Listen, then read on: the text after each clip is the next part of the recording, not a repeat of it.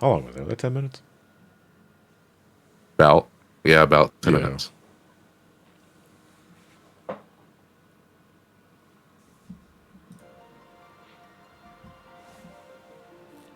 I think we're back.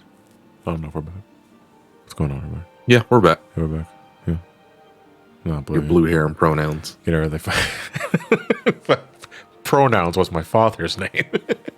4-foot Sonic the Hedgehog looking ass. Yeah. Oh, no, originally I had this character's hair as brown with sun-bleached highlights because he hails from the southern seas. And from what I understand, the sun's always beaming there. But then I looked back at it. I didn't like how it blended with the yellow eyes. And also, brown hair is just fucking boring. Wait, also, what pronouns do they have so I can properly insult them? Oh, Romani's a boy. Okay. Yeah, this motherfucker here. It's like bitch ass boy motherfucker. It was like, I'm gonna be an asshole. Like, I'm gonna misgender but I'm gonna, yeah, but I want to respect your gender and all that sort of shit. Like, I'm not a monster. You know who fucking did that? Chucky. Fucking the killer doll even respects pronouns and shit. It was like, that is stupid as shit, but I love it.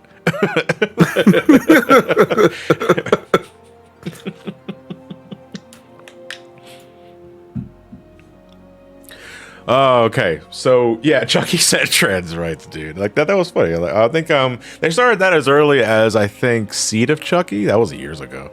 I remember that movie specifically because they fucking they took Red Man's semen and put it in a turkey baster. They what? I'm not joking, dude. No, I don't remember if it was Red Man's semen or it was Chucky's semen, and they put it in a turkey baster and they impregnated this fucking girl. But yeah, I'm not kidding. You should. The Chucky movies are the Chucky movies are a trip, dude. Especially as they get in the ears. All right, so we're gonna try that again. Hopefully, my fucking thing doesn't shit the bed this time. You guys can hear the game audio just fine, I assume. You guys can hear my audio just fine, and I won't know if the game is stuttering until we actually get to the game proper. I think I just saw a stutter there for a second again. Yeah. Yeah, it looks like it's doing it again. Huh. You try like walking around in a circle, like actually getting into into the game. I mean, if it's stuttered there without actually doing anything, I don't think that bodes well. Holy fuck, that movie's good. This movie better be the best fucking thing in the world after I watch it. Because she is laughing her ass off, my guy.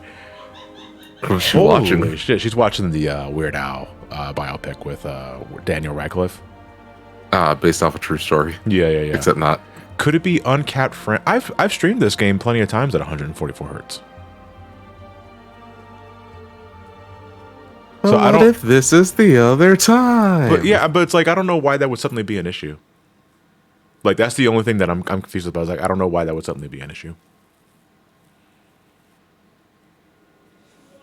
Oh, we gotta start from the beginning. Oh shit! Really? Yeah. I mean, I could skip the cutscene.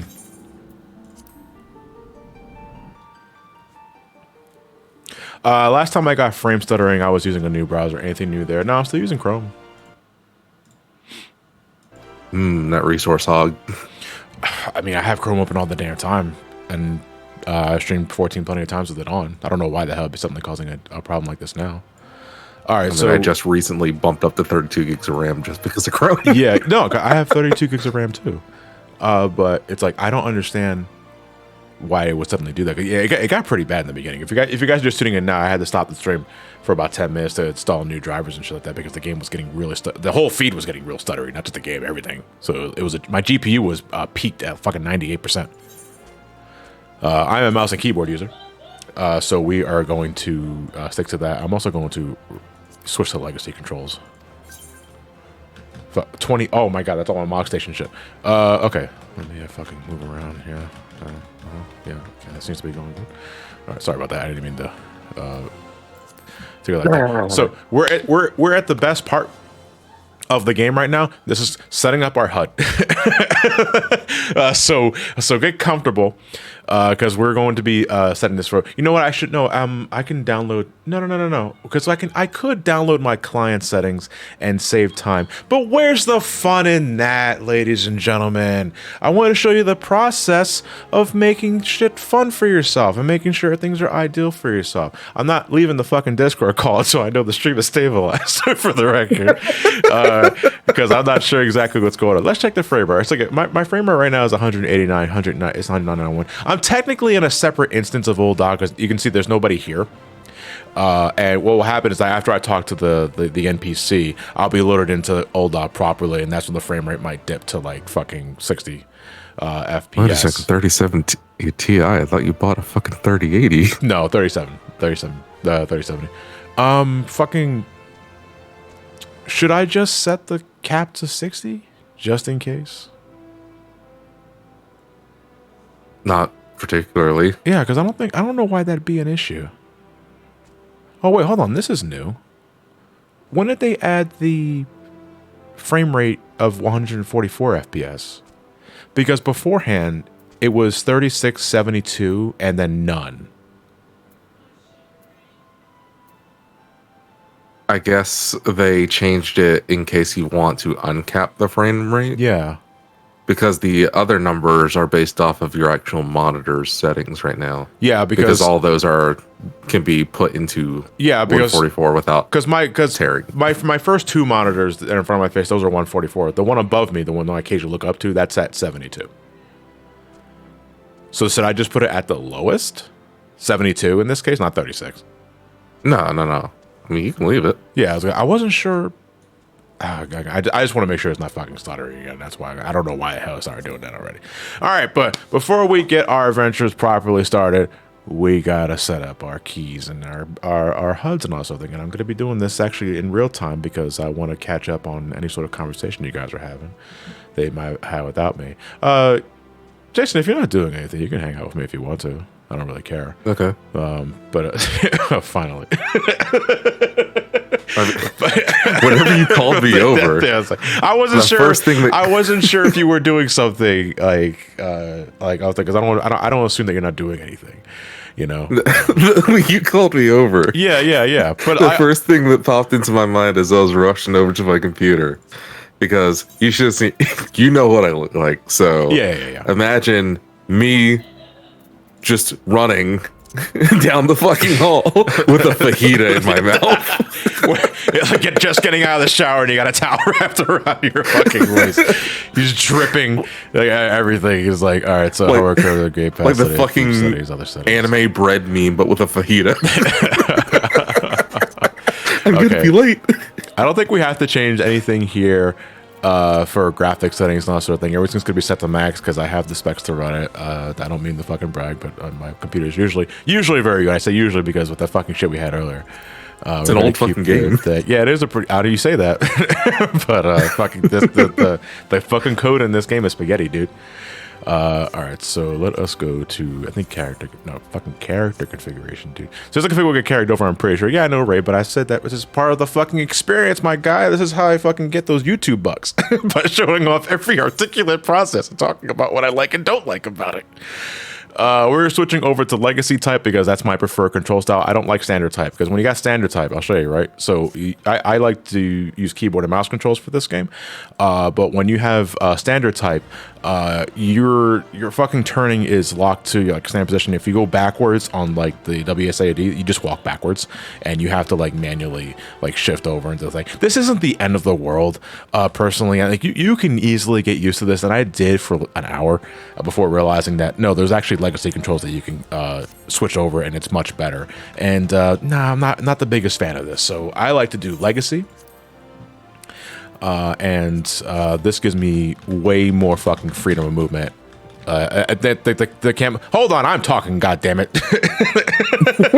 I am showing off my movement and my 6 moves, and that's really like. But I am more of I'm more of a legacy type player because that's what makes me feel comfortable controlling characters with keyboard and mouse. Because believe it or not, like this is like the only third person game that I can play with keyboard and mouse controls outside of FPS. Like FPS, I'm keyboard and mouse. I'm always keyboard and mouse. But like normally with third-person games, like any other thing, I'm using a controller. 14 is the exception. I tried controller with Final Fantasy 14 for the longest time, and I couldn't fucking do it. I just don't like the HUD setup and all this thing. Speaking of HUD setup, though, we need to get our keybinds good to go. So I'm a kind of guy. But before you do that, we have to talk about today's sponsor, Keeps. No, what are you talking about? you forgot to show off Legacy Movement. Legacy. Okay, I did. The Lalafell movement. Oh, the fucking walk. Okay, yeah. So you remember the walk in the cutscene that we saw earlier, you saw Romani doing this relatively normal looking walk that I think should be the default normal Lalafell walk. That is not the default Lalafell walk, and you're gonna have to bear with me for a second because I forgot what the default keybind is for the walk. You gotta give me a second here because normally I had this keybind to a different thing. Let's talk about that after we get our keybind set up. So let's talk about actually let's take a look at it now. Where the hell is switch to walk? Toggle between run and walk. Oh, so that is numpad. Oh, okay, that's the default. All right, so we have auto walk now. This is the default Lalafell walk. I hate this shit. I fucking absolutely despise the default Lalafell walk because you waddle so goddamn hard left and right. Like this is do the Mario when you didn't ask to do the Mario. I hate it so much. Yeah, the walk is terrible. The walk is absolutely terrible. Also, my webcam is not fully covering the text box on the left there because I didn't set that up properly. We could worry about that later, though. But yeah, that's why I absolutely despise the Lalafell walk. And I know the devs are kind of half and half about this too, because there are some cutscenes when you're playing as the Lalafell where they won't do that default walk. They'll do a regular ass, normal ass walk. And I was like, can we just have access to can you at least give us a toggle? Give us a toggle to switch between the default Lalafell walk and the actual good Lalafell walk. That's all I ask for like a future update. Like with the graphical update that's coming in 7.0, please give me a default Lalafell walk. For God's sakes, I hate it. Fucking hate it. Okay. All right. So now it's fun with keybinds with Some Call Me Johnny and company because this is part of the game for me. We are going to start with Hotbar's fucking keybind 1. Yeah, that's fine. Don't worry about it. Keybind 2. Yep, that's fine. Keybind 3. Yep.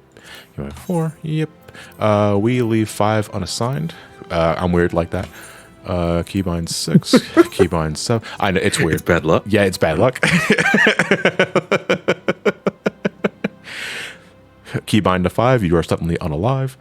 Let me set the numpad 8, numpad 9, 0, numpad 0. They put explosives on 5. If I hit it just once, I'm fucking dead. Which is kind of problematic because, so here's the thing. I never have a command set to 5 by itself. I'm weird like that. However, I do have a command for my second hotbar, which is control plus 5, because I have no problem doing that. But just hitting 5 by itself, I can't do. That's how weird my brain is wired when it comes to doing certain default commands. I'm not sure if I'm alone in that sort of thing, but that's just the way I am. I honest to God, could not tell you. Everyone has the weird part they play this game. Yeah, because Ray, you play exclusively, almost exclusively, if I remember correctly, on a macro mouse. Like, you don't even hit the fucking keyboard. Like, you just hit everything on a mouse. If I remember that correctly? Because that shit's fucking weird. Okay, actual question. Why do content creators block the text box when recording 14? You block the text box whenever you're recording any multiplayer game with text boxes, because sometimes what they say can break TOS. Yeah. Other times it's weird RP shit. And other times you accidentally log into Balmung, and that's a bad time. Speaking as someone who visits Balmung periodically, it really ain't that fucking bad. The only people that complain about Balmung are those looking for problems. Because most of the time, my experiences there are pretty chill. At the same time, however, I realize my default character is a Lalafell, and you don't loot Lalafells. It's just kind of a unwritten rule of Final Fantasy XIV that you don't loot the Lalafells. Despite the fact that they are adults, like in the story of Final Fantasy XIV, you just don't do it, which is probably why I don't get hit on. But if I do, immediate blacklist. But John, you can't complain about it if you live in Atlanta. You're gonna have to. They're the same fucking place. You walk down the street, you see two people fucking. You take a couple more steps, homeless guy throwing up down the street. Pretty much the same. I don't want to be here anymore. All right, hold on. Let me. All right, so my third hotbar, I saved for AOE stuff. So we're going to change this to left. Yeah, that's fine. Don't worry. I don't use arrow keys for camera control anyway. No. Yeah, no, it's fine. Don't worry. Be happy. Ooh, ooh, ooh, ooh, ooh. Do, do, do, do, do, do. Don't worry. See, look at me. I'm so happy now. Okay, that looks fine. All right, hotbar 4. This is my cooldown hotbar.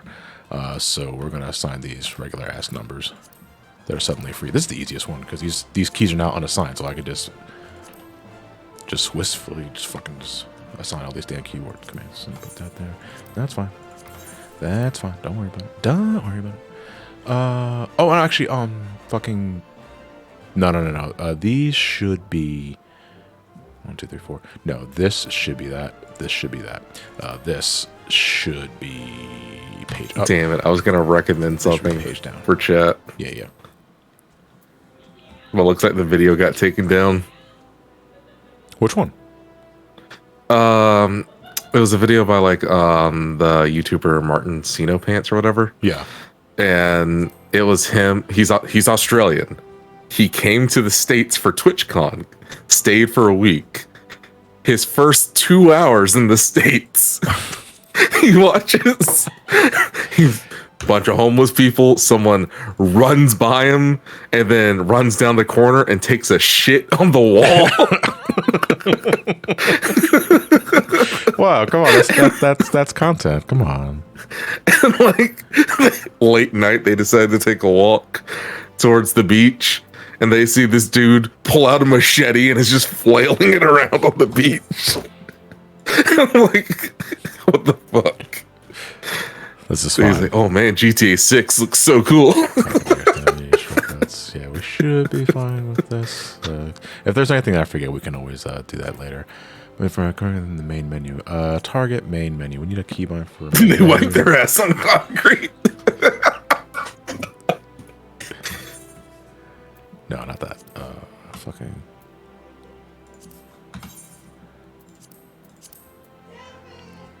Okay, it looks like we got everything good to go here that I think that I need to set up now. Jay, well, I'd link it, but the video apparently got taken down. Oops. Either taken down or he removed it because it was up this morning and now it's gone. If you didn't do it right, you'll realize it when you click a button and it does nothing. Yeah. I'm well aware of that shit. Also, art. So nothing we need to do. Just for preliminary, we're gonna be working on hotbars like throughout our adventure as we get more stuff to add. Another thing we're going to fix real quick. Holy shit, this shit's a mess, dude. We're going to move our 7th and 8th hotbar here because this is where I like to put my emotes and my mounts.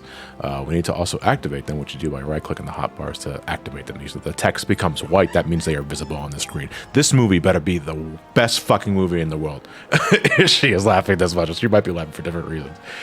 All right, so then we are going to move our sprint to... Oh, wait, hold on. I don't even have my fucking 3rd and 4th hotbars up. There we go. All right. Oh, it's unlisted. That's even funnier. I mean, that doesn't mean that it still can't like be taken down because YouTube sees everything, or Twitch. Unlisted and age restricted. Jesus Christ. I'm just gonna move that there. Gonna move sprint here. Gonna move return and teleport here. We get rid of the play guide because we never use that. All right. Then we are going to set up our actions for now. We're going to learn more of these abilities as we level up, but right now we only have boot shine because we're level 1. Measly little level 1. But we're going to get our actions set up now. Meditation, that's our chakras. We're going to move that here. Twin snakes here. Armor destroy is our AoE action. Demolish is our dot. Mantra is our heal buff. Dragon kick is our 2nd combo starter. Steel peak is our steel peak I cannot activate until I get... Wait a minute, hold on a second. Oh no, because it steel peak replaces the chakrams later. So oh my god, look at this fucking hotbar, dude. This hotbar is so minuscule. We're going to put 2nd one here. That is our heal. We're going to put leg sweep on... Let's put that on F. No. Yeah, we can put that on it for now. 5 for now. We can put arm's length here. True north on. Was it 3 or 4? I'll put it at 4. Bloodbath at 6. No, we'll put bloodbath at yeah, we'll put that at 6. Okay. True north, so you go south. No. Oh, you raid too? But no. These are your secondary role actions. Every say class shares these actions between each other. So DPS, melee DPS specifically, always have second wind, which is a self heal that you can use every 2 minutes. Leg sweep, which allows you to stun an enemy for about 5 seconds. No, 3 seconds actually. This is good for when you just want a monster to stop attacking for 2 seconds. Your tank will love you for it. Bloodbath for 20 seconds gives you a buff that every time you deal damage, you will gain some HP back based on the amount of damage that you did. Feint reduces a target's physical damage by 10% for 10 seconds. It's good for tank busters. Arm's length allows you to nullify most knockback or draw-in attacks. You use it when enemy's going to do an attack that pushes everyone away, and we don't want that to happen because maybe you want to stay engaged with the enemy. And True North allows you for 10 seconds to ignore all positional requirements, which is probably the most important for Monk, because Monk is all about being at the right position for an enemy to get the most out of their potency. Because the thing about Final Fantasy XIV combat with melee specifically is that every attack has a potency, right? So Bootshine, for example. Well, no, not Bootshine. Bootshine is actually a terrible example because it doesn't have its positional requirement anymore. Let's take a look at Snap Punch. This is like the 3rd hit of your Bootshine combo. If you look at the tooltip, my fucking window is covering the tooltip for a second, but you got to bear with me for a second. The description says it delivers an attack with a potency of 220. However, the potency increases to 280 when you execute it from a target's flank. That means if you execute Snap Punch from a target's side, it will do more damage. And that is very important when it comes to running any sort of class that has positionals in short form. Why is your character Luggage posing for Smash Brothers? Because my character is Smash Brothers. My God, no, I'm kidding. I don't know, because I'm just getting this adventure started. All right, so I think we are pretty much good to go. I got a lot of mail that I need to check because my fucking Mog Station is bloated with all that shit that I bought throughout the years. Because some items that you can buy in the game's cash shop is account wide, which means it goes into every character that you make. So I probably got a lot of fucking mounts and glamour pieces that I can pop in. But we are going to be visiting a Moogle mailbox as soon as possible. Is there anything else I need to maneuver before we get started? Actually, you know what? I'm going to move my mini-map all the way to the top right, because I like doing that. We're going to move my thing all the way over here as well. Focus in the target bars and shit like that. I think we're going to have to end up moving this stuff as we get more ready for our adventure here, and then we are pretty much good to go again. There's going to be a lot of shit that I'm going to be changing as we're playing the game. But with that said, I think we're finally ready to get started here, and I do apologize. Gage, are you Monk? Say what? Are you Monk? Not yet. I'm Pugilist. Okay. Pugilist becomes Monk at level 30 after you do your proper Jod quests. So every time you get something new to do on the screen, you get this green question mark, and that pops up in the middle of the screen, let you guys know exactly what to get in store. But it's just pretty much just talk to somebody, idiot. And with that said, we are ready to begin our fucking quest. Oh, hold on a second. You know what? I'm going to move this over. That's bothering the shit out of me. What's up? Just the way that the marker stretches behind them. Wait, one more time? What are you talking about? The marker around him, how it stretches. Oh, okay. Yeah, because it's leaning back and it's, yeah. Well, I mean, I guess it'd be too ugly, I guess, if it clipped through the stone. No, let's have that fucking bitch just stretch to the top of the damn pillar, man.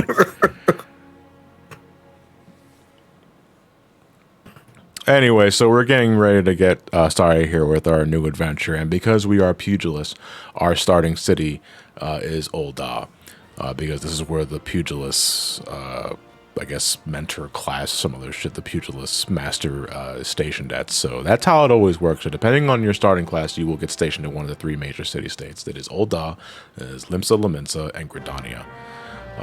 Limsa Lominsa is more seafair based. That's where all the fucking RPers go, because the Aetheryte is right next to the market board, but we can talk about that later.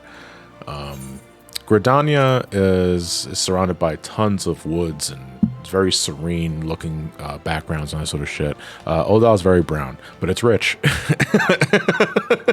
It has money.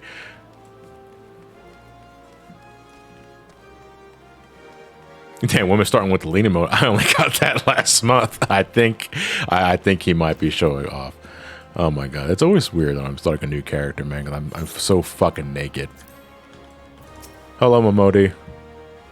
Don't forget the racism Gridania has. Dude, fucking Gridania. Listen, I don't know why anyone will willingly want to become a white mage in Gridania, because the elementals are such assholes.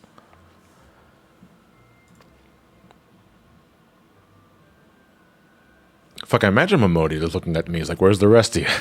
Despite the fact that she's a Lalafell herself. Momodi, I think, hails from 1.0. Like, I think she is also a 1.0 character. You know, and that fucking, like, spoiler warning, that plate of carrots and I think meat over there on the top right with that mug, that shit never gets eaten. That shit's always there no matter what time or what time frame you approach Momodi in any expansion. White mage is literally just the vibes are bad. Do the class, do like the class itself though. I was like, I don't know why anybody will only want to work with the elementals. The elementals are such fucking shitheads, dude. Ul'dah feels like the canon starting area for some reason. I think it might be considering where all the stories go, but you know that's generally how it is.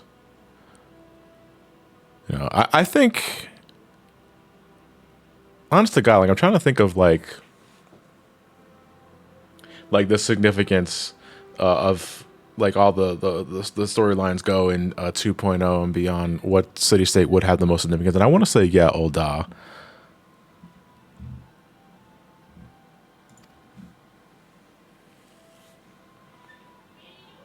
The Pajals are worse somehow. Are we talking about like the disciples? I forgot. Are you talking about like the two disciples of the conjurer / white mage quest line?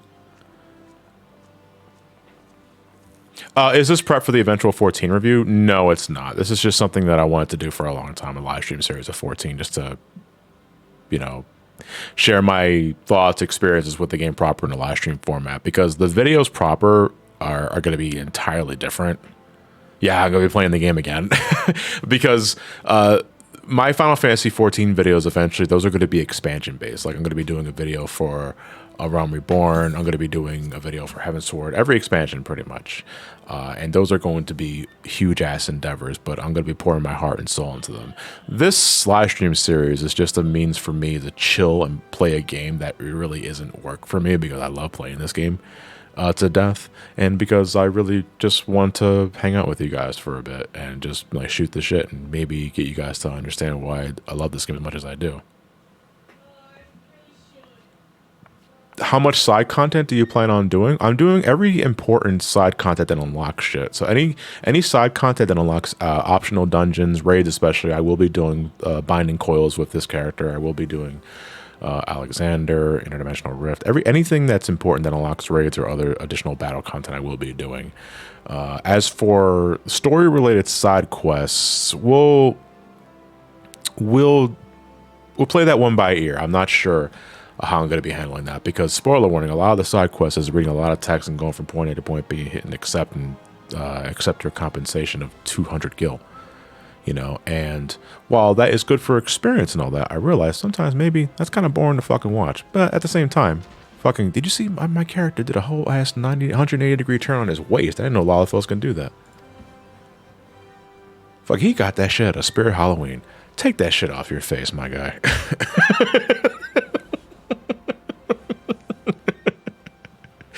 How many of those glasses behind the desk are maple syrup, do you think? I don't know.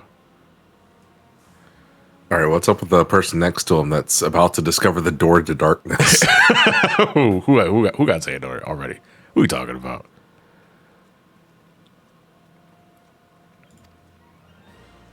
No, but this is basically Ul'dah. Like they send you to the Adventurers Guild. Like every starting city sends you like to their equivalent of the Adventurers Guild, just to get you an idea how things are going to work out here.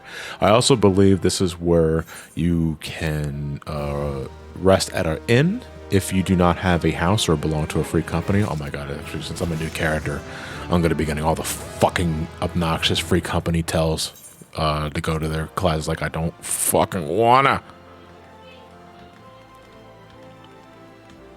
Yeah, I don't. Okay, yeah, they don't give you access to the innkeep just yet because you need to play the game a certain amount of times already. All right, now you may have to cover the chat. Yeah, because I think that we are now in the game proper. Are we? Actually? Hold on. Because I think we would have seen somebody inside the quicksand at the very least. I'm going to head outside and see if there's anybody here. No, I think we're not in the... we're not in Ul'dah proper just yet, because I definitely would have seen people at this point. Yeah, again, when you first begin the game, you are technically you're technically invisible to the rest of the players in this game until you are properly situated with the default controls and shit like that and what you got to do. Makes sense. Yeah, so we're technically because there was still a queue when you started. Yeah, we are still in an instance. We are all by ourselves, but for not for long. When we finally get all the other players loaded in there, yeah, I will have to start covering chat up because I don't want fucking to risk breaking TOS, even though it's not really what happens. The most we deal with Twitch chat. Holy shit, that's a lot of fucking gift subs. Thank you, Inferno Snowlala, for the gift bomb. Much appreciated. I do appreciate your generosity. Possibly Halala? Maybe. No. They really like Sonic Rush Adventure. Inferno Snow, la la, la la, la la. That Lala, right? Yeah, I knew you were a fucking Sonic Rush Adventure fan. I want to like that game more. I do like its stages, but everything else fucking sucks. Well, I'm not fighting. Okay, the stages are good except for like Sky Babylon, but what is that? It's like one of the last stages in the game. Yeah, was that Dimps falling apart at the end of the Sonic game with bullshit level design? Say it ain't so. Well, the last level's good. It's just Sky Babylon sucks, but it has the same issues as literally any other. I don't know what it is about Dimps related Sonic games, man. They fucking fall apart at the tail end of the game. Like I fucking hate Egg Rocket Zone Advance 1. Advance 2 had fucking, what's the name of the second to last area of the game? Not the digital. Man, I don't know. I don't remember the actual place. No, because I'm trying to remember the damn name of the stages. No, you see, I didn't mind the boss rush Triforce in Advance 2. I thought that was actually really cool. And it helps that you only have to do like half of the hits, not the whole thing. Advance 3 with what? Cyber Angel or no, whatever Advance it was 3, called? You know, Advance 3 has everything, you mean. Fucking Advance 3 started with Dim's tired.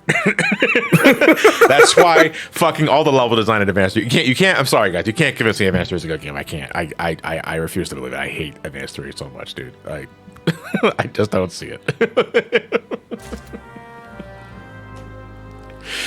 Like I know that's pretty contentious because I'll see just as much people trash like Advance 2 for similar reasons. You know, that's absolutely valid. I get it. You know, it doesn't tickle everyone's fancy, but it's like my opinion is better. Oh, than yours. Chaos Angel. Yeah. Great music. Auto scroller. No. Oh my god, that fucking, I just remember what that stage is. Yeah, you're on that platform and you have to jump and dodge over shit, and it's like, man, fuck that.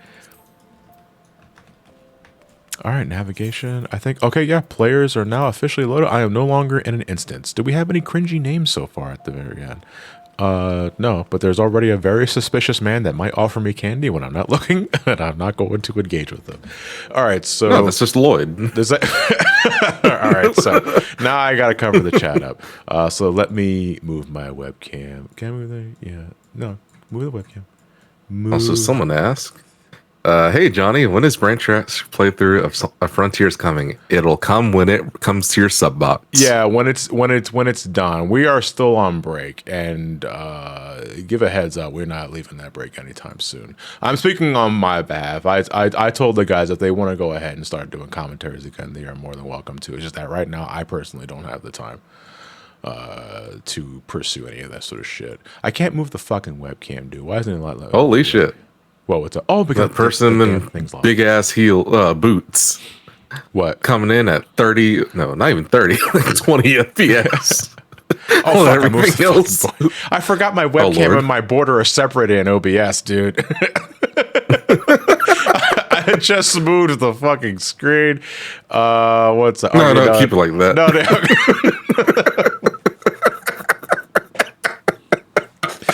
hold on a second. Why are they moving? Oh, because I'm moving the whole group. Okay, 1 second. Hold on. I gotta. So, like, pay no attention to the magic that I'm fucking, like, breaking apart here. There we go.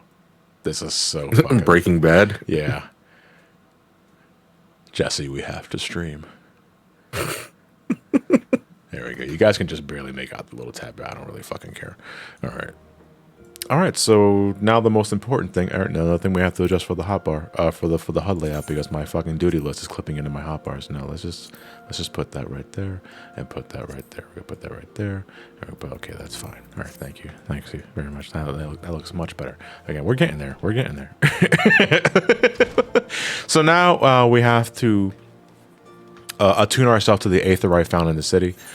Because throughout every city-state, there are these Aetheryte shards. Now, these are how you fast travel between different locations in the city-state. Because side quests and major quests are going to make you go all over the fucking place. And to fast travel, you need to attune to Aethernet shards. So what you do is that you approach one, you right-click it, and you attune to it. It's as simple as that.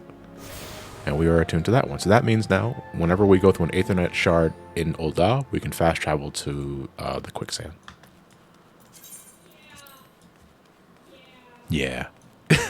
So this is going to be a stream series. Have you considered making a commission or webcam board for 14? I'm definitely, once we get Romani more established into the 14 story and lore properly, I do want to start requesting and commissioning fan art for Romani specifically. But I'm still working out the details, besides the fact that they are Pugilist / monk, so that's a chicken.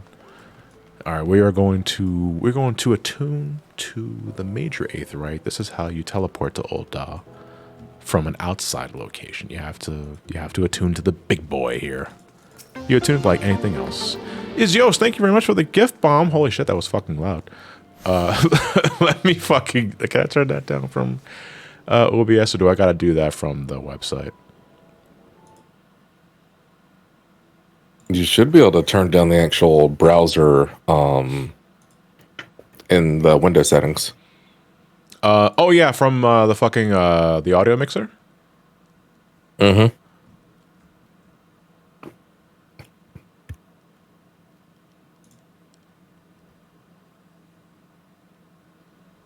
How's Sonic Frontiers treating you, John? He's already finished with the game. Yeah, I finished the game a couple days ago, actually. And you'll learn about it in the review. Yeah, the video will be good to go next week.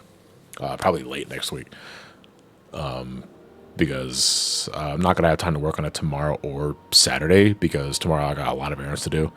And Saturday, I'm attending the Sonic and Sega Fan Jam convention that's happening in Marietta, Georgia. And I'm going to be there for most of the day. I'm not going to be there for the entire thing, because that shit goes from 9 a.m. to 10 p.m. I was like, I'm good. But that's what I'm going to be at for the majority of Sunday. So Saturday. And so Sunday and beyond, I'm working on the Frontier Sphere exclusively. Yeah, I'm done the game. It took me about 17 hours. It's a meaty game. And I ended up completing all the maps because I'm a klepto when it comes to that kind of game, especially. And I definitely got my thoughts and opinions on it. And I can't wait to share them with you, because I got things I want to say. And bills you gotta pay. And bills I gotta pay, yeah, because it's holidays, baby. It's holidays, and I can't think of anything better to post in a Sonic video. But yeah, I'm looking forward to writing that video. The one thing I love about like Sonic videos, I mean, besides the paycheck, is they're so easy to write. Like when I know that I'm getting ready to write a Sonic video, like it's not work at all. Like, I can just fucking go to town writing a script, and I'll never fucking stop. Hey, I remember Ash. Ash, I remember you. You used to be in the Brain Scratch Free Company. And even now, you used to continue to stalk me. No, but nice bunny outfit. That's actually the Elemental Warrior outfit. They just went from Eureka, I believe. Hi. I don't have fucking my emotes ready to go, so I'm just going to wave and just say hello. When it comes to writing Sonic videos and the like, that shit ain't work. Because I'm very passionate about the Sonic series in my own way. So when it comes to writing a script for a Sonic video, regardless of what I might be covering, it ain't work. I can crank out a whole ass script in about 4 hours time. Now, granted, that's before I gotta like retinker it and like make a draft again and some other shit and rewrite it. But writing Sonic scripts is not work at all. Because I can just slip into it like a cozy pair of slippers. Like the ones I'm wearing right now. Although you can't see it and you'll never see it because I ain't giving WikiFeet more fuel for the fucking tank. But if you too want to buy these slippers, go and use promo code. Absolutely, dude. You can use the promo code. I've got them at fucking Amazon at a discount. I fucking bought a pair of slippers on Amazon, dude. Like, you can't go to a Target or a Walmart. I just get them that way. Not gonna lie, that's becoming into a bad habit of mine. What? Just buying shit, like just buying regular ass shit from Amazon? Listen, man, sometimes I don't feel like fucking going outside. Outside scares me. Yeah, but you and I work from home, so that's not good. No, I understand. Like sometimes, like I fucking had a vampire moment like a couple of days ago, dude, because I was stuck in my house all fucking week because I was working on the DK64 video, getting ready for the Crash charity stream and all that. And before then, I had the Sonic hacking contest, and then I had the Hawaii trip. So when I'm getting ready to go, like I gotta take the trash outside because trash collecting services are behind on schedule as usual. I gotta take that shit out myself. So what I do is I walk outside. I said sunbeam hit me like, you know, because I haven't gone outside in about a week. And like, listen, the worst part about doing what I do for a living, don't fucking send me a tell Ash. One and I was not going back to show the stream. Fuck you, Ash. No. So Ash Gardenia just sent me a tell. That was that notification you just heard right now.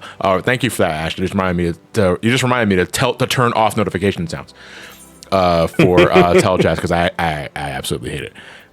So let me see. How do I turn that off again? I think I have to do. I think is that character settings, or is that chat settings? I'd assume chat settings. Let me see. I think it's under character settings.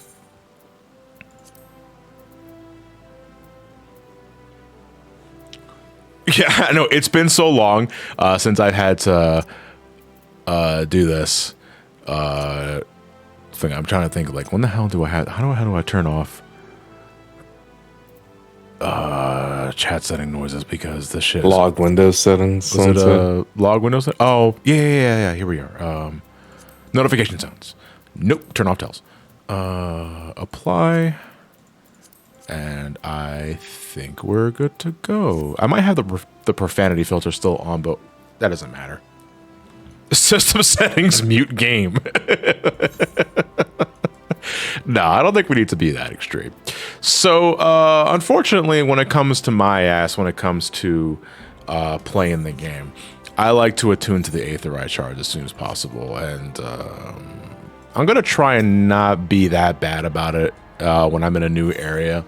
But I make no promises in that regard. So I'm just going to attune to Aetherytes along the way. I'm fighting every inch of willpower. I'm gathering every inch of willpower to not immediately head to like Onyx Lane or this person's aesthetics, the Goldsmiths Guild, because like, dude, you're going to go there eventually anyway. Just fucking wait until you are required to go there. Don't waste more time than you need to.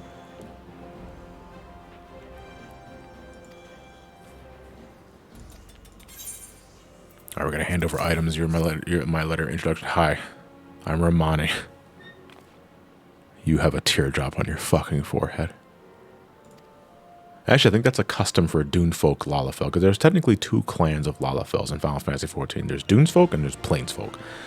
Plainsfolk, I believe, or like the original lineage of Lalafell. They hail from the southern seas and shit like that. Dunesfolk are Lalafells that, after migrating to Eorzea, adjusted for the harsh temperatures of Thanalan. So they have no irises in their pupils. They have no pupils in their irises, I should say. They're one flat color on their eyes. Because it's apparently some sort of like evolutionary membrane that Lalafell developed to combat the harsh sun. Lalafell are stares at the sun. Stares at the solar eclipse. This ain't shit. But it's canonically Doomsfug Lalafell are Lalafell that adjusted to harsher climates that Thanalan, because Thanalan's a desert,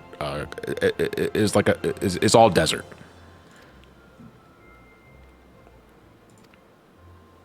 I love their haircut. They get access to a lot of fucking hairstyles. I wish Lalafell hairstyles were unisex though, because there are hairstyles that are only available for male Lalafells, and there's hairstyles that are only available for female Lalafells. Some of my favorite hairstyles are male Lalafells, but I can't wear them as Jean because I'm female. And it really doesn't make any sense to me because, fun fact, female and male Lalafells are the exact same fucking body type. The only difference, I believe, is maybe one or two facial features that only one gender gets. So I think if the rig is still the same, why the fuck can you not just, give us access to all the hairstyles? Hairstyles, no matter the gender, should be unisex, my guy, because I want to rock some of that. Like this hairstyle that I have right now is Romani. I love this hairstyle. Can't use it as Joan because Joan's a girl and Romani's a guy. To be boots detected. Yeah. Shout outs to Ass Freak. All right, it's already beginning, man. We're already getting the fucking names. All right, so let's. We have to visit the Pugilist Guild. Did I already attune to this Aetheryte? I did not.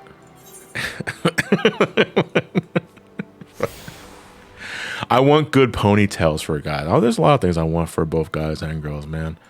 All right, steps of no. Did I attune to the Adventurers Guild? No, we have to go. Oh, let's actually go to the main Aetheryte because that's closest. So the Pugilist Guild is our main guild for our early game because that is our class. We are a pugilist. We go punch, which means I think we're getting ready to fight our first few enemies, which is nothing because we're just going to go outside and punch a squirrel. I think. It's 2022. Get rid of genders. Just make them body types. I mean, they're only now starting to get way better about unlocking gender locked outfits from previous. I remember the maid outfit being a big dude, thing. like you should. I was there at that PAX when they did that. Not the maid outfit, but the Gold Saucer Bunny outfit gear. They announced that they were taking off the gender lock for those outfits, and fucking the audience popped the fuck off. People love when they can just wear whatever the fuck they want. So just unlock all gear, my guy. Like I there's literally no harm in it. All right, so we're talking to our guild receptionist because we got to get our job ready to go. I say job, it's technically a class. It doesn't get a job until you actually get your job stone. So are you ready to present yourself to the guild master inspection? Yeah, Way of the Pugilist. And we're going to do our first ever job quest. Yeah, I'm still waiting for the Valentine's suit to be unlocked because fucking for the Valentine's event a couple of years ago, males got this really nice fucking suit piece that's like, standard like business suit vest, that sort of shit. And girls got this card suit themed dress, which is okay, but it's not my cup of tea. Personally, I was more about the business suit. The business suit is gender locked to males only, though. And it still is as of this live stream. So I'm hoping that is next up in line for whatever they decide to unlock. Shout outs to JoJo. This guy's name is Hammond. And I'm pretty sure it's a JoJo reference because he's also a pugilist. He punches.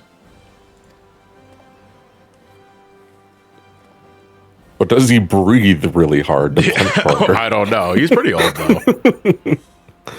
Hammond's pretty cool, though. He's only a thing for like the pugilist classes because once we get to monk, it's a completely different story with a completely different set of characters. So hey, just like Hammond. Yes, I know.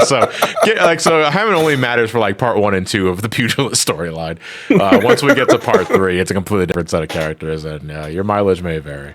Yeah, he does come back for some monk quests, but his significance peters out significantly after level 3. Man, I just fucking started and he's already decking me in the snaz. It's like, you know what? Today I'm going to punch a child.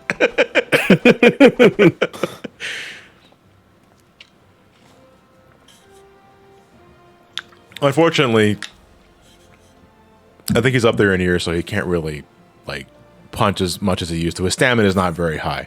Can you go the distance? Hell yeah, man. I love Rocky. that said, though, this guy is old. This guy is like he's older than sliced bread, but his physique is still fucking miles better than I'll ever get. So I ain't gonna judge. You know what though? Let's start doing some side quests with the Pugilist Guild specifically, because we might as well. We got to start getting all the experience we can. Holy shit! Actually, all right. So now that we're in the world proper, we can actually go to a Moogle box, I think. Yeah, and let's open up all those damn letters that I got. And spoiler warning, we might be here for a bit because there's a lot of shit that I got to get. And one of those being so one of the things that you always get when you pre-order like the special edition, the collector's edition of a new expansion coming out, is that you get an experience accessory, which gives you an experience buff up to a certain level. So in my case, I want that for my character because I want to level up as soon as possible. Not you, Emodi. I want to go to the Moogle box. How many letters are there? So right now, letters cap at 20 in the notifications. You see that in the top right of the screen? I'm pretty sure it's over 60 or 70 at this point. Oh Lord. Yeah. So because I have a bit of a problem with Mog Station shit. Because if there is a new outfit that's out or a new mount that I really want to get, I'll just buy it. It's like I'll drop fucking $12, $13 for this here and there. Like, I don't give a fuck, man. I play this game. I'm gonna get my money. I'm gonna get my money's worth out of it. Shout out to the juggling Lalafell. This emote's not available in the game even today, and I really want to because I want to juggle something. I want to juggle knives. I want to juggle a bottle, a broken bottle at that. That people will stay away from me. And not from the knives? Yeah. No, man, because they got those knives at Toys R Us, dude. A broken bottle. That's a broken bottle. So yeah, very much like in Final Fantasy IX, Moogles, besides being little shits, we'll get more in that in Heaven's Sword, they also run a delivery service, just like in Final Fantasy IX. Mognet. Yeah. Thankfully, there's no Mognet side quest. No, there is, actually. Never mind, ignore what I just said. And we are going Is it as bad? No, it's still just a chain of side quests that you got to do. All right, this is our Selfnir horn. That's the Odin horse. This is the model Enterprise. I wish I can claim all these at once. I cannot. We got to do this all at once. All right, and this is our Drought Chocobo whistle. This is a two-seater. This is my Friendship Circlet, which is immediately going into the retainer. I'm never using this. This is our Cloud Strife Advent Children attire. I got these so many years ago. This is our Fat Chocobo head with our Wind-Up Nanamo as our minions. We can talk about that later. Wind-Up Gilgamesh, and this is our Hildebrand stuff. I don't want to talk about that. I was like, go away. Go away. All these notifications. Holy shit. All right, let me see. Wind-Up Moogle. Yeah, we'll take that for ourselves. Man, you're a big Soda fan. Yeah, wait, what? Thank you for playing Final Fanta. Yeah. Final? Wind Up Goblin Cap. Okay, yeah, we're not even halfway through this shit, guys, because we got a lot of shit to do. All right, so our Aetherite tickets is actually really important because this allows us to teleport between Aetherytes without having to spend gil. Because normally, when you're traveling between Aetherytes, between different parts of Eorzea, you have to pay a gil fee. Normally, it's pretty small, but sometimes it can get pretty obnoxious the farther you have to travel. Aetherite tickets allow you to ignore that cost for one trip. So, especially early on, that's imperative because I'm a broke ass bitch. I only have 103 gil in my name. Holy shit, I've never seen my gil counted that low for so long. My main character, Joan, has about 64 million gil. And I'm very proud of that figure. Behemoth Warhorn. Okay, yeah, cool. Minion of Light, Black Mage Barding for my Chocobo that I do not have yet. The BDI and the Voidal Resonator. Oh, this is the Ariman mount. Okay, cool. Black Chocobo Chick Minion, the Cascadeer, all the summer uniforms. Okay, I don't know why they still give you that separately. A free Fantasia, which we're never going to use because I'm not changing the appearance of this character. Oh, Fanta. No, Fantasia. It's the legally distinct Fanta drink. Fantasias are what you drink so that allows you to change your character's race, appearance. Basically, it's a reset button for your character without having to reset the levels and all that. I've only consumed maybe 3 in my entire career in Final Fantasy XIV, and those for different reasons. My favorite is when I first finished the Realm Reborn and got into Heaven's Sword. I Fantasia into a Here for witness protection. Because I was on in game, I was on the run, so I got to change my appearance. But then after I finished a couple of quests, I went back to Lalafell. Behemoth barding. Okay, not going to use that. But yeah, Behemoth. Man, I think some of these are veteran rewards that you just get like once and done here. Or maybe it's because I pre-ordered some edition that I don't remember. Helm of Light. Okay, cool. All right, so that's the first set. No. Yeah, so we are going to fucking... we are going to... Oh no, I have to delete these letters, don't I? Yeah, one at a time. No, we're running this guy. This is content. This is absolute content. We have to delete these letters to open up the space for the other rewards that we have to get. Yeah, there's no read all button and there's no claim all button. They still have not done this. Delete? No, there's no quick delete. Oh, you should see the friends list for Final Fantasy 14, man. If you want to get rid of friends, if you want to fucking mass delete everything, you got to do that individually. There is no option for that. You got to do that individually, and I really fucking hate that because it's so jank. And I'm hoping whenever they decide to revamp this game's spaghetti code, whenever that happens, if it ever happens, they really start streamlining that shit, because this right here, I just said it was content like a minute ago. I realized I said that. I'm going to immediately withdraw what I just said, because this shit's a pain in the ass. I hate this. You got to keep doing this shit one at a time, and it's not a fun time. I don't miss this. Yeah, this is not a fun time. All right. So now our queue is set up. So now what we do to refresh the list and get the other things that we need to get, we hit this button right here. This is the reward/purchase delivery request. This allows the Moogle to check your account to see if you have any pending items that are waiting for you from your Mog Station orders. Since this is a new character, there's still plenty of that. So I'm going to hit this and let's wait for it. So look at the notifications on the top right, because this might take a bit. But we are one. Yeah. Yeah. Oh, okay. I get a 7. 8. How about 8? How about a 9? Oh, baby. Keep going. Like, stroke the shaft. 11, 12, 13, 14. Please. Thank you. 15, 16, 17, 18, 19. I don't have that many games 20. Yet. All right. Let's do that again. Let's see where we're going to... Let's take a look at our other items. All right, so this is our Final Fantasy VIII gear. We're gonna take all of that. This is our chicken knife weapon for the red mage. Sildra horns, Final Fantasy V references. Basically. Okay, so now we're in the Stormblood stuff. So our elegant earrings, which we're never gonna use because we don't need to. Diamond Dusk, which I got from buying the Diamond Dusk emo for $150. That came with a free Shiva statue. The Naming Way minion that I got from buying the Encyclopedia Eorzea book.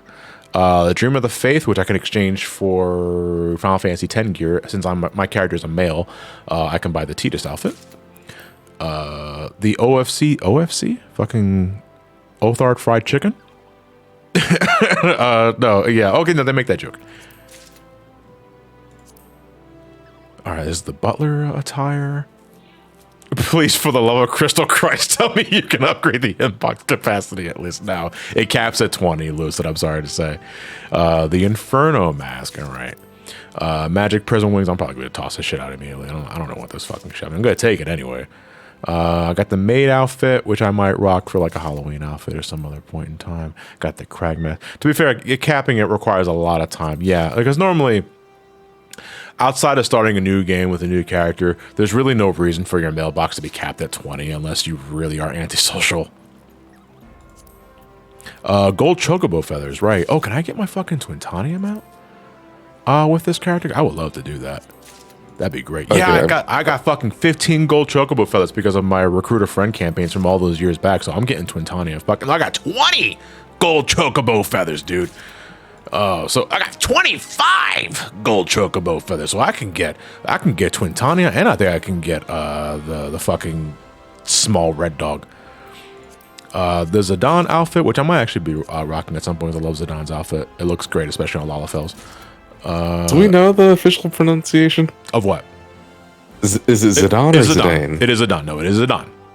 Okay. It is Zidane because I'm validated, damn it. Because you gotta understand.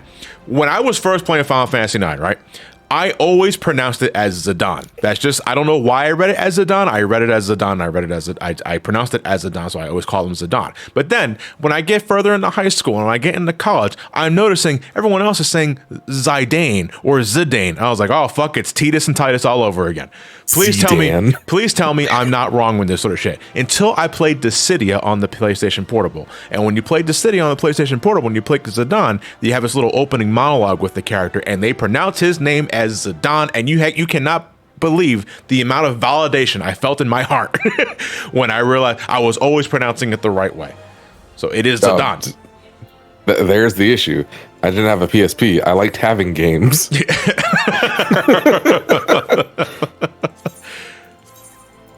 I mean, you can just homebrew it, dude. What am I gonna play? Fucking PlayStation Portable games. No, fucking Crisis Core. That's getting a remake. Yeah, there's no reason to get a PlayStation Portable now for that specifically. The PSP God of War games, those have already gotten ports. Final Fantasy 12 pronounces Bahamut as Bahamut. Oops. Metal Gear Acid 2.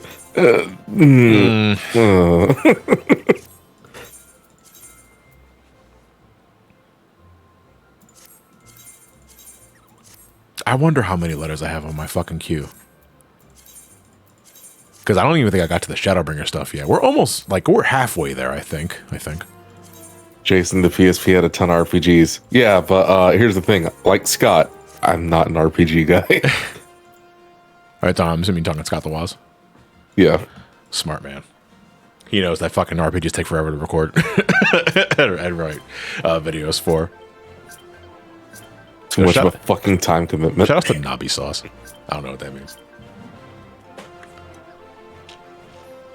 Can I put in a recommendation for these next 20?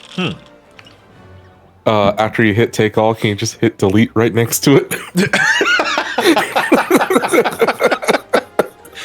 Wait, that John sure as shit ain't efficient, man. I think I said this very clearly in my DK64 video, my guy. I am not efficient whatsoever. I am very one-track minded. I see take all, I'm going to take all and go to the next letter.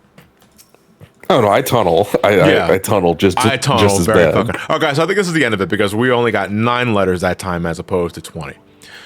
So I think this is the end of it. Yeah, we are getting to the Shadowbringers / Endwalker stuff. All right, so I'm going to take all, and then I'm going. No, see, man, look at this shit. Look how long it takes for delete to get highlighted, so I can click it. That's why I click the X button, Jason, because it's quicker for me to move on to the next fucking letter, so I can just hit delete later. Final Fantasy XIV is the game ever made. This is what I was really looking forward to. This is Menfina's earring. This is our experience accessory for Endwalker specifically, because as I'm wearing this, up until level 80, I get a 30% experience bonus for everything that I do. So I'm going to be putting on not only that, but it also automatically adjusts its level and item level depending on my current level. So it's always going to level up with me. It is a very special set of gear that does that. So we're definitely going to be taking advantage of that, because it also means I'm never going to have to spend any money on an earring accessory. Arrival Imitation? What the hell was that one? The Omega accessory. Right. I got that when I spent $150 on an Omega emote that came with the statue. Really wish I had that earring. Would have made the things a lot easier. You know what, Zeno? Because if you don't, assuming you're just getting started on the game, right, and you didn't get a collector's edition, you know what also really fucking boosts your levels? If you go into a world that needs new characters, because you get a buff called Road to whatever the current level cap is. I think, or at least 10 levels before the level cap. So the level cap for Final Fantasy XIV as of now is 90. So if you were to start a new character and go to a preferred world, you get the Road to 80 buff. And until you reach level 80, you get so much fucking experience to the point where you're likely at the cap, assuming you're not going for alternate jobs. You'll reach the cap well before you even finish fucking Realm Reborn. Oh. Yeah, it's pretty crazy. And it applies to everything. You're absolutely right, Lord. But I guess that's a great way to get someone into the game. Yeah. At the same time, I always felt this has a caveat too, because the thing about Final Fantasy XIV is that you level up so fucking fast, right, with those buffs, and you start getting access to all of your other skills, that you learn naturally without having to do a job quest. The problem is that when you're doing MSQ, right, and you gotta go into a dungeon, you get level synced down to that dungeon's level. to when it's appropriate for you to do the MSQ. And when you're down an appropriate level, you don't have access to all of your skills because you're not at the level to learn them yet. So more often than not, what happens is that a player will get used to their high-end kit, and then when they get to MSQ, they realize, oh wait, shit, I don't have like 4 or 5 of these abilities I was using beforehand. This sucks. You know, that was a problem that my uncle had. My uncle played this game for a while, and that was the major complaint that he had was like, I got my character to like level 50 before I went to like fucking Halatali the first time. That's like a level 20 dungeon. So he gets to it the first time. It's like, I can't use half of my skills. And that doesn't feel very good. And I was like, yeah, I understand. Yeah, you're right. You're right about that. I guess it just wasn't so much of an issue with me because like when I was playing the game, to my knowledge, there wasn't a road to such and such level buff at all. You know, so I had to like manually work my way to get to those higher levels myself without having to work for a collector's edition item and such and such and such and such. At the same time, I still reached level cap pretty fast. I think just not as fast as what players will experience today. It's a double-edged sword. Yeah. Yeah, I was literally talking about this earlier. I leveled up a ton of grinding side quests, and I just couldn't use my skills. It's super frustrating, especially since I'm playing by myself. Yeah, it's very demoralizing at first. Like it gets better as you continue playing the game because the level cap increases. You know, so as you play MSQ, more MSQ. But it's like when you're doing MSQ related dungeons, and this is assuming you're not unsyncing them. It's debilitating when you realize I can't do half of the shit that I did because I'm synced down. And that's just it's to keep things balanced, because if you were able to go into like the first dungeon in the game is like I think the earliest level you can go into is level 15. It's Stasha. If we might very well be in our upper 20s, lower 30s by the time we get there, depending on how much experience we gain. If we had access to our level 30 stuff for Stasha, the dungeon would be over in 5 seconds. You know, it's a way to keep things balanced for new players. To just make sure you're not fucking mowing down everything. I know that's kind of funny to say because if you got a group of competent players, you're mowing down everything anyway. But it's just to keep things balanced. Yeah, it's basic. Yeah, for competent players to be more specific. You're right about that. But it's just to keep things more interesting, because if you're plowing through everything because of if you were able to over level and overpower things you could do in a traditional Final Fantasy game, this MMO wouldn't last more than a fucking week. Yeah, like that's just how it is. I mean, it's the same reason why we have level caps in the Battle Frontier. It may suck dick, but it adds challenge. Yeah. We're going to scale this one to 120 so I can see a little better. All right, so let's actually unlock these mounts that we just used. Because I need, I took like half of my fucking inventory space getting all these items from my mailbox. Okay, I got a weird question. What's up? Can you map your hotbar to a Stream Deck? I think you can, yes. Why? I don't know, it'd just be kind of interesting to have set up. Yeah. I think I know a couple of people that do that specifically. I would love to learn that myself, actually, if it's even possible. Yeah, we can't use mounts yet because we need to get certification. For mounts. I think it's after we sign up for a grant company, which doesn't happen until like level 20, I think. So we still got some time for that. Yeah. But we are going to at least put these mounts. We're gonna activate these mounts so that we can clear up some inventory space. Level 30 MSQ. Thank you, Stone String. If I'm not misremembering, I believe in 1.0 you can equip any gear, but the gear stats would sync to your level. Kind of wish you can do that now, as well as only your level getting synced and not your abilities. That way newer players can see skills to look forward to. Yeah, but I just think the nature of having all of those skills available would still unbalance things greatly. I think even syncing down levels or stats wouldn't really mitigate that issue. At least I don't think so. I'm not a game programmer. Stats are one thing, it's the abilities themselves that can be an issue. Is what I take it. Why did wave at me? Who are you? Come back. Alexa, come back. my fucking phone just grows legs and just walks away. Oh yeah, I'm sorry. MSQ is short for main story quest. Sorry about that. I might break in a couple MMO terms, and I'm sorry. I have to be a little more considerate about that. Thank God I played Star Wars Galaxies. God, I mean, but for a chat that's watching right now, there's 186 of you guys here. Thank you for stopping by. I appreciate it. Do you play MMOs? And if so, like, what's your main MMO? I mean, what's your history with MMOs, and what MMO do you play now, if any? Yeah, what's your first? Yeah, I was gonna say ASL. No, I'm kidding. Yeah, Final Fantasy 14 is my first MMO, like ever. Like, technically, I dipped my hands in a while, but that was only for a day. I'm seeing I'm seeing WoW. I'm seeing RuneScape. I'm seeing Pop Tropica. Why does that sound familiar? Pop Tropica? Yeah, Pop Tropica. It was like a very popular Flash game. Huh. Like Flash MMO. And if we're going to be getting into that, my first one was fucking Battle for Arachna. Battle for Arachna? Yes, like it was a spider rider. Yeah, I was going to say, it sounds like a spider. It was a Spider Riders MMO. Oh, Jesus Christ. Fucking, I had fucking... The giant enemy spider. I don't know why I thought about that. French cartoons. Back in the day, man. Okay. Fine, come see Baby Gremlin. There we go. Oh, no, I honestly haven't played many. It was that, If Pokemon is an MMO, then Pokemon. Not technically, but you know, it's still a role playing game. So I'm amazed we don't have one yet. What, an MMO Pokemon game? Isn't there like a fan made one? Not quite sure. I might be misremembering, but I'm pretty sure there was a fan made Pokemon MMO.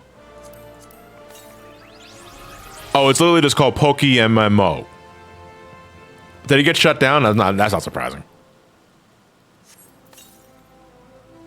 Like a Pokemon MMO, especially if it was like a mystery dungeon game, dude, that would work so fucking well. All right, we're going to cash in our Chocobo feathers later after we get through our other side quest done. Let us continue with the rest of the Pugilist stuff, and then we're going to do. Oh no, we have to do. All right, motivational speaking. We have to threaten this dude. Where's my fucking? Where's my fucking? Oh my god! If I play Pugilist, whips out a gun.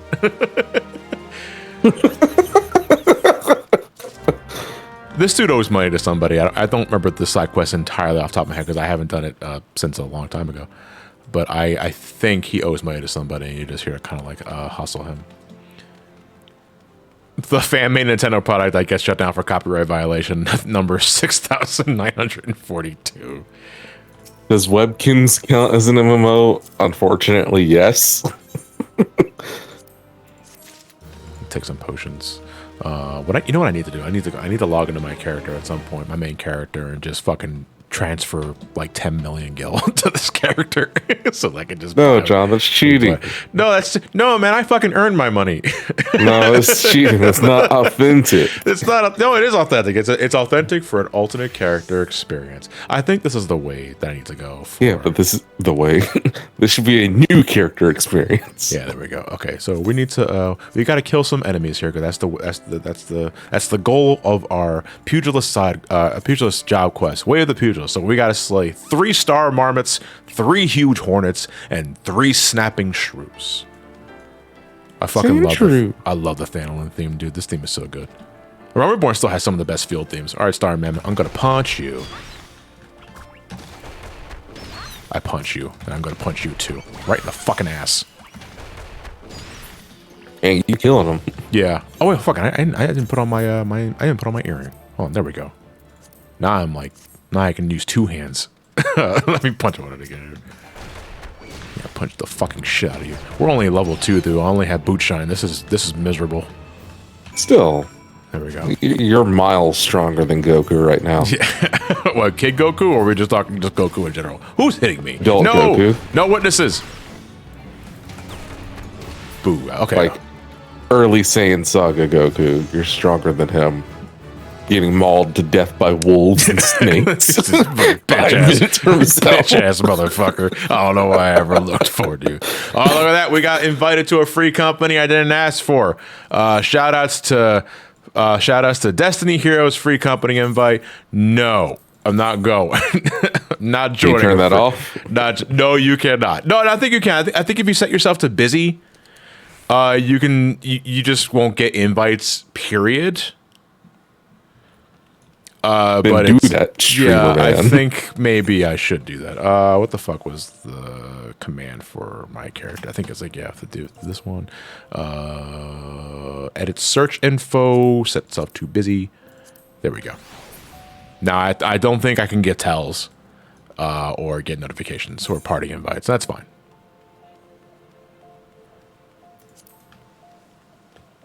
All right, so I have to go to, that was Central Thanalan, if I remember correctly. So we have to go to, we have to go to Central Thanalan. No, that was Western Thanalan that I went to. So let's go to Central Thanalan and finish the rest of our Pugilist job quest before we continue on with MSQ. But the Sprout icon, I know I love the Sprout icon too, especially when you clear an ultimate with an alt. And you get fucking, this guy's running like an ultimate weapon, he's still got a little tree next to their names.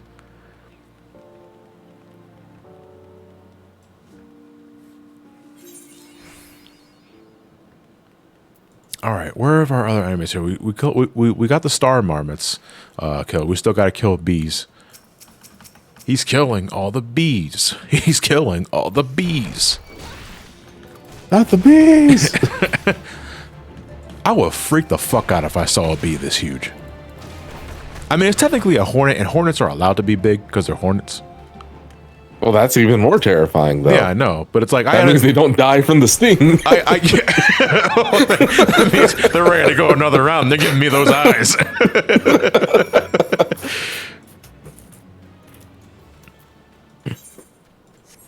All right, we killed our bees. All that's left now is snapping shrews. Where are these snapping shrews? I'm gonna punch the fucking shit out of these snapping shrews with both hands. Sprout, who's a master of raids but has no idea how to craft gather.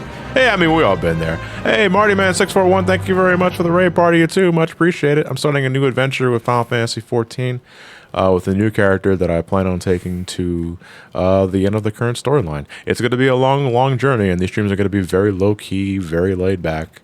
And they're going to be very impromptu. I don't have a set schedule for these streams. It's just whenever the fuck I feel like it, whenever I need to get the fuck away from shit. Rest in peace, Sandshrew. Shancer, you're back. Hey, this Sandshrew looks like the other Sandshrew that I just punched. I mean, if it's not a Spindula. Okay, we are done with that quest. So now, these are fate. We can talk about fates later. Let us teleport back to Ul'dah. We can't do that. Why not? Oh, because do I have the thing up? Oh no. Why can't I teleport back to fucking oh no, I can use my return command. How do we feel about Palace of the Dead being shown in Awesome Games on Quick 2023? That's really cool that they finally got some Final Fantasy 14 related content. To be sure to AGDQ. Palace of the Dead would be an appropriate thing to show off because it's very single player. It's single player oriented. You can do all that solo without needing a team. And I'm very curious to how it's going to be run. I don't think he's doing all 200 floors though. I think he's only doing a set number. Can't wait for Pokemon Scarlet and Violet, and the first wild Pokemon encounter is a Pidgey. You need to correct that. A Pidgey at 14 FPS. All right, the next Pugilist quest will be available in level 5. I mean, we're almost there, but we're not there just yet. However, we are going to be prioritizing job quests as soon as possible because a relic from old school Final Fantasy 14, I'm talking Realm Reborn and all that, is that there are certain job actions that are locked behind job quests. Nowadays, you just learn shit as you level up, specifically like level 70 and beyond, I think. But like early on, up until the beginning of Stormblood, you have to keep doing some job quests to learn essential skills, and that kind of back and forth is annoying. Admittedly, even even if you have instant access to all these Aetheryte shards, so it doesn't take very long to get back to where you need to go. It's just kind of annoying. Like, you get to level 60, it's like, oh great, I got my capstone ability. No, you did not. You have to go do your job quest up to a certain point. This is honestly what makes crafting and gathering kind of a pain in the ass too, because some of those essential skills are locked behind job quests as well, and it's not fun. All right, let's go back to the Adventurer Plaza. It's immersive though. Immersive in what way? Do tell. Show your work. You have to complete the quest to learn the task. So I understand where you're, and I think that it was the idea behind it too, because it's implied that you learning new skills by yourself, starting with level 70 and beyond, is your character already mastering the job and developing new techniques based off of their experiences and not what they learned from someone else. You know what I mean? Yeah. And I love that explanation because that does make sense. It's a great way of highlighting growth. At the same time, man, I really wish I can just get skills by leveling up and not having to go back to see somebody, you know, because it's just kind of time consuming. That's it. Well, that's the issue that you got to kind of balance out of. Yeah. Immersion versus it's a fucking video game, man. Yeah. Hello, Momodi. I punched the fuck out of bees. It was great. They didn't die though after they stung me.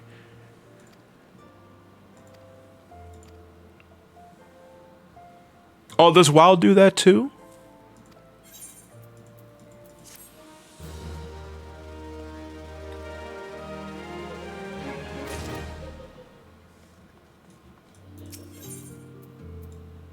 We must rebuild. The game also started giving you abilities on level up. Okay, what do you mean I need to learn how to what do you mean I need to learn how to punch and kick? Well, I mean, to be fair, anybody can throw hands, you know? Anybody can think they can kick. But you need to learn the finesse about throwing martial arts and other sorts of maneuvers, you know? It's not something you just can do. You can try, but you're not going to get very far. You're going to get fucking clowned. Anyone can punch, but it takes someone with mastery to learn how to do a good punch instead of breaking your hand on the punch.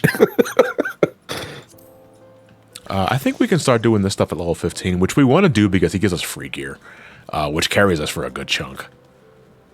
There's more to kicking ass than simply kicking ass.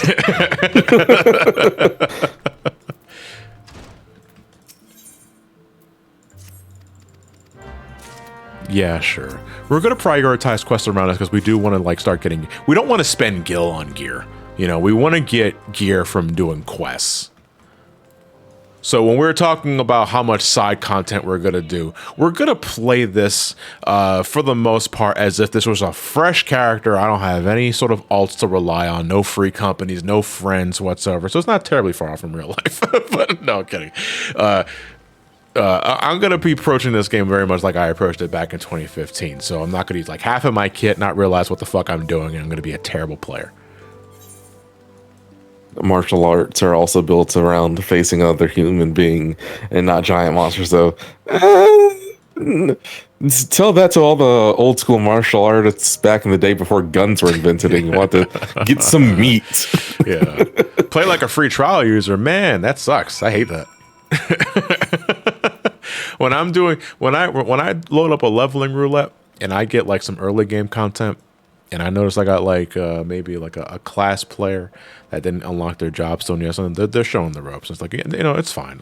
I have a tolerance up to a point. Like if I know for a fact that the player that I'm paired with is a newbie, they don't quite understand their toolkit and all that sort of shit. That's fine. But man, if they're casting nothing but Fire 3 as a thaumaturge,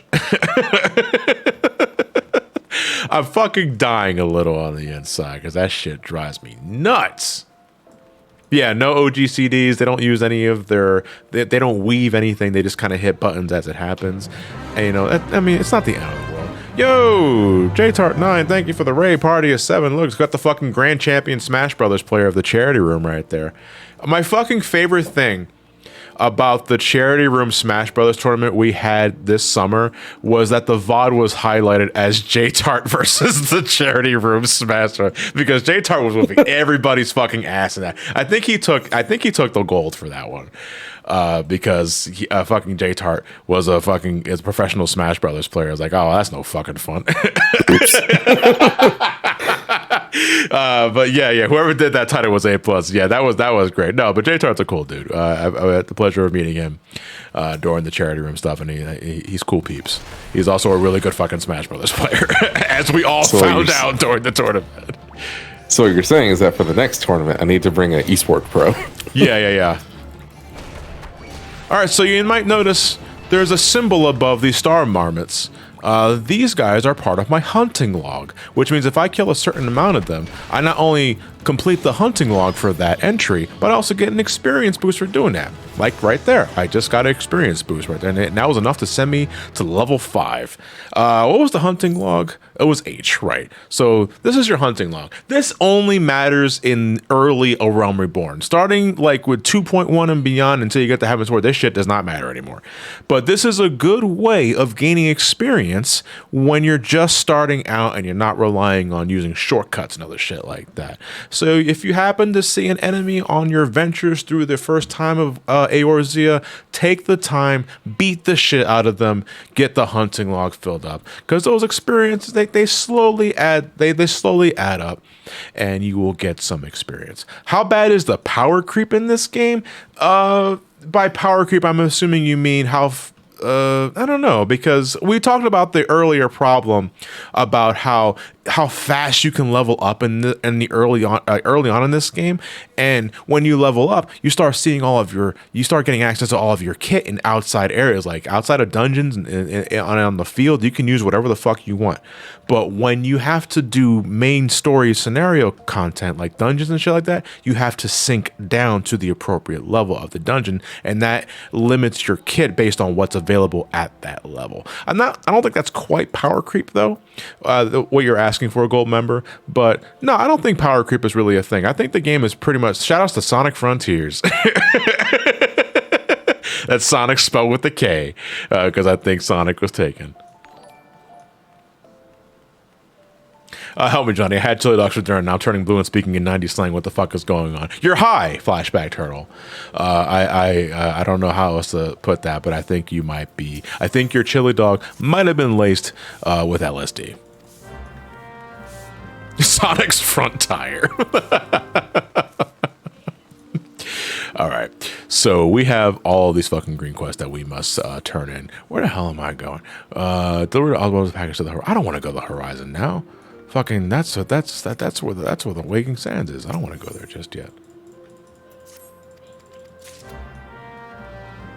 I guess by power creep, more like how new moves and features completely overshadow the early expansions. Well, no, because you only get access to new moves and features as you keep playing the game. So in a way, the game only gets better as you keep playing the game, Gold Member. And because A Realm Reborn is the beginning of the game. You're only going to have access to a certain number of abilities because that was the game's limitations around that time. So when you start a new expansion, you get to experience the fruits and other things of an expansion's new addition. So you get to experience the growth that the new players got to experience when this game was just released. You know what I mean? If that makes any sense. I'm going to switch my menu map here for a second here. I'm going to put this above here. It's actually driving me a little nuts. Yeah, there we go. That looks good. I mean, we've seen power creep when we get synced into Ultimates. Those DPS checks don't exist anymore. It's a good point, Editha.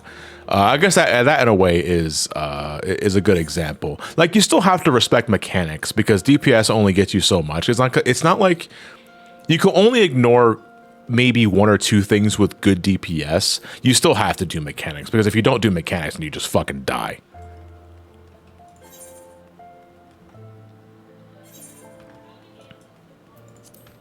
All right, what am I? I'm handling in. Okay, there are a couple quests I could just do right here, so I have to head down this area anyway. This pot's bigger than me.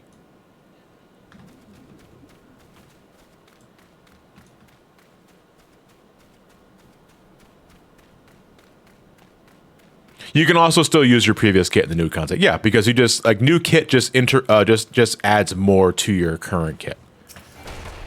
It's not like you get a different form. So like my first skill in this game is boot shine, right? It's not like you get an alternative boot shine that's separated from the first one that you just use over that one. No, this level 1 ability is always going to be very important for your rotations. So John, how are you enjoying the combustion of Twitter? Do we want to fucking open that can of worms? Because I'm kind of two minds about it. For one thing, shout outs to Asterisk, by the way. I know a few of my mutuals are considering jumping ship to a different platform because, especially artists, are thinking of either going back to Tumblr or starting a new enterprise somewhere else because of the changes that's happening with like the verification stuff like that. I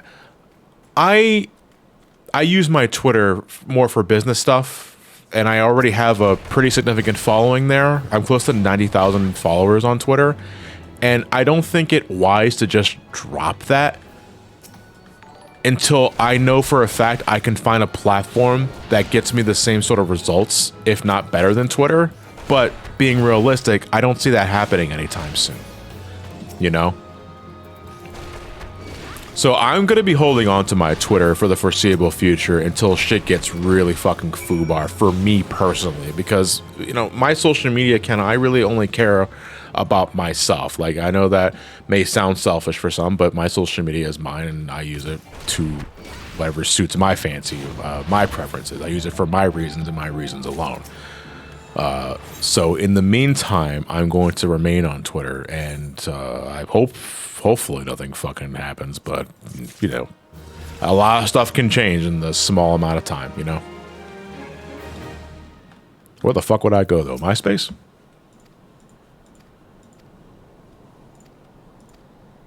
Like, I honestly, God, don't even know where the hell I go.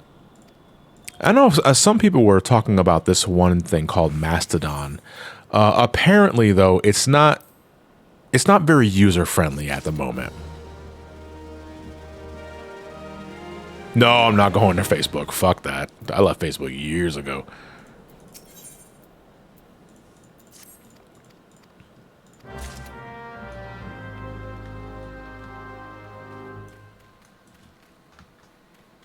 Hopefully Elon would just bail before things get too bad. No. Elon's never leaving Twitter. I'm sorry to say, Nick. That's I'm an optimist when it comes to a lot of things in life, but I think Elon's never leaving Twitter. He put a lot of fucking investment into that, and he is going to make sure that it is his from beginning to end. You can also be a realist, as Silver would say. Yeah. I guess sometimes I kind of just conflate the two. I don't like to be pessimistic. I don't like to be overly pessimistic and cynical because I did plenty of that in college. You know, I'm older. I'm wiser. I like to tell people it really isn't as bad as you think it is, even though sometimes I know sometimes it is. But it's like it's easy to be down about shit, especially if it's out of your control. But you can't let that get to you. You know, it's taken me a long time to learn that myself. So that's why I'm not going to be judgmental. You know, because I understand. It's okay. It's okay. Haven't you seen his new verified badge? It says he's only got 7 days left. What? Oh, I did get a notice about that, by the way. Because here's the thing. I actually did put $5 down on Twitter Blue was it October? Yeah, it was in October. Because I made a tweet about Reiko Kodama's passing. She was one of the earlier programmers of Sega. Phoenix Ray, you might know her pen name from that one, and I wanted to show some respect. However, I misspelled her name.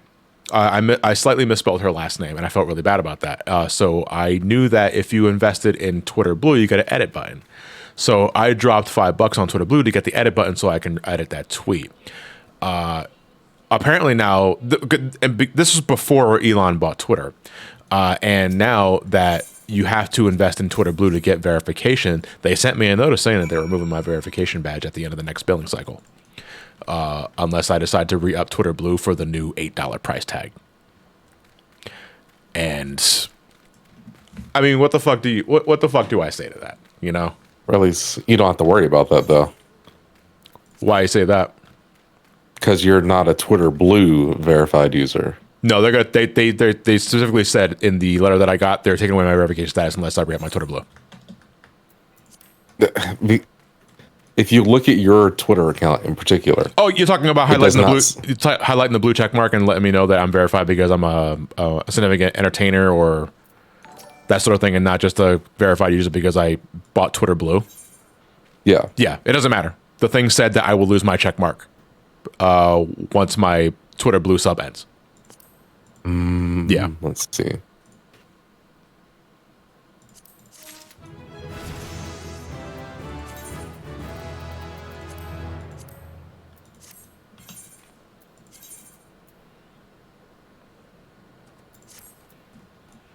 Have you ever seen anything so magnificent? I'm not gonna even worry about glamour prisms for now. I'm just gonna fucking wear this helmet like an asshole. Do I have any other quest line I can do here? I'm gonna wait until I go back into Ul'dah.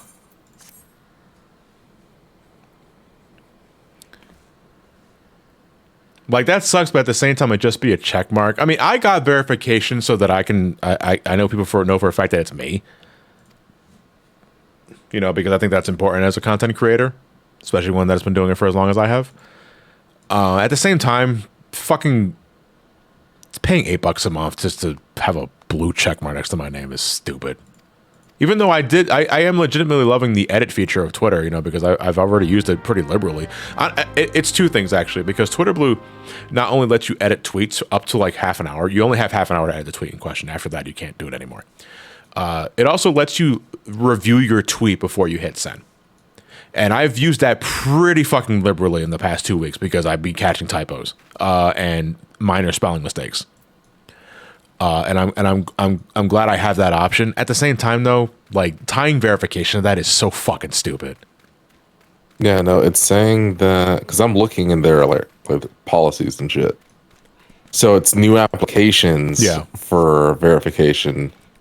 That's being taken away entirely as of yesterday. Yeah.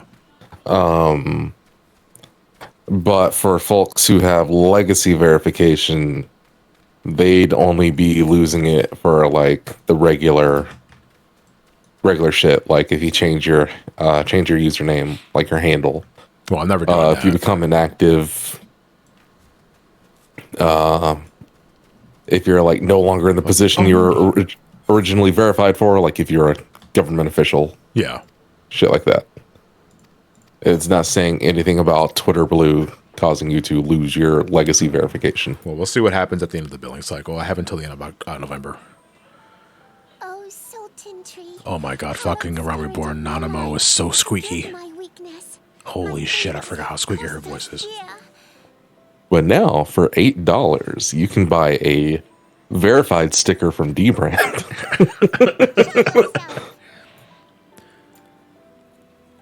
I heard you coming a mile away with that fucking helmet.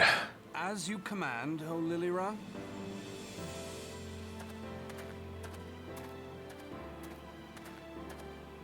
How's the frame rate on the stream, by the way? Is it still stuttering? Occasionally. I don't recall requesting an escort. Simply pretend we never met and continue. But it hasn't been your webcam. No, because I just looked up on my thing and it's still doing that stuttering thing. But if you guys are saying it's fine on your end, that's so fucking strange, man. I don't get technology. I hate life. Disturbance. It's as though the dead are watching us. And I'd prefer not to join them, if it's all the same to you. I don't want to die. And who's this fucking asshole? Spirit Halloween is that way. Young charge. You'll have to forgive her impetuousness. I'm watching this on a 1998 IBM ThinkPad, so I don't know. Are you serious, Flashback Turtle? You should return with us. The station master will be eager to thank Lady Lilira's protector in person.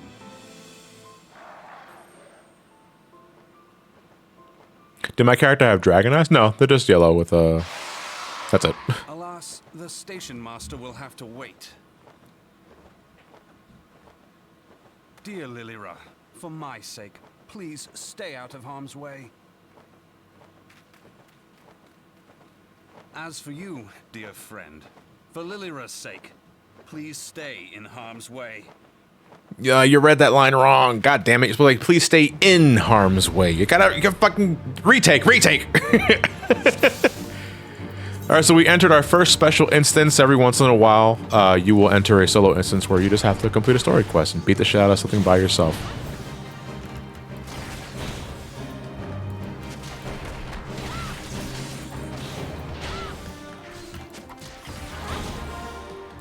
I don't have my lock on, do I? No, I don't. Okay, well, that's not the end of the world. I like to use the lock-on feature to get the better angle, just for, like, cinematic view, but it's fine. Alright, every time I look at John's Lalafell, I always look exactly when my buddy has a different hairstyle. I just fucking I ruin my rotation looking at that comment. Some things never change. I sure as shit only have access to 3 buttons, though. Boot Shine, True Strike, Snap Punch. Say it with me. Boot Shine. Say it with me. True Strike. Say it with me. Snap Punch. I missed the fucking positional requirement because the enemy's looking directly at me. That's not the flank, that's the front. That's the flank. This is the rear. That's the rear. This is the flank. Stay close if you want me to heal you. I'm fine. I'm actually not hurt at all. I'm still at max HP if you couldn't tell. Handsome stranger. Is that your name? Your mom named you handsome? Jesus Christ.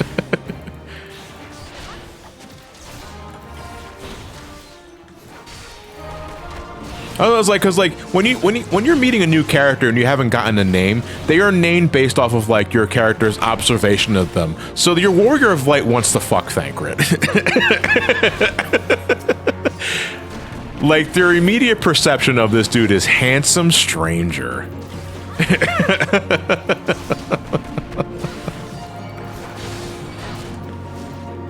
Yeah, my favorite is probably Painfully Ishgardian Man. What? it makes sense later.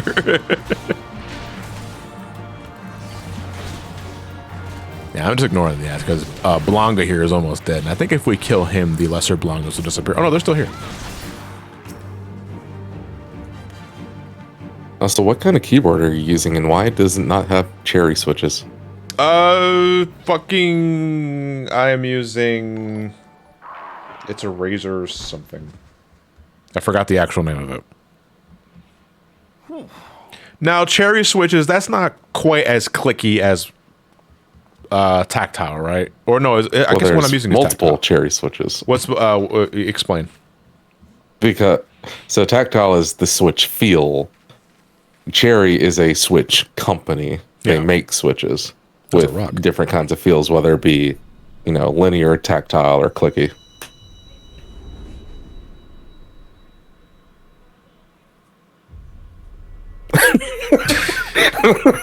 You see it too, right? I do actually, yeah. I'll allow it. I think some of I really love the added permitted tools because it's been a trip reading like what Twitch will just automatically censor. So I'll just occasionally see whore or some other term. White dude probably takes the cake for this week. Blaze Henry 1 used /add permitted term looks like every other white dude.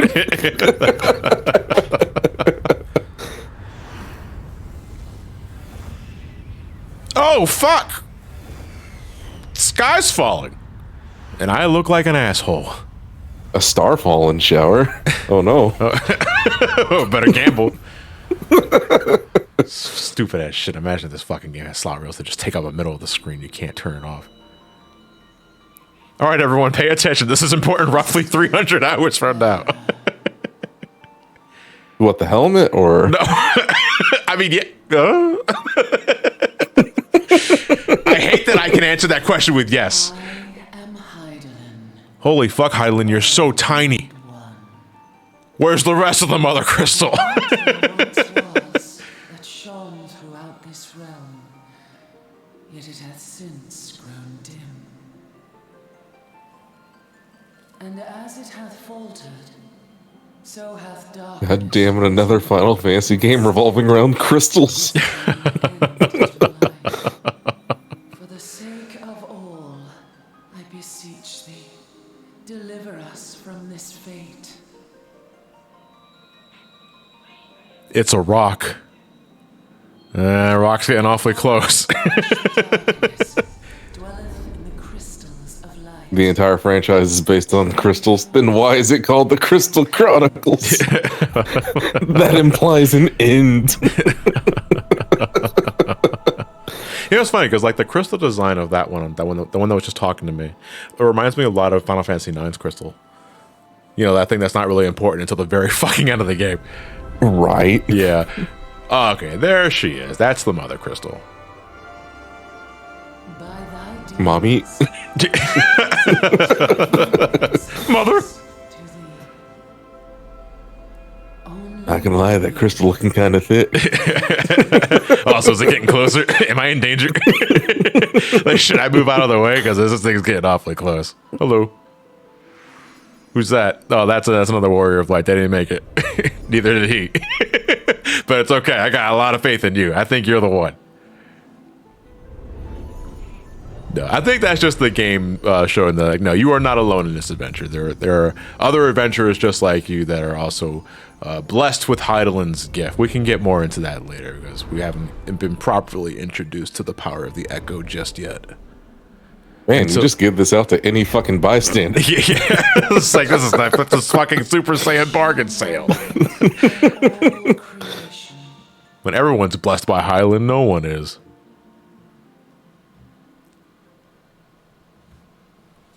The What fucking happened? I passed brochure out. peddler. I passed out. Fuck, I think the helmet's cutting off circulation to my brain, man. I just passed out. Coming around now.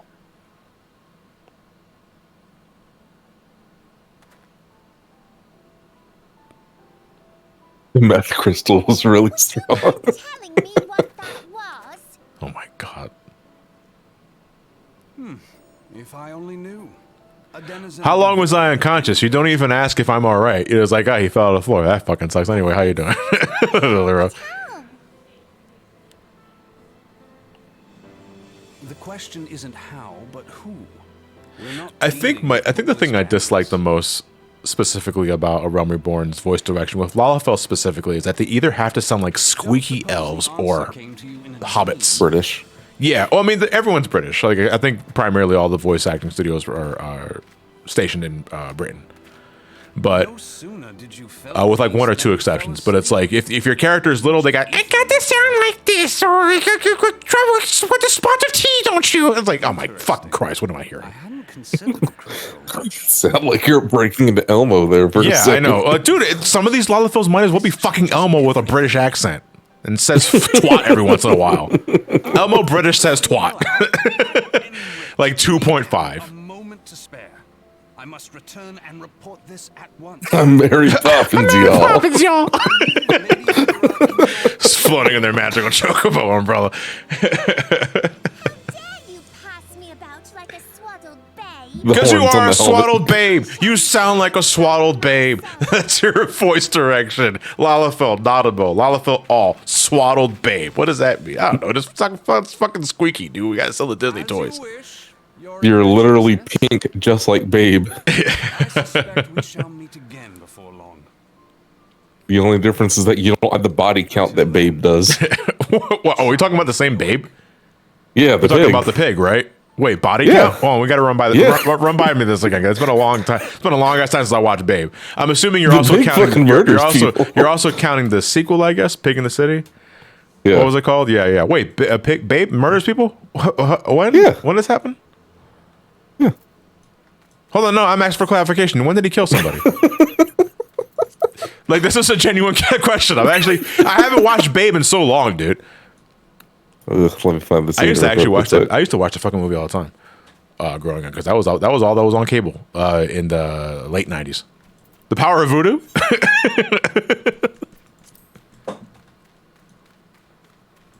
Anyway, starting on Ul'dah lets you meet the handsome stranger, which is the main reason it feels canon. At the same time, though, Ray, if you start in Limsa, you meet Y'shtola, and if you start in Gridania, I think you're paired with Ida and Papalimo? I think this guy doesn't really count. Oh no, I'm getting fucking letters again. I'm not done! The letters are still coming in. No, I thought I was done. Oh man, I fucking love this theme. I love the fucking Realm Reborn field themes are still so fucking good. What happens if you start Dragoon? You don't start as Dragoon, you start as Lancer. If you start as Lancer, you start in Gridania.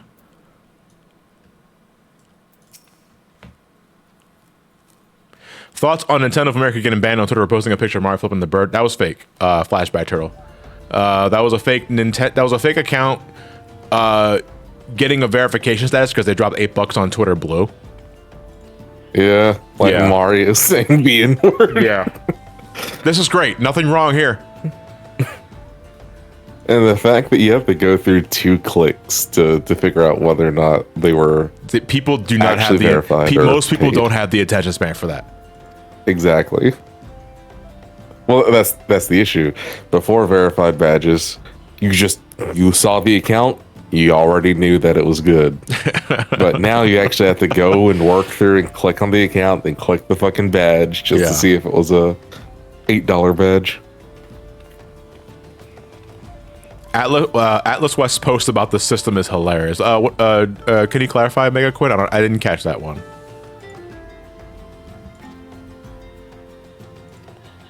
I mean, this is Papa Sean. Papa Sean is he doesn't look like it now, but he actually is he's a gladiator / paladin who acts as a guardsman for Nanamo Onamo. She's the Sultana of Ul'dah. Oh God. Well, what's up? I look up Atlas West and there's 5 verified accounts that have pulled up. Oh no. There is absolutely nothing wrong with the new system. Fucking hell, man. I'm gonna keep doing main scenario quests until I have to go back to the city state so I can finish off the rest of these side quests because I don't want to go back. Also, you get a lot of experience for MSQ stuff too, so like I don't think we're ever gonna be level locked or level gated with MSQ because they're generally really good about that. This is from the official account.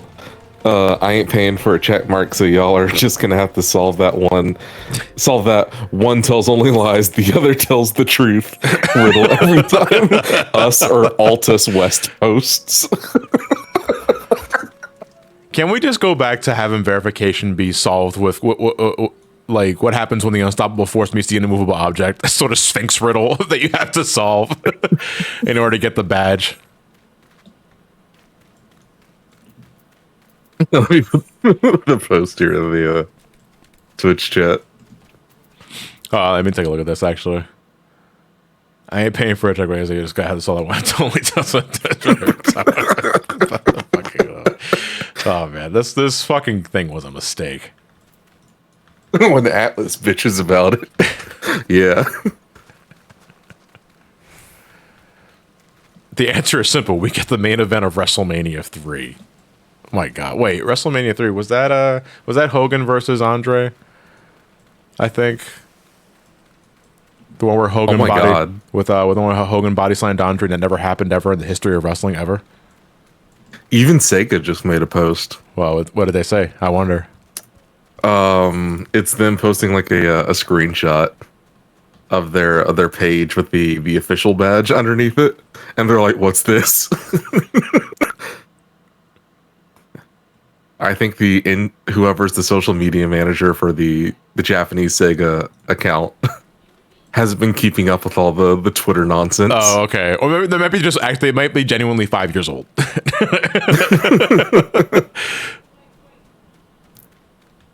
You want verification here? Answer this. What came first, the chicken or the egg? Oh, I gotta go to. This is a bar, right? Yeah, it's a bar underneath. Ow, my fucking knees, dude. Oh boy. What the hell is this? Where you're not standing. Do Lalafells even have kneecaps, dude? I mean, we walk like we don't.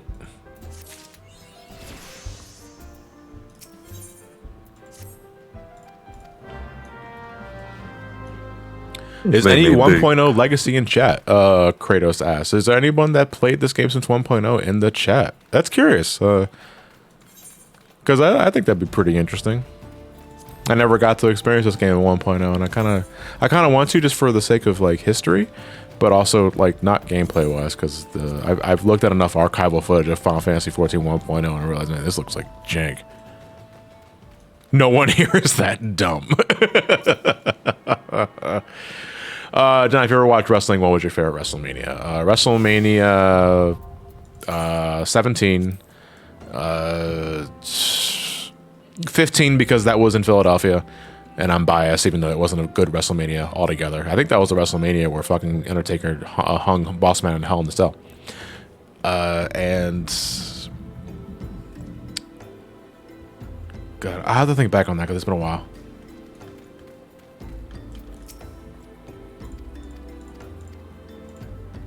Give me a job, boss. Equip your head, body, and legs with blood to start with. I'm content locked. No, I'm not. That was a joke. No, wait, not fucking strength and dexterity. No, I have to. What? What does a monk need with dexterity? God damn it. What would happen? Twitter went and changed itself back to home again. Oh, like the latest tweets? Yeah. Yeah, I have to change that. I have to change that all the time. tweets. Yeah, I have to change that all the time. Yeah. I know that let's see what's happening 18 hours ago. Well, it's not even just that. So I know it's in the top tweets mode. Yeah. Because like literally every 3 tweets is either an ad or porn.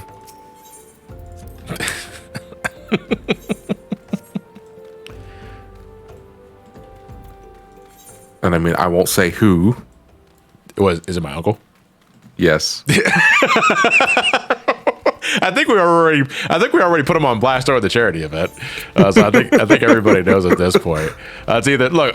Some of you guys are horny motherfuckers. I'm not gonna name all the names because you guys are just unapologetically horny on main. You know, but I see your likes and shit like that. This is why I make a alt account. The only reason why my last horny post. Yeah. My first one in like, man, I think 3 years at this point was me retweeting Shantae today, but that's because it's Shantae. There's an exception there. Listen, there are rules.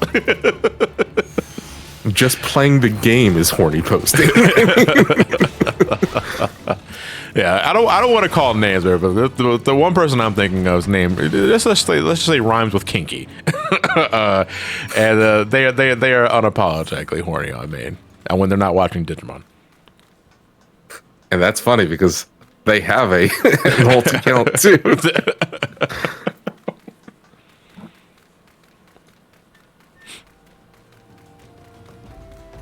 No, I'm not talking about Linky. I'm talking about my Norwegian ancestor. I don't really talk about Dinky. You wouldn't understand it. Oh, wait, no. Okay, Yo, shout out to so Ass Freak. scratch that. How many times have I seen Ass Freak in today's stream? I think twice now. Yeah. But scratch that. So, not just Shantae, but I will occasionally retweet Shades art because, I mean, support your friends. Yeah. Sure. What's the point to rolling a new character in this when one character can do it all? Well, sometimes I feel that it's just fun starting a new character. Starting a new character when one character can do it all is true, but your one character is tied to that specific look unless you want to drop $8 or $12 for a Fantasia file, and you're not going to do that all the time. It's just easier to start a new character. If you just want to relive the adventure, there is New Game Plus. That is very true. But I feel, especially for a live stream series that I'm starting tonight, it's just better and more appropriate to start with a new character. Also, it's doing raid alts, yeah, because if you're a high-end raider, right, you're only limited to certain pieces of gear per week per character. So if you want to like tackle multiple jobs on the current raid tier to cover your bases, it's better to have multiple characters than it is to just rely on one. Oh my.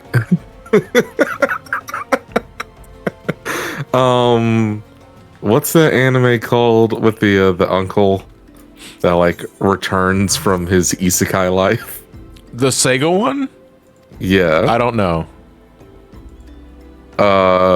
Apparently Sega's doing a prize pool, like their lottery, where you can get a acrylic standee of him and he's like chasing after Sonic. Oh, kind of like how Amy does. Man, he just like me for real. And they got pins of him. Like some of them are in his like isekai outfit in front of a Saturn, a Master System, and a Dreamcast. And a couple others are like him like saying Sega and all this other shit. Oh, is this the quest where we could like... This is like the only time we ever see Lalafell children. And guess what? They look like regular fucking Lalafell. Starveling child. Starveling child. This is like... No, I'm actually not joking. Like, this is one of the only times in the game proper, unless I'm mistaken, that we see Lalafell children. And... I mean, they pop out like that? No, they don't. There is a minion you can get later in the game. It's called the Ancient One. Its description describes its size as being the equivalent of a child Lalafell. So look at this Lalafell here and like cut it in half, and that's the size of a newborn Lalafell. They are tiny. Like newborn Lalafell, according to the game's lore, are tiny motherfuckers. How depressing. I want to eat it, but I don't because then it'll be gone. That is so sad. Yo, that thing, they didn't have children before. They just used short adult models when 2.0 launched. Oh my god. It's just like a tiny ass here. I'm 4 foot tall, but I'm all heart.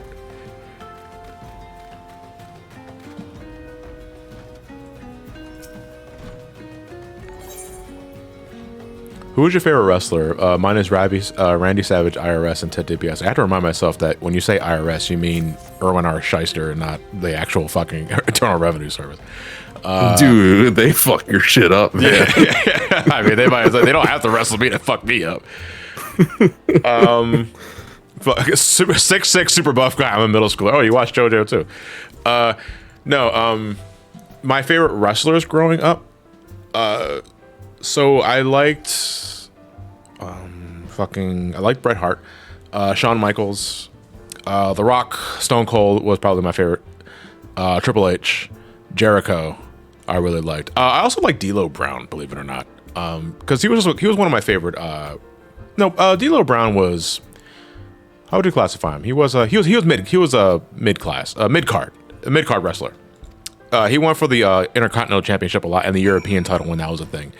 But I really liked his performance because I think he was a really cool high flyer that also had the strength to back it up. He also had the really full fucking head movement. Like I love D'Lo Brown's head movements. Like he would jiggle his head like this. I don't know why the fuck he would do that. But that made me. I just liked watching him move. Yeah, he was mid.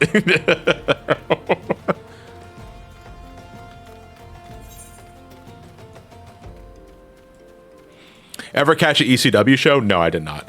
I heard plenty of ECW growing up because I think ECW's was headquartered in Philadelphia, and so you would catch flyers for all the fucking time. I didn't watch any of it though. When I was peak wrestling fan, I was switching between WCW and WWF, or WWE as it was known back then.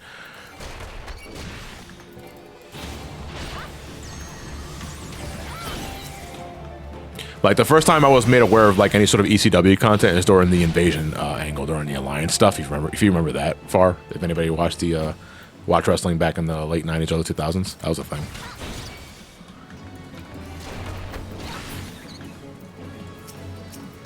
Oh, the Star Fox mod finally released. Star Fox mod, like OG Star Fox?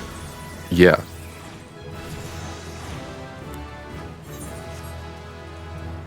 Star Fox EX. Weston. We need help. Are these guards bothering you?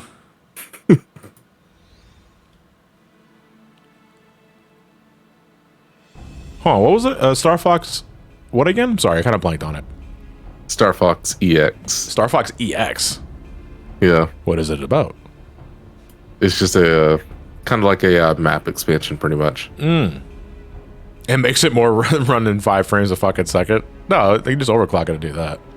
2 to 5 players. Oh shit. Oh. On Super Nintendo? Can you even see what's happening?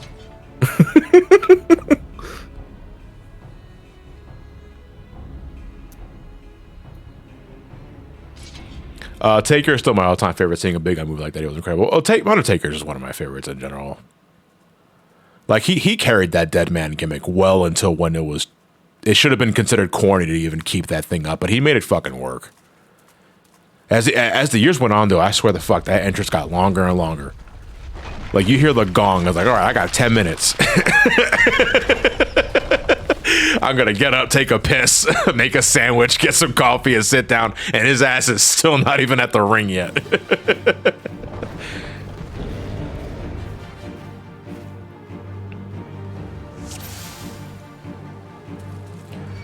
That's a rock.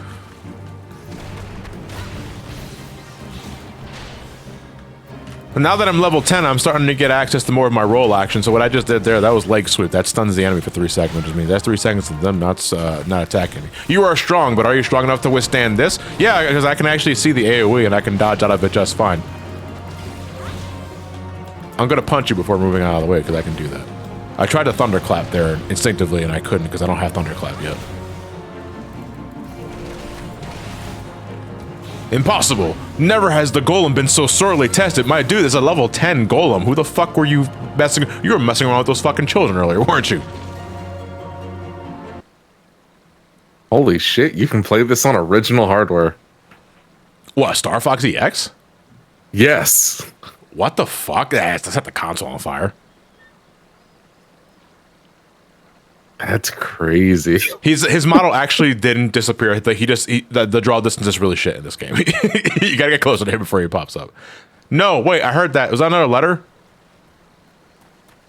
Handsome stranger, where the hell were you? I beat the shit out of rocks. Oh wait, you're Thancred now. We know your name is Thancred. I didn't need your help the first time. I beat up the gargoyle just fine. I fell unconscious. You didn't help me there. Oh fuck, I'm getting a migraine again. I really get these echo flashbacks at the most inopportune times in the story. Oh wait, this is the flashback to 1.0, isn't it?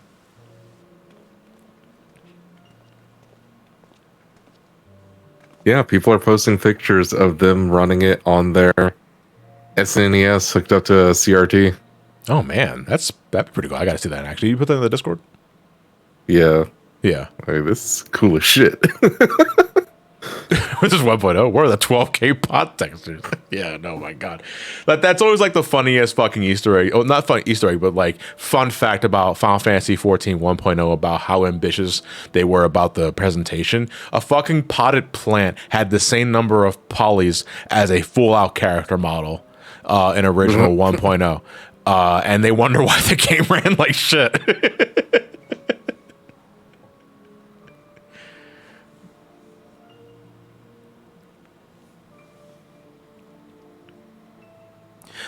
Yeah, honest to God, Neko Blue. The only thing I, honest to God, miss from 1.0 was the presentation of the cutscenes. The cutscenes were genuinely really fucking good. You know, you can clearly tell that is where all the time, effort, and money went into was the presentation of the story. It's the best bit about 1.0. And like when you compare 1.0 cutscenes to especially earlier Realm Reborn cutscenes, the difference is night and day.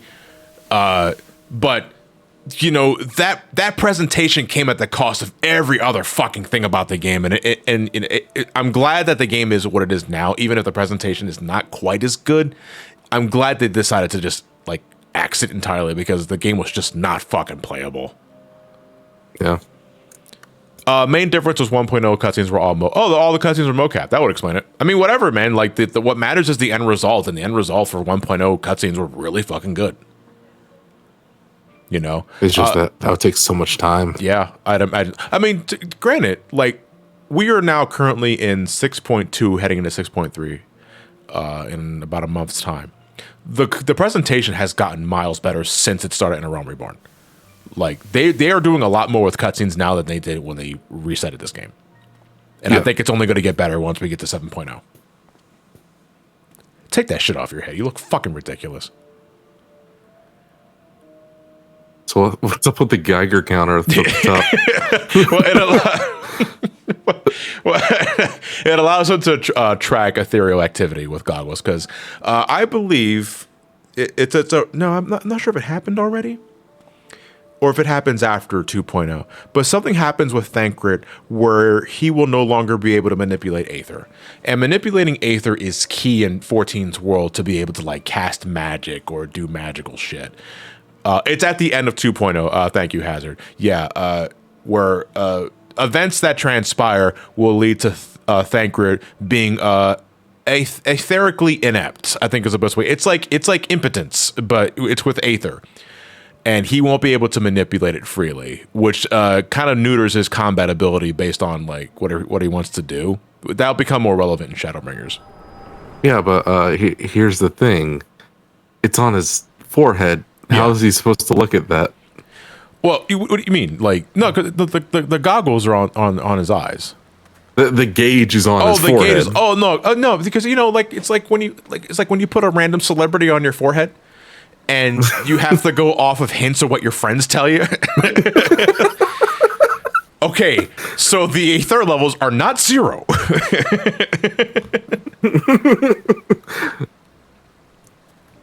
Goes to check the levels. Oh wait, I forgot to bring someone with me to read this off. Look at your. I'm going to tell you the immediate flaw in this design. All right, sure. I'm going to put it on it right now. Okay, we're checking theory levels. Okay, what can you tell me? Look up. Well, oh fuck, you're right. I can't see it. Why did I think this is a good idea? Has to bring a mirror everywhere. This is stupid. I should have fucking put it on my Apple wristwatch.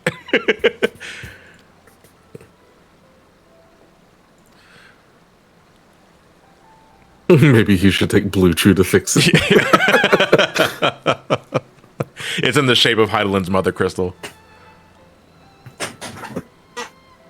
Blue crystal.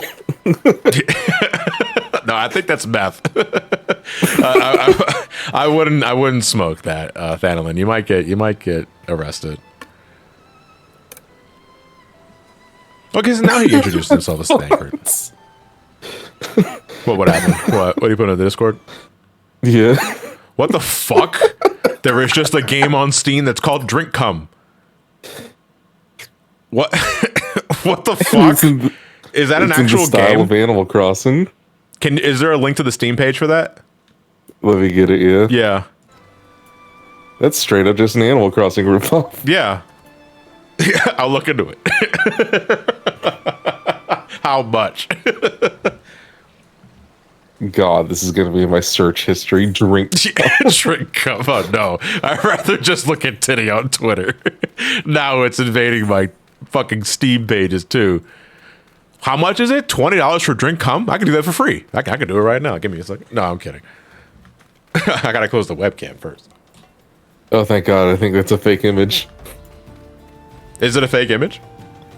Because the Steam page is dinkum. Maybe that's just to get past the censors. I don't know. There's also just a fucking game called Sex with Hitler 3D that I was made aware of twice in the span of 8 hours on my Discord. But that's, John, that's old news. The latest new and trending game is Sex Chess. What is this? It's chess, but with sex. Yes. So it's like you're playing against the Grandmaster, but he actually strips when you lose, like or some other shit. Yeah. It's like, my guy, you are 90 years old.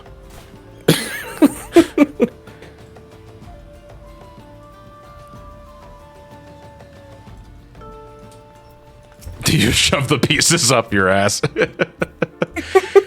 Bishop to anal? So... No, you don't shove the pieces up your ass. You shove a vibrator up your ass. And then someone vibrates it so you know what move you need to play. Wait, what?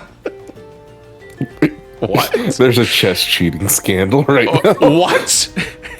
Yeah. Where people are alleging that they put a vibrator up their ass and are running the match. They have someone else who's watching the match and running it through an algorithm to figure out, what's the best move to play. And they know the move to play. Fucking imagine you're playing your opponent and you're staring daggers into this guy's heart and soul, and he just for no fucking reason. It's like, what the fuck was that about? It's like, I think my opponent just orgasmed for no, because is he getting hard on this? Something's hard for not for the reasons you think anyway. Fuck bishop to take rook.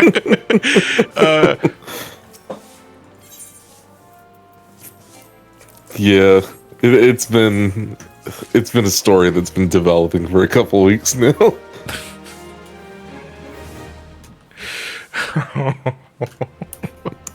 2022, man. Middle It's of the almost chess game. over. Hey, just last. Hold on, here, give you your sealed envelope. All right, so we can do another pugilist job quest, and we're gonna do that real quick. Oh wait, hold on. I also have 11 letters. I should also open those up too. 2022 is almost over. Almost over. And then we'll just learn about anal chess beads in January 1st, 2023. I don't think it's gonna get much better just because the year changes, my guy. Business or pleasure? How about both?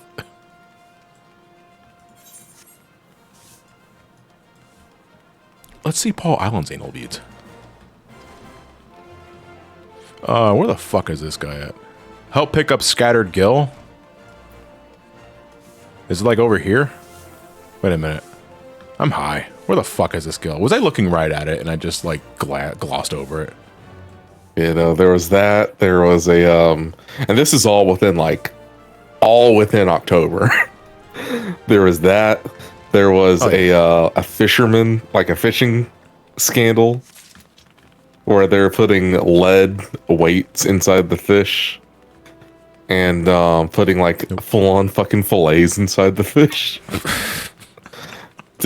Because whenever you're doing a fishing tournament, it's all based on weight. Yeah. You know? As that scandal's going on, there was a, I think like a poker scandal going on where they may have been like counting cards or some shit. I thought you were going to say they put vibrators up their ass to help with fishing. Yeah, no, that's like when it vibrates, that lets you know, all right, you got to reel it in. Something's biting. So imagine someone doing these orgasmic spazzy movements to the tune of Big's catch fish theme.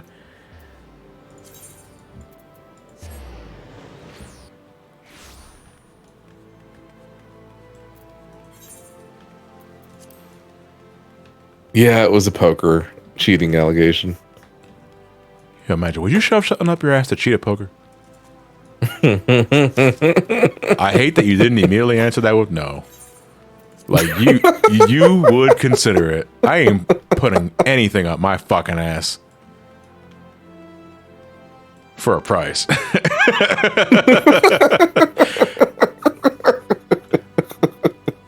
I don't know. Fucking Raycon's doing dildos. Like, I'll pop something up my ass if it means a quick paycheck. Feel the bass. Yeah. Extra bass boosted. Noise canceling so no one can hear your embarrassing moans. Yeah,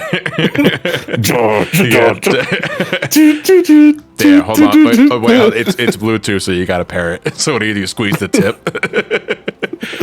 It's like pairing mode. Connected.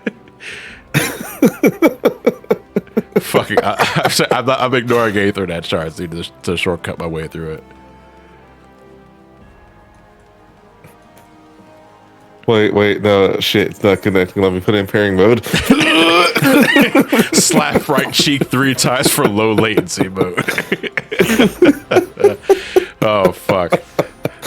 Shit, that shit's broken. It's not working. I think my Raycon's busted.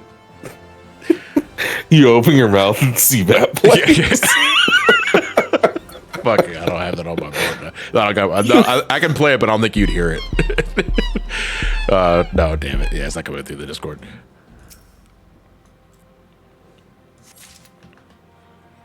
Yeah, you saw that someone did that with Big Band's level 5, right? No, I don't think I have. Well, with his level 5, you get a time stop where you get like 6 or 7 seconds to do any command you want, and he'll play on his trumpet a note. Can you play it? Yeah. Yeah, play it.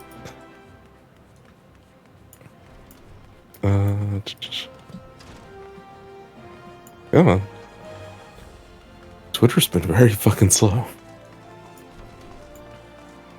I'm probably gonna be taking a break in about 5 minutes to refill my water bottle because I am out and I am thirsty as shit. I'm out of margaritas.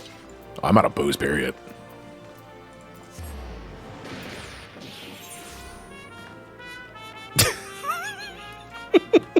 Can you turn that up?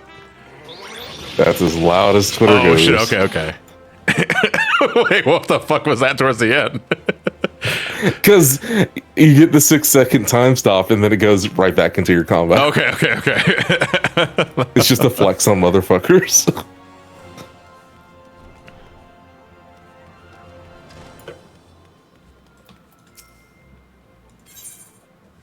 I remember seeing somebody pull off a happy birthday with Big Band and playing Happy Birthday to You on the trumpet.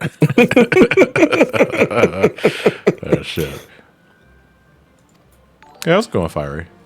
Hope everything's going good on your end. What the fuck? Did I not do the quick? We use boot shine on trial stones and defeat earth sprites. Where am I going? Am I going back to fucking Central Thailand? Yeah, okay. Hold on. Oh, people are preloading Scarlet and Violet. When do the games go live? Assuming you didn't tomorrow pirate it. Isn't it tomorrow or something? No, isn't it next week? It's the 18th. Yeah. 18th. I knew it was a Friday because they usually try to do that because U.S. schools. Why the fuck did I do that? I can just leave from the... I'm dumb. I may be stupid.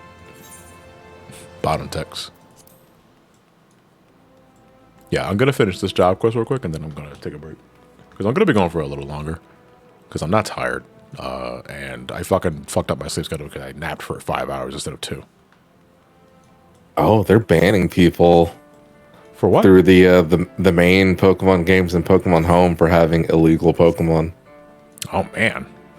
Now, what's illegal in their definition? Pokemon are not supposed to be released yet?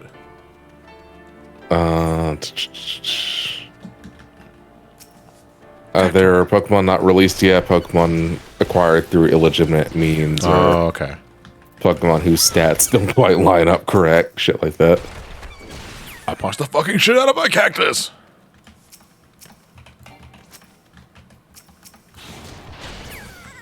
Do I not have target nearest enemy? Oh, you know what? Okay, no, I don't have to punch you anymore. I don't have. What the hell is my lock on? Give me a second. Fucking keybind, right? Where's my lock on? Pokemon are crossing the border. No, not that kind of illegal Pokemon. Is it movement? Turn on. Lock on target. There we go.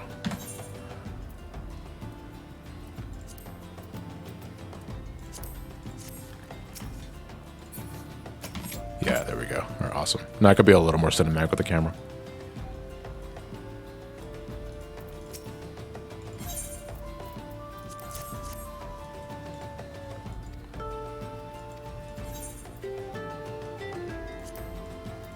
Chief Earl's playing It Takes Two and finally got to the elephant in the room.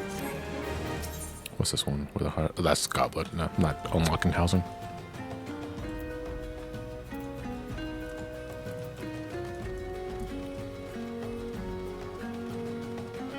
Oh yeah, the live letter is in a few hours, isn't it? Yeah, it's what time is it in fucking Japan time? No, I guess here East Coast time. That's what matters. Nippon time? Or as they say in Japan.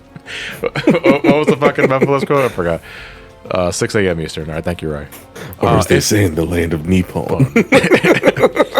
It's something to the sword, yeah. I gotta punch the fog. This Earthbound's like, yo, what the fuck? That's my home. Welcome to Tilted Towers. Oh, fuck, I didn't mean to punch you, but since you're already here. I didn't mean to do that. Because you can actually tell if an enemy is hostile based on the symbol next to their name. I gotta use boot shine, right. Welcome to Tilted Towers. Allow me to introduce myself. My name is Memphis, Tennessee, and I am part lizard. Nice to meet you, as they say in Nippon. Oh shit. Okay. Yeah, you can tell if an enemy is hostile or stoic based on a symbol next to their name. If you see anything blue next to their name like this, they won't harm you, unless you harm them first. If they have if they have something red next to their name or something that looks angry, they will aggro you if you are of a similar or lower level.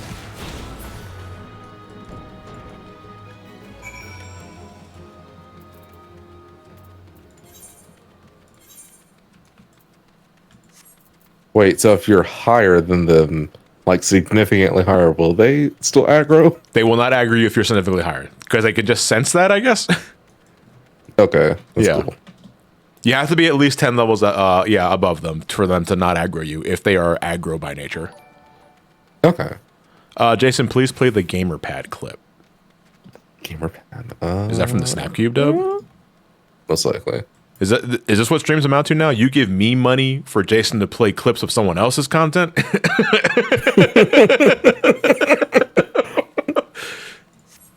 What's that, 30 cents? Not even, dude. 10 bits, that's fucking penny.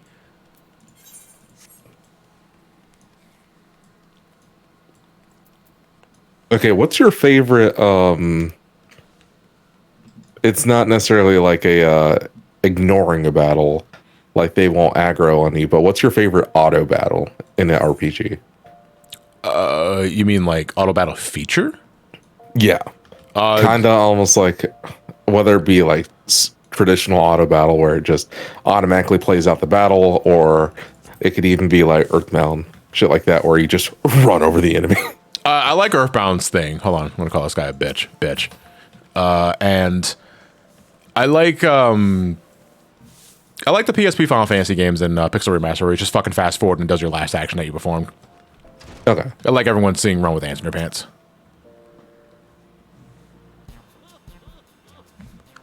Listen, my mom said this helmet was cool. Stop laughing at me. Yeah, Persona 5 does the same thing whenever you get through Ryuji's Confidant, but it's even funnier because whenever you're in Mementos, you're riding around inside of Morgana in his car form. So you're literally just running the enemies over with your car and it auto battles.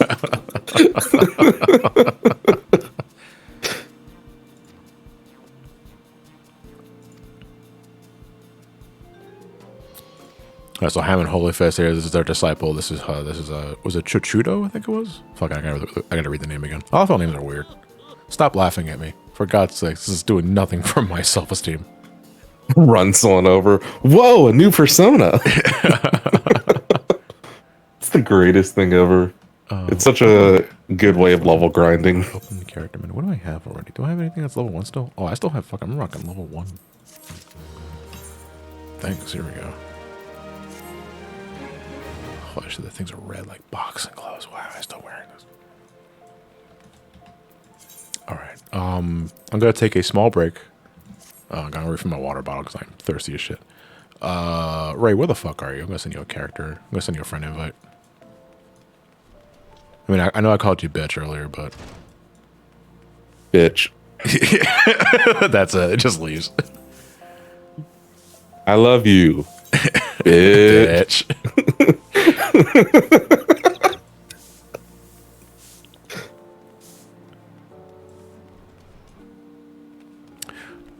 Oh, fucking. You know what? I need to isolate a sound that I heard this week in wrestling, because I don't watch WWE like Raw or SmackDown anymore. I just don't commit the time to it, even after the regime change with Triple H. But there was a promo this week, I think, between Asuka and I forgot the other Japanese wrestler's name. But they did their promo in Japanese. Is it Io Sky? Is it Io Sky? Am I pronouncing that right? Asking Ray. Yeah. No. Different set of characters. Io Sky were doing a promo in Japanese, and they were like fucking going at it. and like it was like a pissing match until EO just whipped out "bitch" in English, and it was just her pronunciation of it that I thought was so fucking hilarious that I gotta isolate that from my board. All right, I'm gonna take a few minutes for myself to get some water. I'll see you guys in a bit. I love you, bitch. I ain't gonna never stop loving you, bitch. Not quite like that, but still. All right, my mic's muted, but you can talk whatever you want. Okay.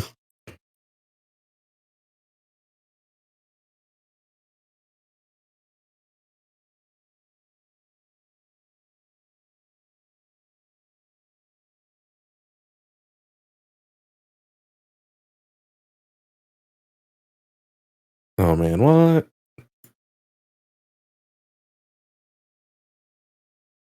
Chad, did he not leave you with any music? I'm sorry. Let's fix that. Let's see here. What do we got today?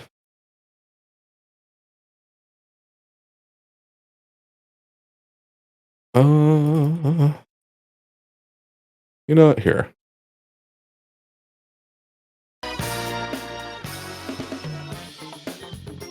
There we go.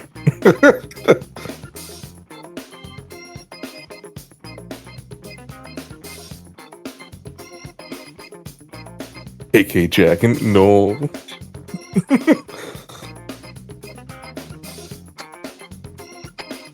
Play the Blob. The music's in it. In it is great. Is that the Blob? Yeah, it is. This isn't CVAT. No, it's not CVAT. Though I'm kind of curious if any of those streams are going to get like flagged for CBAT, just because I know that is technically a copyrighted work.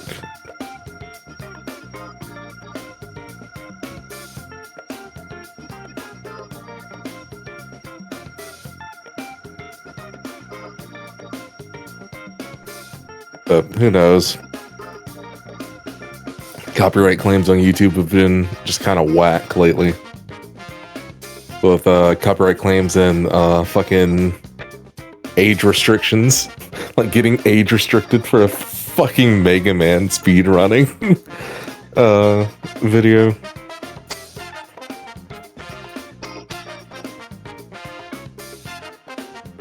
Man, YouTube's been whack for like the last, 7-8 years.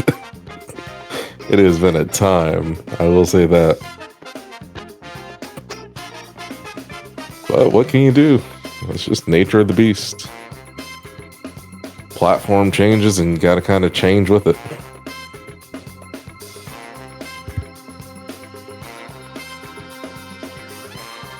One of your videos is also age restricted, yeah. Now I never had an issue with age restrictions on my own personal videos. But I remember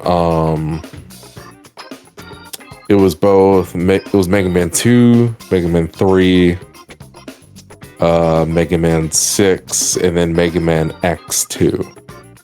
All of those got claimed for like music claims, but the music claims restricted all those videos in Germany, and I don't know why. But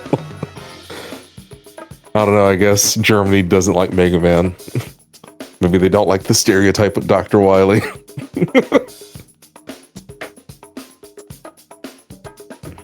But who knows? But I mean, some stuff you're gonna get audio claims, whether it be shit like Kingdom Hearts or Assassin's Creed. Assassin's Creed is really bad with audio claims from Ubisoft directly. Oh shit. No, I didn't want Saitama.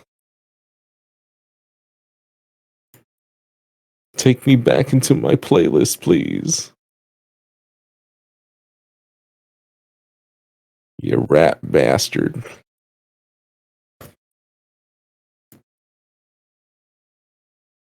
Fuck it. How about some Stormblood content?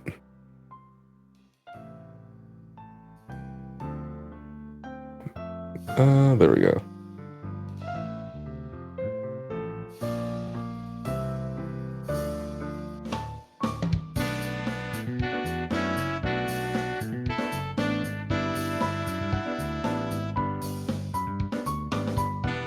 What a coincidence, I'm playing KH right now.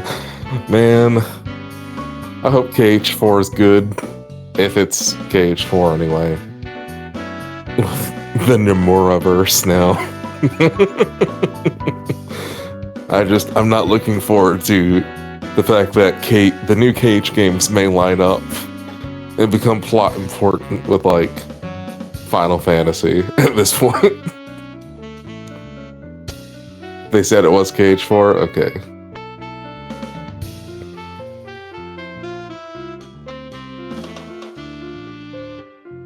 I'd expect for him to bait that hard. I mean, whenever we started up KH3, we got hit with that fucking 2.9. Pissed me the fuck off.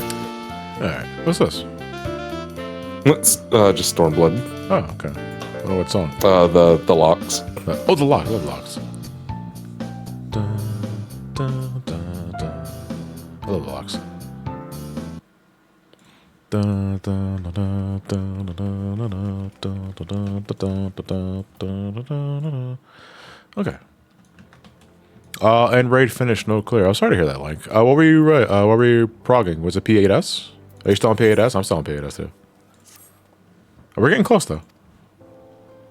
Because we saw the second high concept too yesterday. And I think after we just clean up some natural alignment movement, we were pretty much good to go. We might clear next week.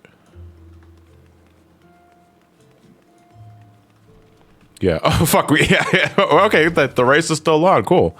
I think if you keep it consistent, you can very much clear next week. Because as we learned, high concept 2 is really not that big of a deal. Use Bushan with dummies. I punched the fucking shit out of that dummy. And I punched the fucking shit out of that dummy too. Where's tell your dummies friends?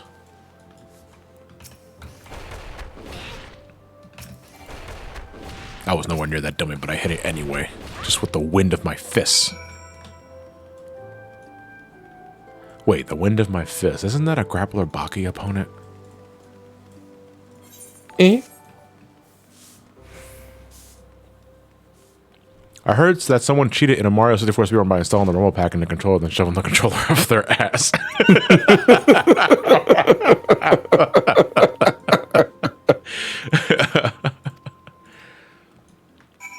I'm going to fly for you. Hello. Okie dokie. Fucking get ejected out of the painting and your ass just fucking shakes. Mamma mia! Vibrator percent. So what did you think of that speedrun? Pain in the ass. Anal backwards long jump text. Be feeling that BLJ in the morning. Shout out to Sonic Frontiers. I'm going to. No, I'm gonna finish that job quest first, and then I'm gonna do MSQ. God, the sound Mario makes whenever he gets shocked. Oh, you said shocked. Okay, never. I thought you said shot. Oh!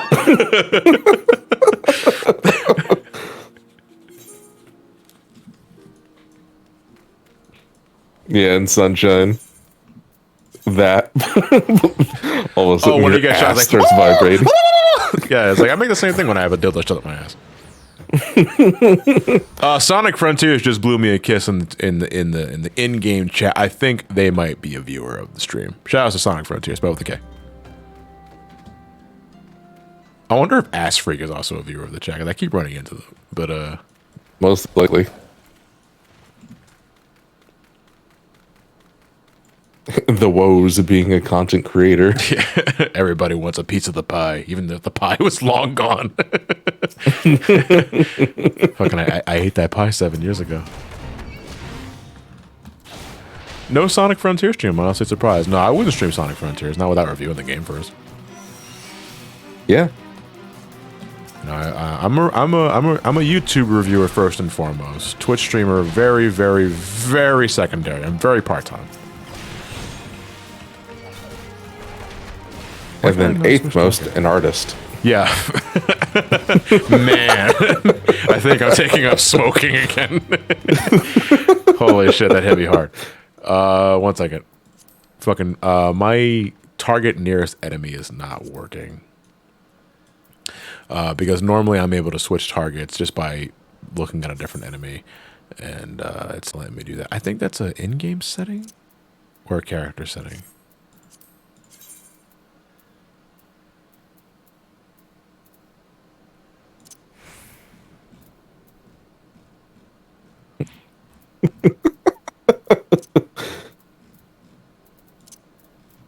Have settings that are just as broken as whenever they originally launched. Auto target according to priority.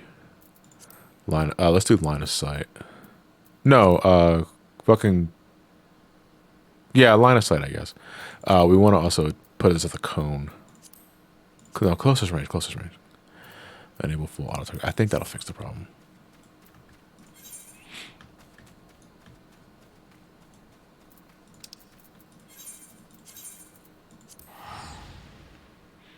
Mods are gonna go crazy for Frontiers. I can already feel it. The fucking day one mod was fixing the control for cyberspace stages, I think, or just in general.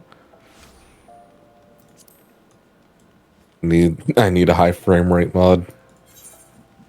Because I'm not gonna get too much into the Sonic Frontiers discussion tonight because the game's not even a week old yet. Fresh. And our spoiler threshold for streams especially is 2 weeks. So I'm not going to be talking Sonic my video will be long since out by then.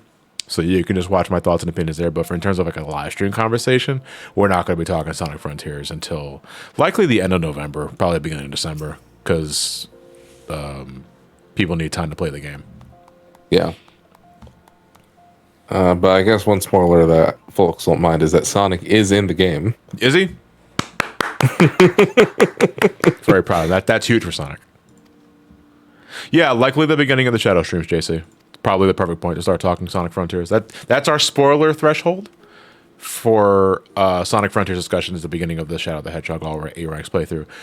To give you guys a heads up on that in case you don't follow the sub Discord, because we're knee deep in the holiday season for content creation and all that, I always prioritize YouTube videos more than anything. My stream schedule is going to be very sporadic throughout the last couple of weeks, so I'm probably not going to start the Shadow the Hedgehog all A-Ranks live stream series until the beginning of December, after Thanksgiving, because I'm going back home for Thanksgiving, and I'm going to be there for about a week. And I ain't fucking worrying about streaming or anything like that while I'm down there. I'm just there to relax and sleep in my bed. What do I want to help? Which means chat. It's my turn to take over. No, man, I fuck another Sonic Roboblast cartoon stream. Is it going to work this time? What happened the last time? Like, because I remember you guys were trying to like multiple times, but something keeps fucking up. The game itself kept crashing. Okay, so it was constantly. Okay. Anyway, before I waste money on subs, where should I support you? Jiggly, right now the only means of supporting me financially is through Twitch subs because I do not have a Patreon. I am seriously considering it for next year. At the same time, I'm still kind of on the fence about it. Not so much about the stigma of like thinking it's like, oh, you've got fucking another content creator with a Patreon tip jar. But it's more like, I want to get to a point where I don't have to be so reliant on sponsors to make a decent chunk of change. Even though I don't really care about that sort of thing because, you know, money's money and I care about paying the bills first and foremost. Fuck what everybody else thinks. Yeah. But, you know, at the same time, having sponsor deadlines also kind of puts a strict regiment, for lack of a better description, on how I can produce videos. Jiggly, thank you very much for the gift bomb. I see now why you're asking that question. Thank you. I appreciate it. So what was it? Is that 10 tier 1 subs to the community? Much appreciated. And if you are a new sub here, thanks to Jiggly's generous contribution, you now have access to the sub check. All you gotta do is... No, you don't. You don't? You don't? Why not? Why not? Do they not count gift subs anymore? It doesn't sync automatically. What the fuck? Not anymore? Oh, Jesus Christ. Thanks. Well, no, not that. What? I haven't synced it since 2:51 a.m. last Sunday. Oh fuck, we should probably do that now. Yeah. Yeah, let's do that now. Well, either way, you have access to my sub Discord by synchronizing your Twitch and Discord accounts. The Discord does not give you there's no invite link for that Discord. It automatically is enabled when you synchronize your accounts.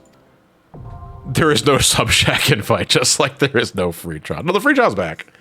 But I think the overabundant period is gone because now people are just buying subscriptions for this game. This game is making Square so much fucking money. I think it's their main bread and butter.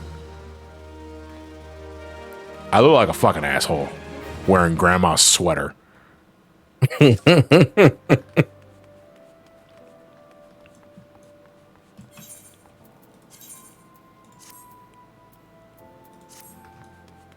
Now, if you don't do a Patreon, would you consider doing a YouTube memberships? We were talking about this before. Treat it like I think, a Patreon. I think it'd just be easier to digest if it was a Patreon, because people know what Patreon is. I think people will be less likely to know what the hell a YouTube channel is. Because I mean, I'm full-time YouTuber. And even I still don't know what the fuck it is, and that's more of a me problem. Granted. But I think it'd just be easier to have a Patreon. But an OnlyFans? No. An OnlyFans. we think I'm a fucking Markiplier? I don't make Markiplier money, although I wish I did. Lord knows, I wish I did. Fansly actually posted something recently. Yeah, here it is. Things you can get for $8. A Twitter blue check mark for a month, or at least one photo of Booba or a Fansly subscription. I don't know, that Booba lasts forever. And then, like, right below it, they post update 0 Booba seen. Because if you go and look at their account's verified through Twitter Blue. OnlyFans could make you Markiplier money. I seriously doubt that money. However, and I've heard through the grapevine from multiple sources, and I can neither confirm or deny this because I did not look it up myself. Apparently, I have quite a sizable following in the Bara community. I'm not going to explain what that is. It's just something that I heard. But that's not something I'm going to capitalize on because I'm not a fucking... that's not my line of work. So I appreciate the sentiment. I'm humbled more than anything. But I'm not going to monetize that aspect of people's like for me. Oh, my lunar whale. Chat came alive when you said that. That'd be just as weird as me getting back into NSFW voice acting. You were in NSFW voice acting? What? No. Wait, who said that? Don't tell you put words in my mouth. I put things in my mouth. I mean,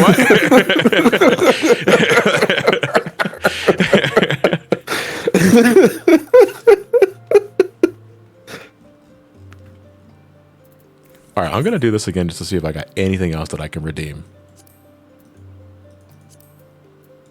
Oh, because those are from before, right? Amount. Oh, my Fenrir. Shit, that's the most important amount. What was that?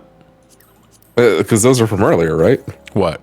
No, the letters, yeah, but it was after I hit the refresh button and nothing happened, so I thought I was done. And then like an hour later, after we're playing MSQ, it starts loading up the other letters that I missed. Oh, okay. I think these are the last ones though, because like Lunar Whale and like the other stuff, that's when I started pre-ordering like the Endwalker special edition. So I think that's it. Yeah, the SDS Fenrir Cloud's motorcycle from Advent Children is a mount you could ride in this game, and it's actually the best mount to ride until you unlock flying, because it inherently has +1 mount speed because it's a motorcycle, which means if you have it, you are inherently going faster on the ground than your regular ass mount that you get in the game.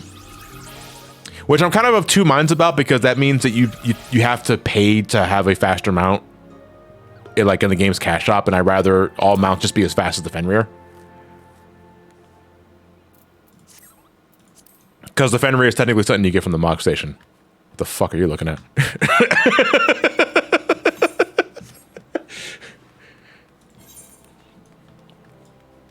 Yep, and Linky's server hasn't refreshed since last Saturday. And Discord's just like, well, maybe it's just a personal problem with your Twitch. No, it's fucking not. You know what? I gave them examples of 7 different servers that weren't syncing between Twitch and Patreon. And they just do not give a fuck. Oh, man. Speak with Twitton at the horizon. How long does that go? Can I? I'm not fucking Attune. I'm going to wait and do that later. I'm not going all the way to the horizon right now. John, I gotta ask, how was DDP yoga? DDP yoga is fantastic. It's like my preferred way of working out because it really doesn't ask for much, but it does get you a lot of results. Especially if you're already really heavy set, like you start shedding pounds pretty fast. Like when I first started, I was like 295. And then after about a week with a proper diet, I have to stress, it's not enough just doing yoga. You also have to change your diet too. And if anything, changing the diet is probably the most important part. Doing yoga with changing your diet properly, I was already down 6 pounds by a week. And then most of that's water weight, to be fair. You know, that shit's easy to come off. So, but still, it was highly motivating. And sure enough, I stick to the program. I start at the beginner route, then I go intermediate, then advanced. And I was, my lightest, I was like 243. I've gained a little more since then because I don't work out nearly as much as I used to. But I've changed that recently because of the heart, my blood pressure being high a couple of months ago, and I was starting to feel it. And having high blood pressure fucking sucks, dude. Yes, it does. Because you think your fucking chest is gonna explode, especially if it's undiagnosed and untreated.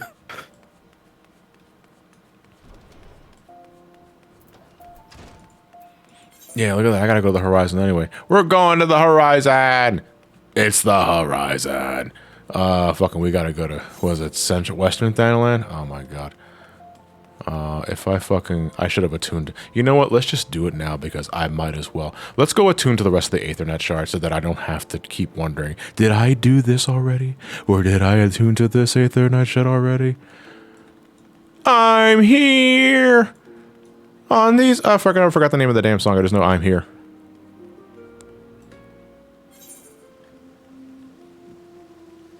I guess since we're talking about it, let me log in and get enrolled in my insurance for next year. What, Obamacare or some other shit? No, work insurance. Work insurance. Okay, yeah, maybe you do what you gotta do. Well, just because I've been on my family's insurance for forever. But since I'm 25, that means that next year I will not be under their insurance to turn 26. Wait a minute. Don't I get a brand new ring? Or did I not get that anymore?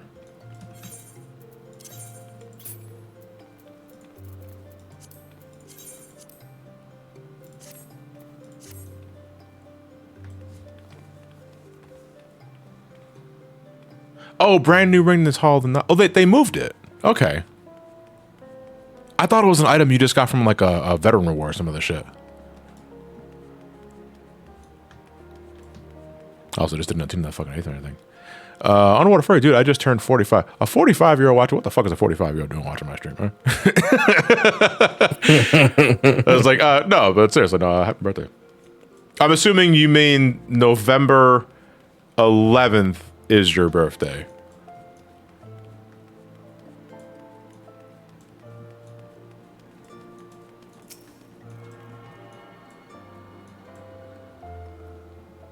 I'm older than Jason. What the fuck? Yeah, Jason's not that old. I think you're in your mid-20s now? I just said 25. I fucking, man, I'm only half paying attention. Who are you? Damn, I thought I was like the oldest one here. And I got this. I got a fucking middle-aged guy in the chat. That's like, no, I'm kidding. No, I turned 35 personally this year, and you know what? I don't know if there is supposed to be like some sort of threshold that your body's waiting for, but since I turned 35, and maybe it's the stress, I don't know, but I have noticed some white hairs on my beard more than ever. Before, I used to just have this single fucking strand of white hair in my mustache. It's the most annoying fucking shit ever because it just pops the fuck out, and not in a good way. But now I notice I got like 4 strands of white hair underneath, like around my soul patch area, and I leave them alone. I don't take them out because I think it's just now starting to become a thing, dude. Like I'm getting older. Your body starts technically decaying at 26. Man, so you might want to hear that shit. Let me feed your sense of mortality. You know, I'm kidding. No, but if I'm starting to get like the salt and pepper beard, like sooner rather than later, and I think a lot of it has to do with stress. Oh wait, this is the Goldsmith Guild. I don't want to become a goldsmith. Not now. I'm not sure if I want to fucking dedicate myself to crafting and gathering for this character just yet. Yeah, but if I'm already starting, like, even I just turned 35 a couple months ago. If I'm already starting to get the salt and pepper look, I don't mind that. You know, I actually wouldn't like. I would actually like to have the, like the distinguished white hairs in the middle of the beard, and maybe start like getting some white hairs on the side of the beard because I actually think I like that distinguished look. You know, because the beard is here to stay. I'm never getting rid of the beard. I'm never going back to the way old John was, where I only had like the beard and the goatee and the mustache. I like the beard. I wish it was a little thicker, if I'm being real. Well, not thicker, fuller. I wish it was a fuller beard. Like, how fuller are we talking? What's a good comparison? All right, so you know the Giga Chad dude? That, but without the fucking Minecraft jawline.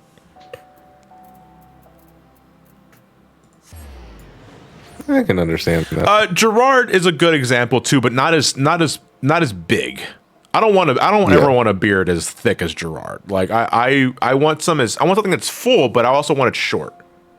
Yeah, because like I don't know. I guess for you and me, it feels like our beards are like almost patchy, kind of.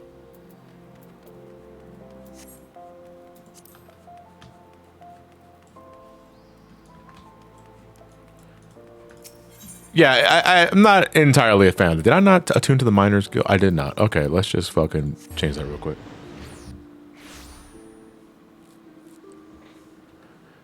Bro, John, I have this single strand of white hair that comes out of my beard every single time I grow it out, and it's annoying. How old are you, Blue Hedgehog 2010, if you don't mind me asking? Because if you're, like, just in your 20s, entering your 30s, that might be, like, a stress white hair. Well, I don't know, because I've had the 33. Oh, okay, yeah, that sounds about right. Because I've had that annoying mustache hair that I was just talking about. I've had that for a while, like for maybe 2-3 years. I want to say like that's right up your alley. Fucking, where's the Miners Guild? The Miners Guild's over here. Wait, I don't know why I was looking for the fucking Blue Mage quest. Like that's not for a long ass time.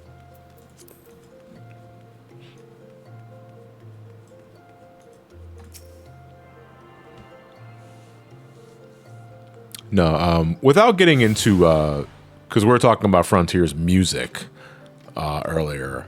The only thing I'll say right now, the music's great, like pretty much across the board. The only thing I really didn't find memorable was the cyberspace stages, because a lot of it's noise. Let Sonic say fuck. Yeah, I agree. The boss battle themes are fantastic. The final boss, without getting into spoilers, is one of my favorite final boss themes in the series history. Which is saying something because final boss music in Sonic is usually always a banger. Honestly, when did they ever miss with final boss music for Sonic? Generations, I guess. Generations is kind of lame. Timekeeper? I don't count Sonic Chronicles. I think Sonic Chronicles should be a given, even though that is technically an answer. I think that should be a given. Forces, right? I don't even remember Forces. 06 did not miss. Fucking Solaris. The orchestral His World. That shit is awesome. I think they're more so talking about like the regular stages outside of just the. It's hard to miss with vocal tracks, John. Yeah. Oh no, I'm just talking about like I was talking specifically final boss themes. Okay. Sorry, I wasn't paying attention. I was too busy filling out insurance information. Oh, no, I thought you were being smart. I was like, I was only half paying attention, jerk. How old am I again? Pop quiz. Thoughts or reactions on the first boss theme since Sega released it to the public today? Yeah, I guess if it's released to the public, I guess we could talk about it. It's undefeated. They released a lot. What was it? What was the first boss theme? It was called Undefeatable or Undefeated or some other shit? Undefeated. Undefeated. Yeah. So that's the theme for the first Titan fight. And I first got to play that fight at the preview event, and that was the thing I couldn't talk about when I made that spotlight video. Yep. So when I heard that shit the first time, guys, I fucking felt like I had a flashback to my first time I got to the end of Sonic Adventure. Because to me, Open Your Heart playing for Perfect Chaos was some of the hypest shit for me as a 13, 14-year-old. So when I get to this boss battle and it's playing this fucking Evanescence track from Now That's What I Call Music Volume 36, I am smiling like a fucking geek because I honestly felt like I was playing an old adventure game. Now, the song itself, individually, I need a little more time to think about, but as a battle theme to complement a boss battle, I thought it was so fucking good.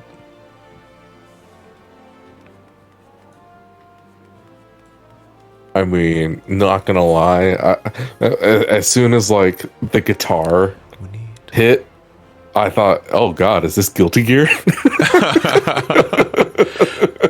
Oh, we need to go to the fucking.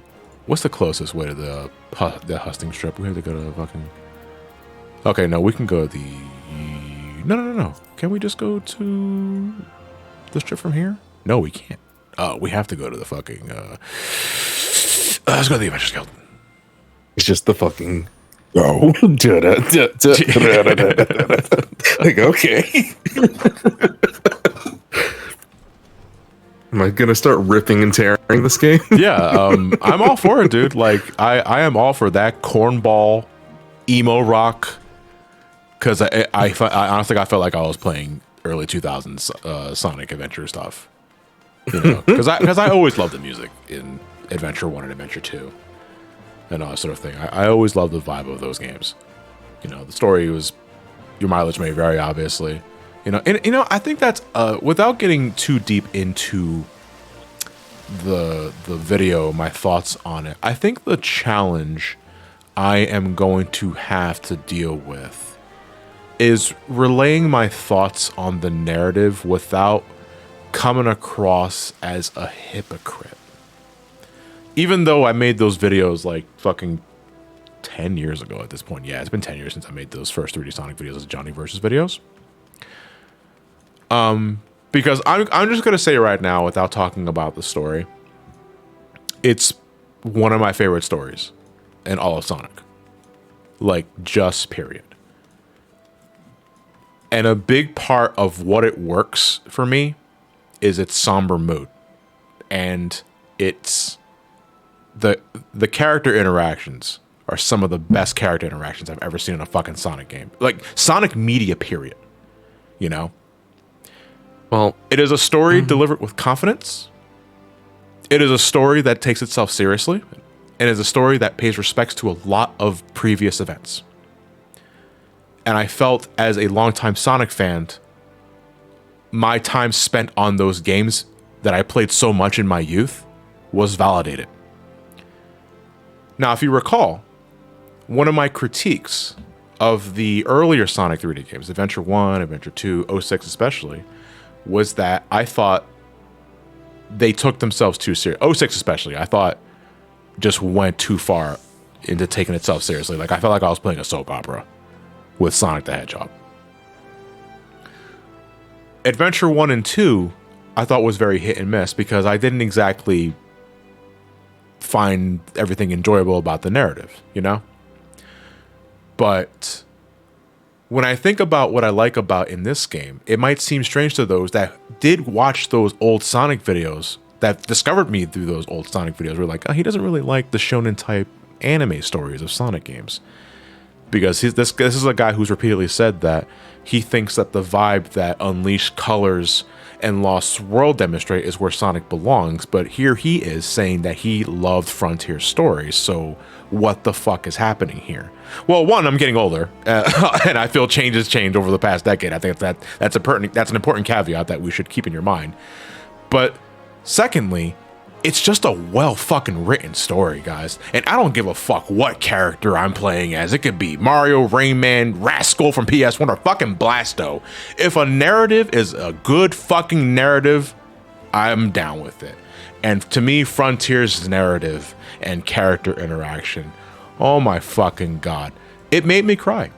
It legit made me cry. I'm not going to get into it just now because I want to save that for the video. This game made me fucking cry. As a Sonic fan, it made me cry, and I'm not ashamed to admit that. I fucking bawled my eyes out in one particular moment. Not bawled my eyes out, but my eyes got hot. What the fuck am I doing here? I'm going to Horizon now. Did I fucking like? This is why I can't talk and play at the same time, man. I'm running in circles. I didn't even go to the fucking Huston strip. I went backwards. Also, Triforce saying, I forgot what Rush Adventure's final boss theme was. How can you forget a final boss theme like that? Come on now. Rush Adventure? I don't remember that one.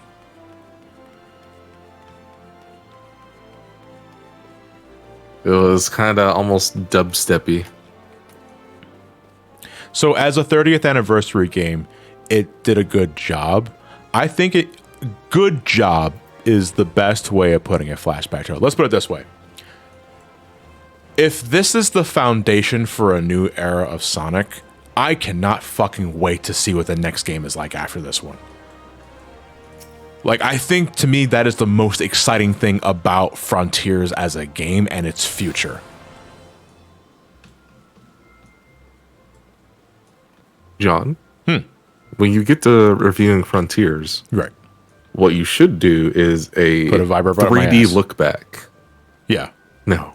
Okay. Just a 3D look put it on back. the maybe later. I don't know what were you saying? A 3D look back, as in like looking back at my old videos? Just looking back at the old 3D games that you have done.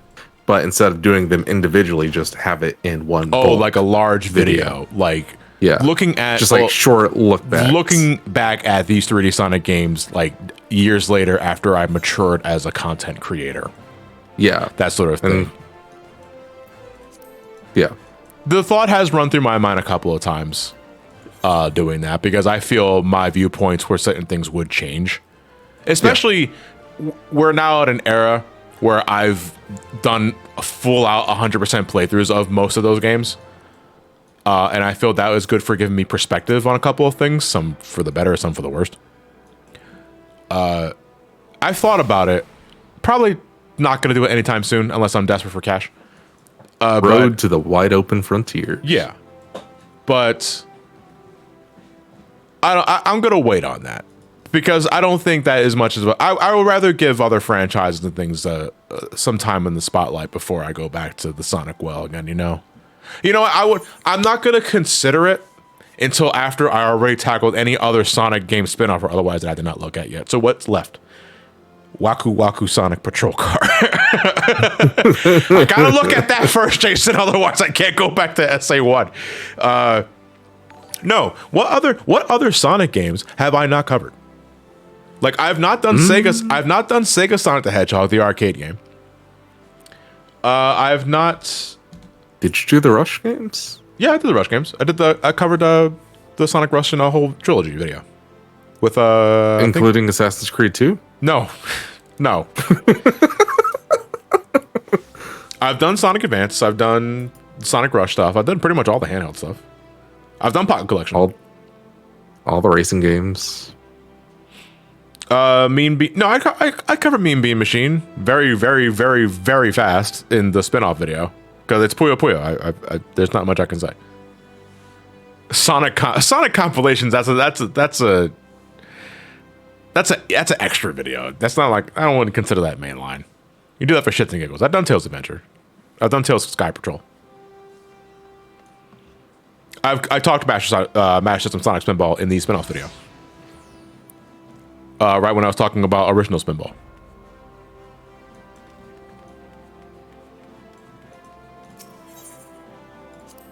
Ugh, I'll do this later. Where the hell is that Western Thailand? Yeah, it is. Okay, so we're gonna go Western Thailand. Is asking me to fucking put in a beneficiary, and I'm not doing all that jazz. If I die, I die.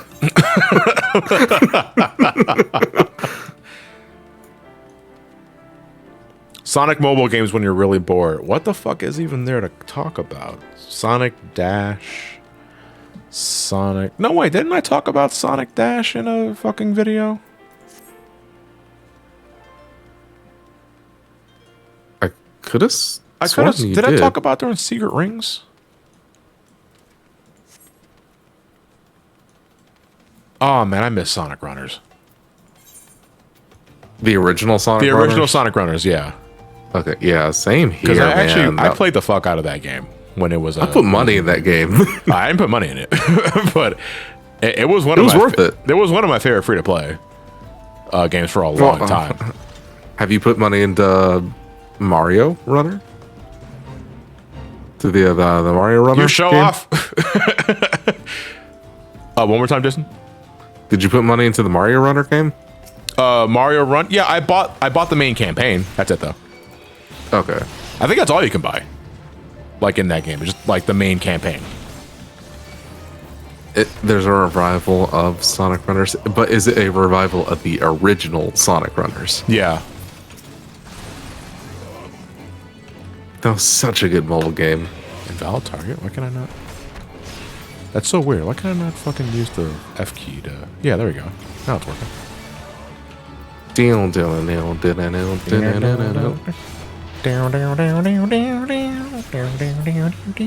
love that fucking. So many good tracks.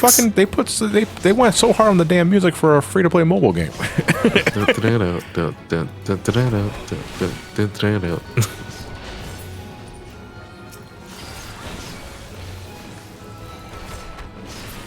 I'm just doing this because it's free XP along the way.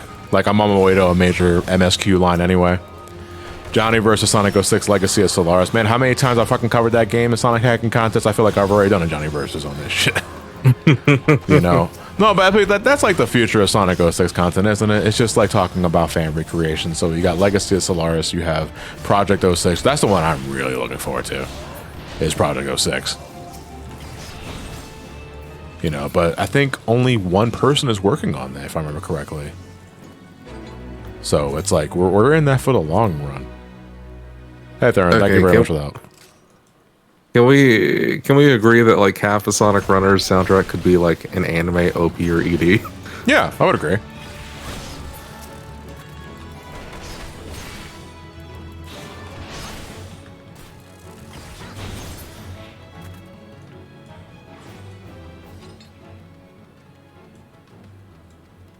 I mean, fucking...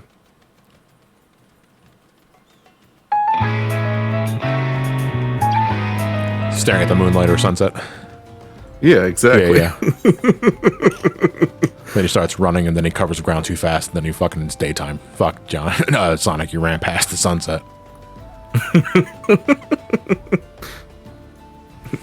Sonic, no, stop. If you keep running, you'll turn back time. Yeah. Superman wouldn't do... Yeah, Superman did actually do it. Yeah, he flew around the planet and reversed the spin. Yeah, which travels back through time. I don't fucking make the rules, dude.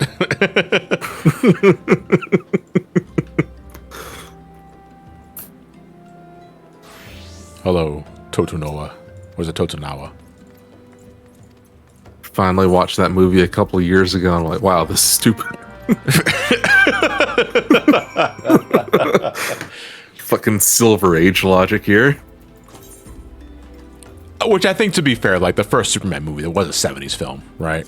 Yeah. So that was at the tail end of Silver Age. I think that was the beginning of Bronze Age, actually.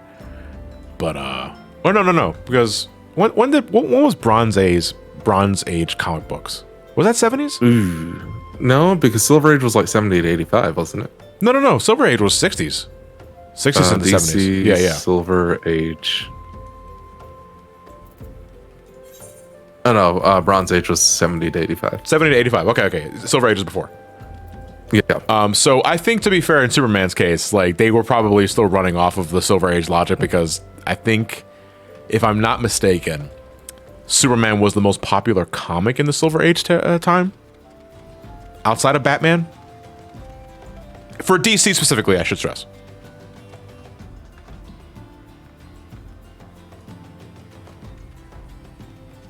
Orban, my love, I punch you in the dick.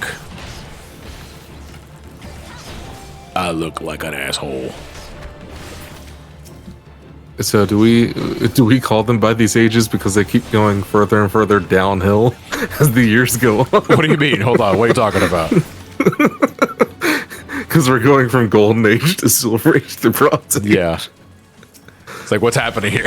It's getting now we just got Shit Age. But it's ironically the best one. But why is it called Shit Age? Listen, man, we already used Golden Age. It's gone. You can't use it twice. What's after Bronze Age? I think Dark Age, actually, Dylan.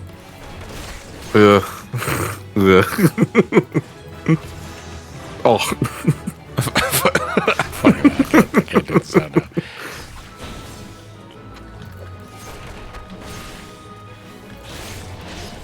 Arkham Knight's Age, which is 30 FPS.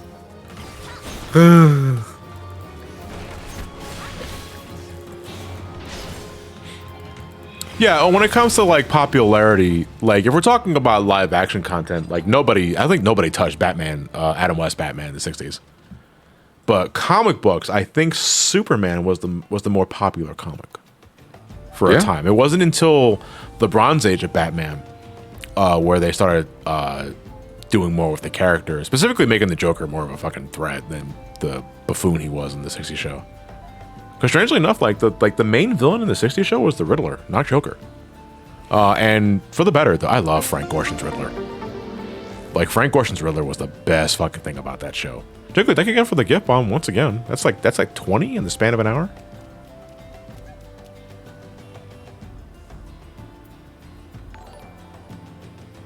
Much appreciated. Thank you.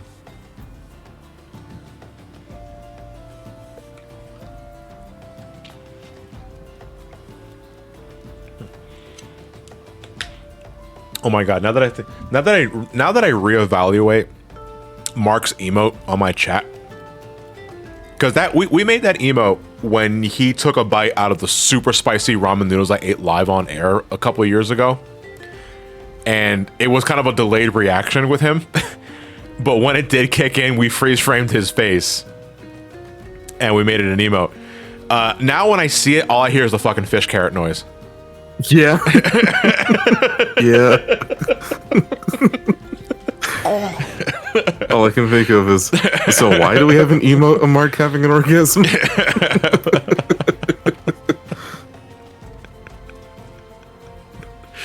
Oh shit. Hold on, I gotta go back to I gotta initiate this Lev, because it's one of the only times I'm actually gonna be doing this. It's like initiate. Yes, okay. We are going to do max quest difficulty. Level 14. I'm not scared. I fucking punch you in the cock, and then I stun you. Look at this. I'm 2 levels below you, but my gear is supreme. Just like a burrito. Prevent the target from joining its reinforcements. You can't call reinforcements from hell. Spooky, scary skeletons. Fuck, I unironically love the spooky slice, dude. They did the spooky slice. They did the slice. Now you're was it now you're swings have some spice. The spooky slice. What is this abominable enshroud? Okay. We're not gonna run into Xenos until Stormblood. That's 4.0, so a couple expansions from now, but that's all I'm gonna be fucking thinking about. Simply the Hest. Okay, I lied. We're gonna do one more left quest because you got this blue check mark next to you. And I don't like seeing blue check marks not fucking done. You know, I take a look at my other friends' streams who will not be named, but their name rhymes with Ray. I see all these undone quest marks that they have all over their maps. And it's like, do your fucking side quest, my guys. I was like, that I mean, you don't need the experience anymore, granted, but still. Doesn't it bother you that you see all these damn exclamation points on your map and you don't want to do something about it?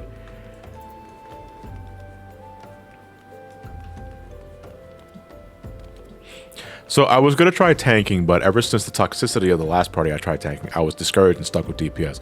But I want it to be well-rounded for any situation. Would you recommend this or just stick to what I'm more comfortable with? You always stick to what you're more comfortable with first, Blue Hedgehog. And only consider it if you, honest to God, really want to give it a shot. It helps if you surround yourself with compadres for your first time. You know, because I was lucky that my first couple of tanking jobs in this game, because I was a shitty fucking tank for a long time, I did them with friends and friends of friends. So they were very fucking lenient with me, and they were more than willing to show me the ropes, you know. With randoms, I'd imagine that's probably not the case. Although, for the most part, from my experiences, when I'm interacting with randoms, no matter the content level, people are generally willing to help you as long as you elaborate that you need help. Nothing gets solved or handled if nobody talks to each other. You know, more often than not, if you are willing to communicate that you are new at this or you need tips for this and that, they will give you more leniency and say, oh, okay, this dude's a newbie. We need to have a little more patience with him.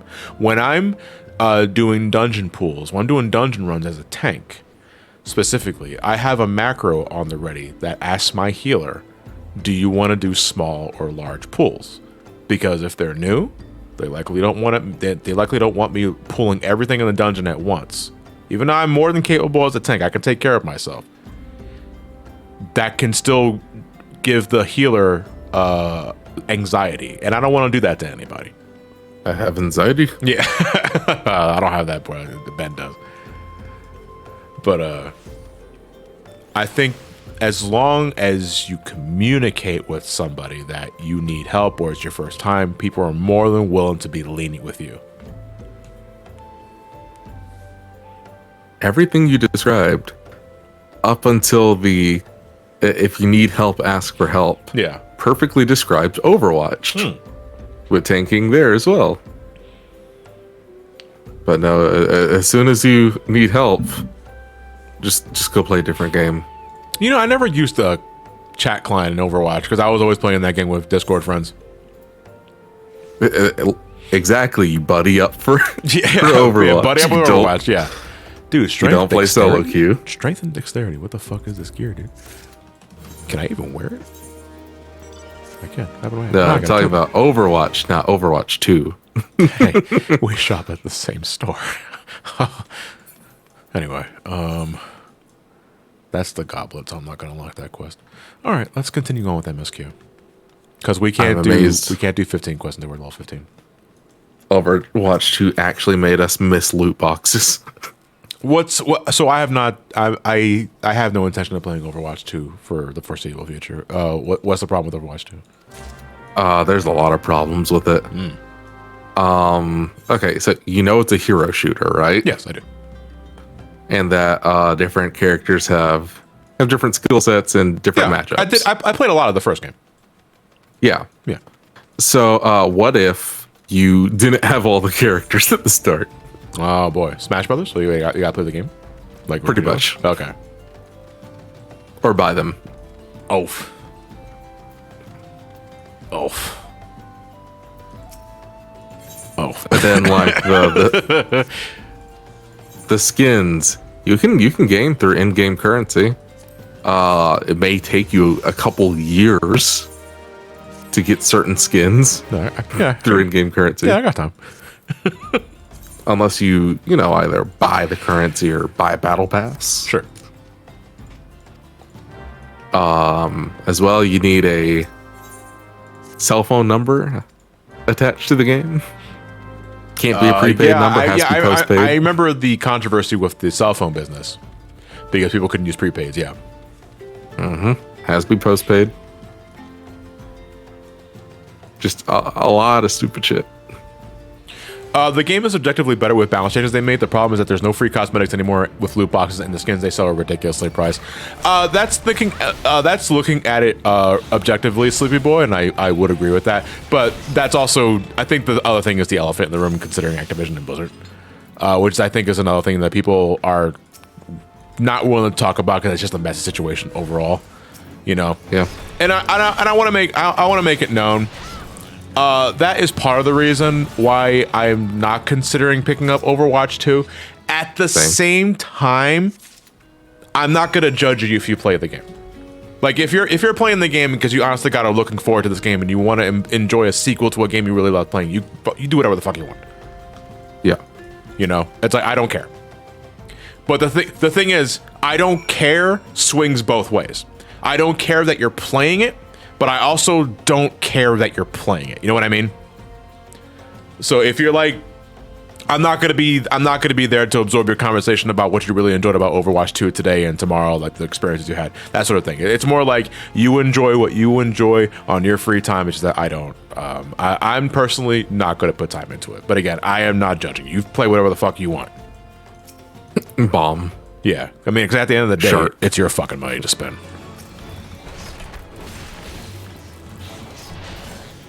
Basically me with Genshin. No, I don't play Genshin either. Genshin is always one of those games that's like, man, this game looks pretty as shit.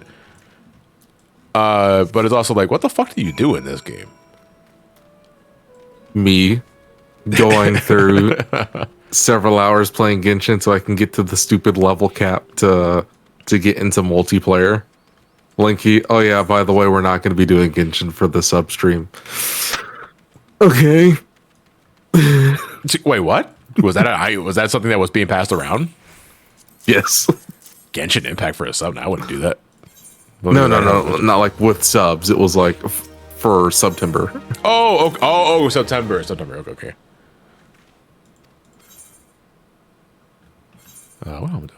Level 12. This helmet ain't shit. I don't need any of these. I'll take the bronze piece. Thank you. But yeah, in Genshin, you grind and grind and grind and grind and listen to Lisa's moans. Who? Witch lady. Oh, okay. A witch librarian lady. Witch librarian lady. Do you have a picture for reference? Yes, I do. Yeah, for research. Research purposes. Yeah. I fucking kicked the shit out of a swarm.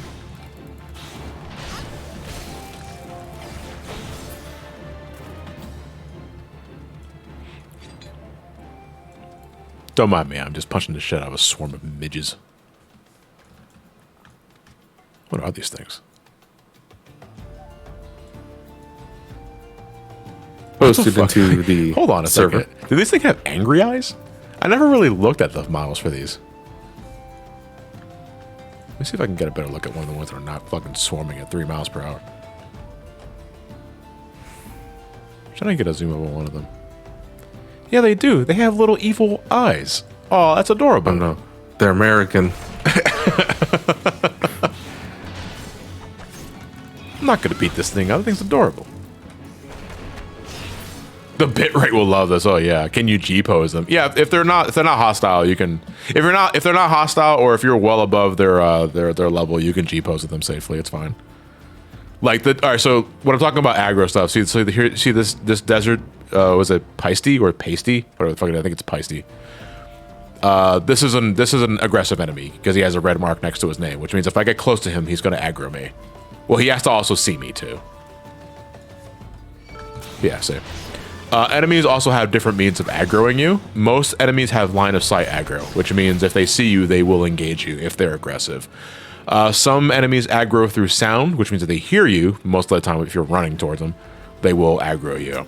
There's also a couple of unique aggro scenarios too that you don't see nearly as often outside of specialized content, but we can get into those later. G-pose is group pose. It's basically your means of taking pictures in this game.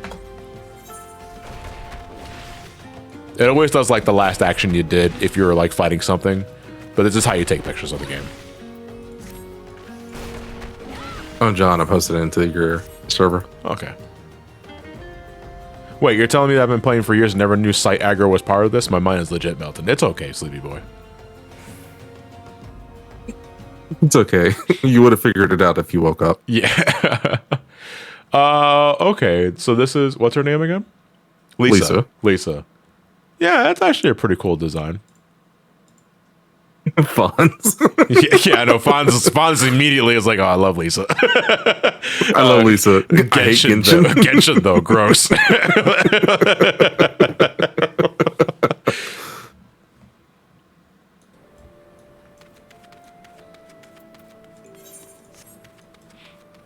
Yeah, it's always those things where it's like, I'll see character designs of a game I never heard of, and it's like, well, it's a cool looking character design. Where's it from? It's from this game. I was like, no, I'm not interested. Genshin is one of those games. So it's like, there's some genuinely cool character designs I see here and there.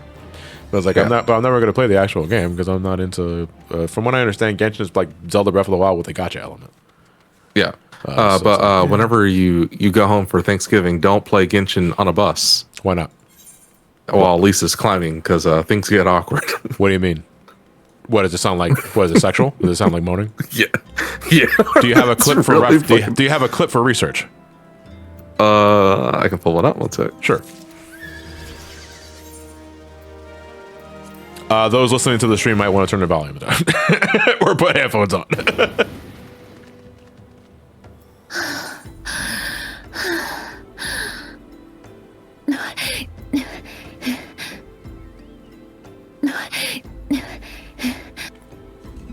Just like, why? Freaking why? That's just climbing. Can you play it again? I didn't quite hear it. No. I don't.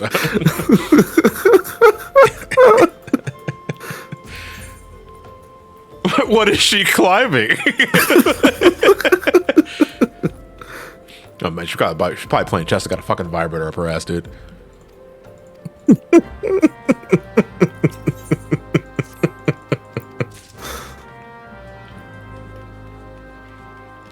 I just realized Fufu Lupa, right, has the fucking Pikachu things on his eyes. Get that shit off of your face, dude. You look like an asshole. Vibrating on time with the gacha rolls. You'll know for sure if you got a 5-star. And I hate the fact that that's literally just for the Japanese version. Real? Okay. With the Japanese dub. I want to. Like, is there an English dub for Genshin? English, Japanese, Chinese, and Korean. Korean, okay. Yeah, no love for Germans, Russians, or French?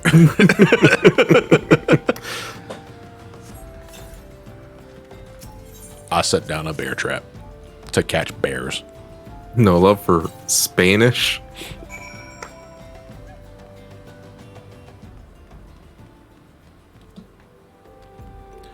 I like the Oni guy because Max Middleman does a phenomenal fucking job, which is wild because most of the dub is very eh. It is. In what way? Like, are we talking like a Realm Reborn? Like, eh? Both or deliveries and just the translations. Oh, I see.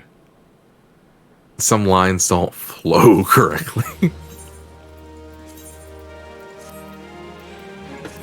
Hey, now looking more like a fucking Sentai warrior with a turban on his head. So a Sentai warrior traveling in a desert. It's like, listen, I'll put on the rest of the Power Rangers outfit, but I ain't putting on that fucking helmet. It's hot out here.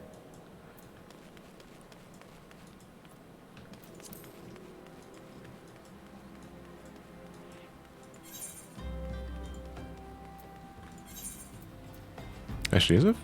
Yeah, I'm actually just going to travel to Blackbird Station and go to the right way. It's alright, 2:10 in the morning. What the fuck? Oh, yeah, boy. Tomorrow's going to suck. The only reason why I'm up now even doing this is because I meant to take a 2-hour nap and I fucking fell asleep for 5. So I fucked my sleep schedule and it's going to be really weird. Like I have to force myself to stay up for a little longer just to get things a little adjusted for Saturday's Sonic and Sega Fan Jam event that's happening in Marietta, Georgia, because I'm guesting for that. I don't have a panel or anything like that, but I will be at a booth. You know, just shooting the shit with fans.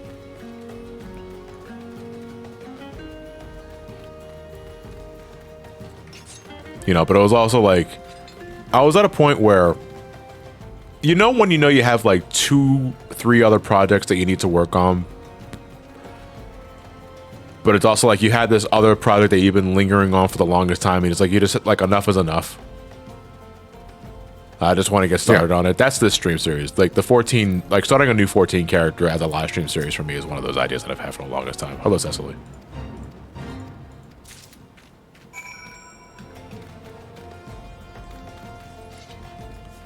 I'll save you.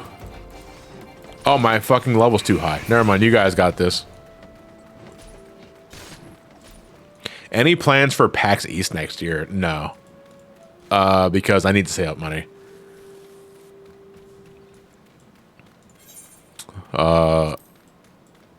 Like my main conventions every year is MomoCon and Too Many Games. But next year specifically, I got other plans that it's gonna require some time and money, and I gotta be smart with that sort of shit. So outside of Too Many Games, that might be the only thing I'm doing. So you're hard on money. So OnlyFans? If I can make plans for FanFest, I would love to do that. The problem is FanFest tickets fucking sell out so fast. OnlyFans at FanFest? No. Fucking, I'll break 14 TOS without even actually playing the fucking game.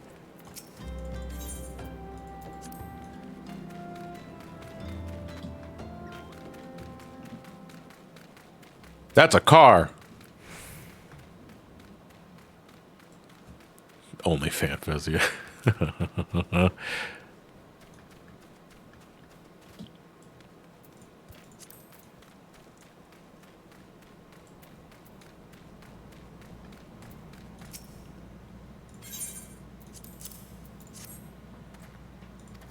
They mentioned they could have a shit ton of tickets available this time, so like maybe. I think we talked about this, right? I think my counter argument to that is that they can say they have more tickets, but the player base has also increased substantially since the last live FanFest. You know, because for the last couple of years, they went digital only because of COVID and all that sort of shit. And since then, the player base has nearly fucking doubled from what I understand. So I think it's still going to be the same problem. I don't know when tickets go on sale. They might announce that during the live letter in a few hours. I doubt that, though. Yeah. Oh, yeah, you should know this character's VA. Singcho, at your service, my liege. I humbly trust that even one such as I, a mere bookworm, may yet prove to be of some utility under your wise leadership. What game is that from? Is that Genshin? Genshin, yeah. But you should know the VA. That's she sounds familiar. One second. Don't look at chat. Don't look at chat. Can you play it again? Yeah. I'll let keep going. I don't often get a chance to speak with such formality. Dawn. Good. Dawn. That's Dawn Bennett. Am I right? No. No? Am I not right? That sounds like Dawn Bennett. No. I thought it was Dawn for a second. Who is it? Christina V. Wait, what? Oh, Christina. Oh, V. Oh, okay. Sorry. You know, you never seen Dawn Bennett and Christina V in the same room at the same time. All I'm saying is, I was like, it could have been her.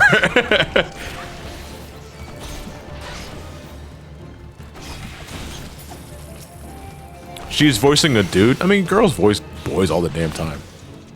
Yeah. You know, it's like you watch anime from like the beginning of ever. Most of the time when they're casting a young boy, it's actually a girl. And you know what? I never fucking understood that. Is it because just young boys just make for terrible voice actors? Young anyone makes for terrible voice actors, honestly. Good point. Whether it be voice actors, actual actors, whatever. Even in Japan, it's done that way. Man. Who's rating me? DEFCON 201 Live. Thank you for the raid party. I too much appreciate it.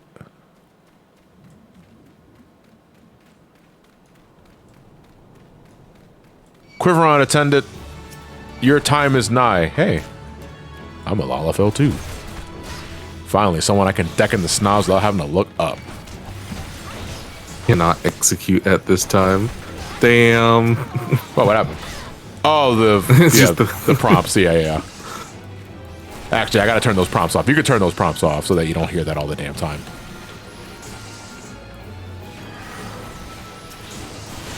Baron von Quiveren III Esquire. That's a long-ass name. I'm gonna beat you up until the letters fall off. I punch you.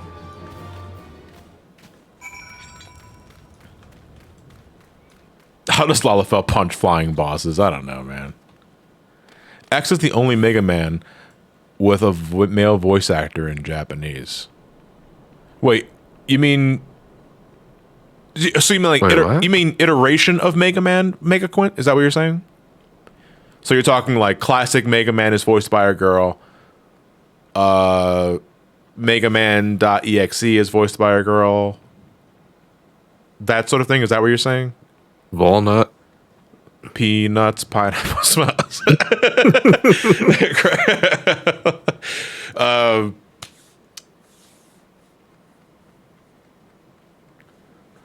Wait, hold on a second. Are you sure Classic Mega Man wasn't voiced by... No, because Classic Mega Man in Japanese does sound like a girl. I'm thinking of Mega Man 8. Yeah. I think he was voiced by a girl.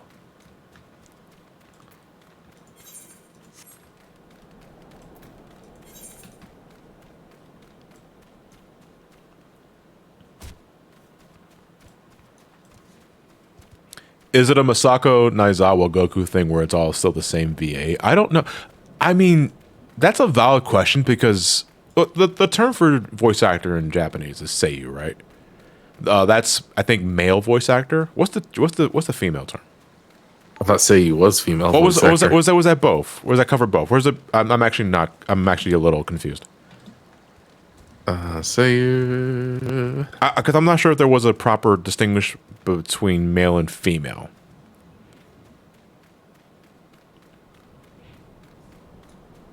Seiyu is neutral. A voice actor in a native language version. Okay, so it covers like both. It's neutral. Yeah, so it's neutral. Okay, so to go back to my original point, seiyus tend to hold on to their roles way fucking longer than English voice actors do. For life, usually. Yeah. Because fucking Goku has been Masako Nozawa, right? For ever, actually, since the first Dragon Ball dub. First Dragon Ball anime. Sonic, his voice act, his seiyu has been the same since Adventure. I think it goes back that far.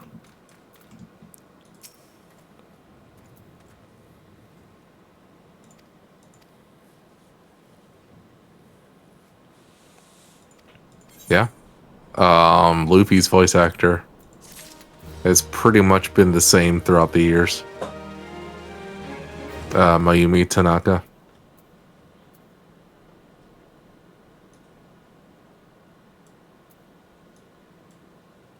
Ooh, boy. Yeah, you pretty much either voice the character for life or get in some weird scandal where either you get a drug accusation or you've been cheating with your secretary for the last 6 years. As you do.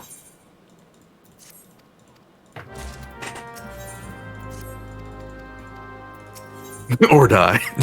Or just die. Fucking die.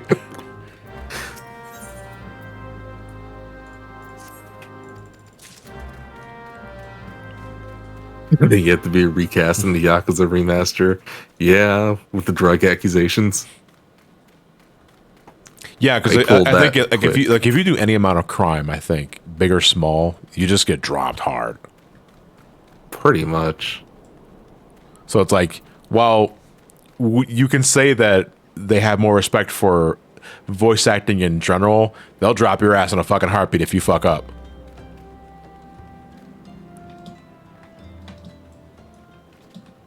And for Yakuza, it's even worse because they, you know, like in America, you say you can molest anybody and still have a job, right? Ugh. Oh, Hollywood.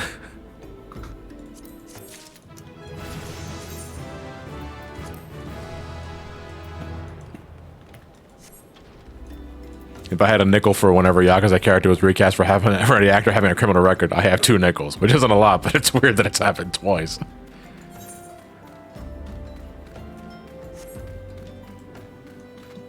It just sucks because the VAs for Yakuza typically provide their likeness to the character they voice.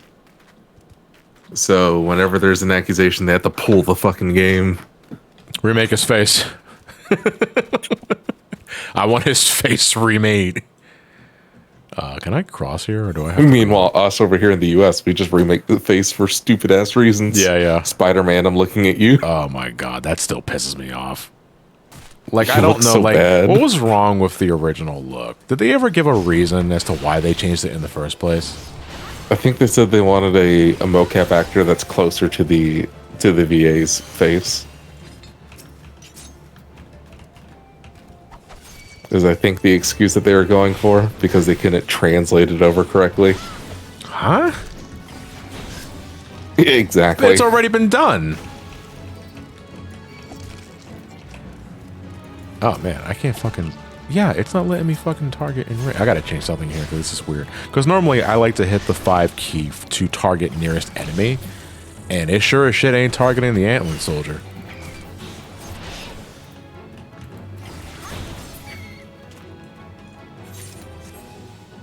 Give me a second. I'm trying to see...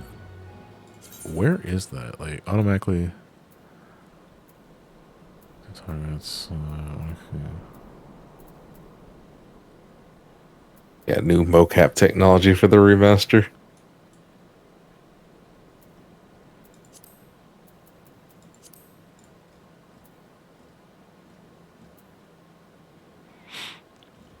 I'm trying to think, do I just do ignore depth for that one? Which, oh yeah, Call of Duty having Kevin Spacey. Oof. That didn't age well at all. The only thing that aged well is that he was the antagonist. That's not right. Something's not right here. I gotta go change something again. I'm trying to remember exactly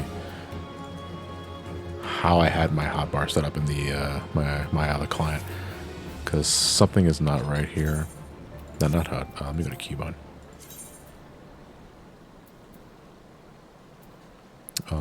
Press F to pay respects. Targeting. Target list enemy target. Yeah. Oh, target. Advanced Warfare was press F to pay respects. I can't remember if it was the one with realistic fish AI. I fucking love that. Fucking confirm. I'm killing you. Oh wait, no, that was Ghosts. Sorry. The game right before that one.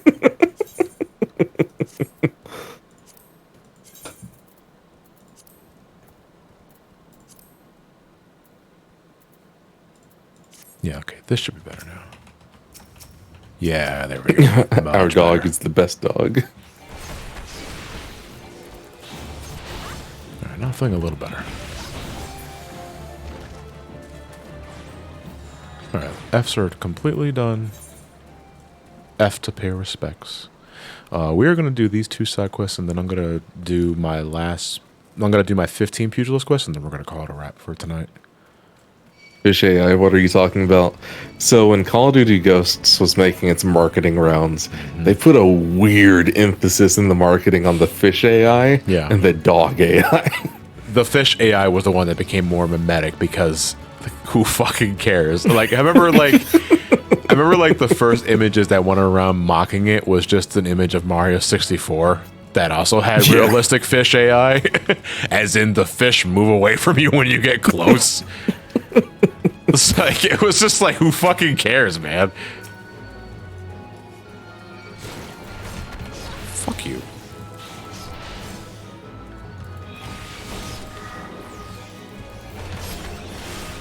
Toxic Toad, so it's an Overwatch player? Yeah, Mario was clearly ahead of its time. I mean, it was, in a way. Yeah.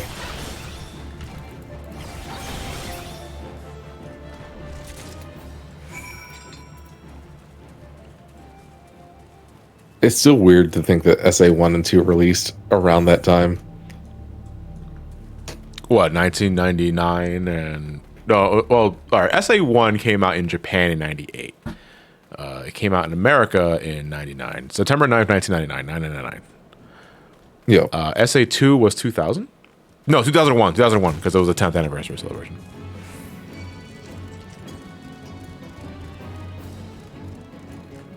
This ant is chasing me. Put it like this: it's cool to see Sonic Adventure 1 in comparison to Mario 64, of like seeing what you can do in 2 years of time. It's actually, but then it's awkward seeing SA2 versus MGS2. Oh boy. I think developers are moving too fast at Sonic 2. I think it's not quite as a short comparison, but I still just as impactful. You compare the original Resident Evil to remake. That was just in the span of 5 years, I think. Because remake came out in what? Wait, when did remake come out? Remake was 2002? HD? No, Resident Evil remake. Resident Evil remake, GameCube. Oh. Was that 2000? Was that 2002? 2002. March 22. 2002. That was 6 years. 6 years. Just after the original came out on the PlayStation in 96. In 6 years' time, graphics advanced that fucking fast. Like, that is incredibly nuts. Mm-hmm. Guys, I can't fulfill my quest line if you're gonna keep attacking me on site. I know I entered your base without asking you guys. But it's like my journal says I have to pick up the raw Noshite.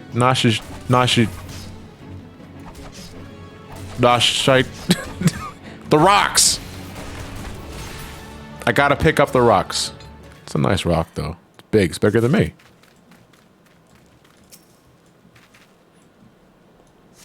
I was 6 months and 5 days old in 2002. God damn. I was 15. Jak and Dax. SA2 came out the same year as MGS2 and Jak and Daxter. God damn. I took the rock and there was nothing you can do about it. Live with that. It's like, I get it. SA2 had a tiny team, but still. SA2 was less of... So what was funny was when I was interviewing Izuka during the preview event, the main reason that I don't think that was made clear during the interview segment, that the reason why he loved Adventure 2 more than Adventure 1 is because Adventure 1 was a pain in the ass to make, according to him. And I believe that, considering the process of getting to Adventure in the first place. You know, because so Adventure, like, his original release was 1998. So this is 4 years off of Sonic and Knuckles for the Genesis. Between then, we had the Saturn and all of its fucking failures, and the process of trying to make a Sonic game for that system that, honestly, you can just watch like Matt McMuscle's What Happened video on that sort of series to see just how much of a pain in the ass it was to make a Sonic game for the Saturn. Sonic Adventure was leading off of that.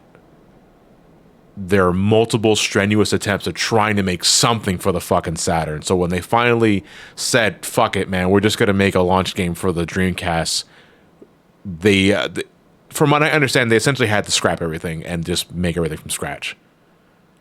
And in that regard, it was just a colossal pain in the ass. Adventure 2 was a smaller team, granted, but there was not nearly as much fucking baggage.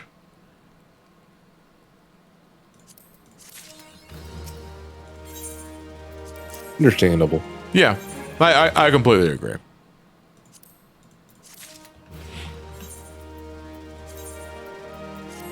At the end of the day, you got to think back, which game did I not hate myself when I was developing for? And from what I understand, SA2 was way easier to work on than SA1.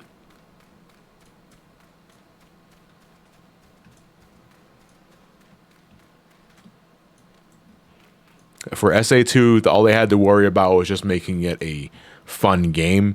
SA1, they not only had to make it an impactful game, but something to define a new generation for a console. Mm-hmm. And there was a lot of pressure to get Adventure the way it was, and it was not a fun time from what I understand. Don't take game developers for granted, folks, unless they're fucking assholes. Pretty much. Yeah. Fuck, I can just teleport over here. I'm gonna hand in this quest, and I'm gonna do the 15 quest, and I'm gonna call it. Usually it's not the developers that are the issue, it's just the higher ups. Yeah, executives and shit.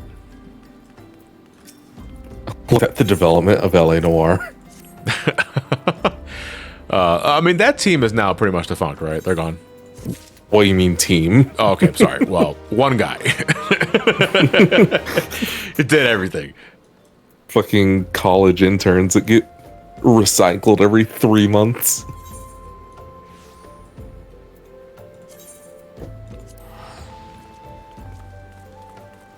Seigan fucking over devs, name a more iconic duo.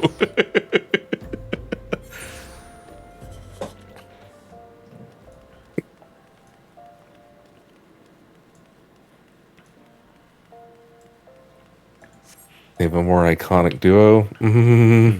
Bobby Kotick in any video game. Oh boy. Bobby Kotick was that Fable, or is that that's somebody who what did Bobby work on again? He's the CEO of Blizzard. Oh, never mind. Fucking see, this is how out of touch I am with certain things. Robert Cock shit. Oh, I know that guy. Thank you, Lisa. The spirit is willing, but the flesh is not. Enyo Hobvet, thank you very much for the raid party of 3. Much appreciated. I am playing Final Fantasy. I'm starting a new adventure in Final Fantasy 14 with a new character. Because I plan on just taking you guys through one of my favorite games of all time. And just have a laid back fun time with one of my favorite MMOs. Shout outs to Ballman Ball. Ballman's gonna ball. Ballman's gonna ball, man, yeah.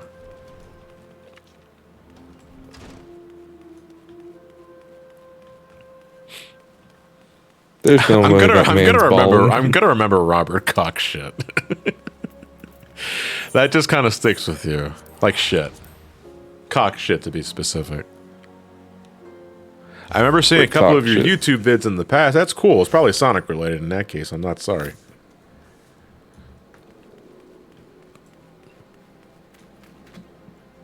Kind of speaking of Sonic.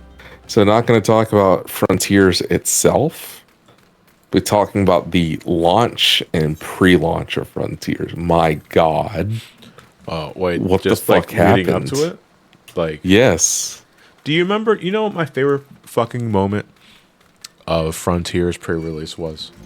Is when someone caught a glimpse of one of the Green Hill cyberspace stages for like a fucking millisecond in very shaky off-cam footage, and the community lost their fucking shit. And I was like, I'm glad nothing's changed since Sky Sanctuary is too yellow. From fucking Generations discourse. Pretty much.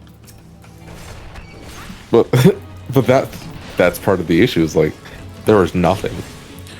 There was nothing, and when they eventually did something, it was some of the most fucking amateurish shit we've ever seen. Yeah. And like, what was it, a week later or a couple weeks later, where they finally gave us a trailer that showed the game in much better light than whatever they fucking started with? And I was like, you guys are still doing this dumbass Sega gonna Sega shit that killed your hardware business in the 90s, and it's like, you guys don't fucking learn anything. Exactly.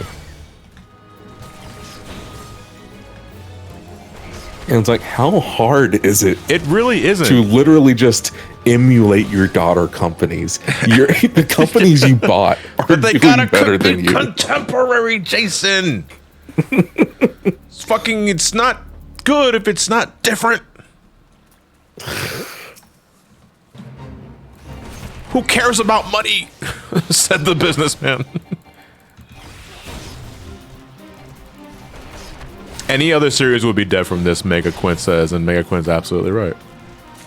Honestly, God, if Sonic didn't have such a impact in his earlier days, he would have been dead long ago. But then again, we had a Bubsy game just a couple of years ago, so probably dead's not the word. Yeah, let's see here. It's from 2015.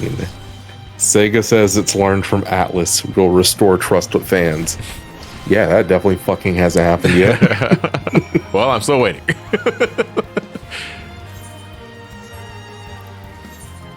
See, I do that fit, but it's only 3 minutes left, and I'm easily DPS. I'm probably not going to be able to kill it in time. I'm also a DPS. I'm not a tank, so my HP is kind of squishy. How's it going, Mizzy? Thank you for dropping by.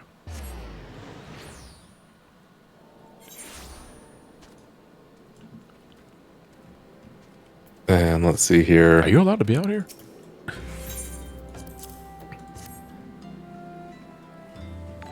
As a quote from the CEO, as far as the Western market goes, we learned a lot from Atlas. If we can make a title with proper quality, I believe there's a good chance for it to do well, even in the West, for players that like to play Japanese games. That doesn't describe Sonic at all.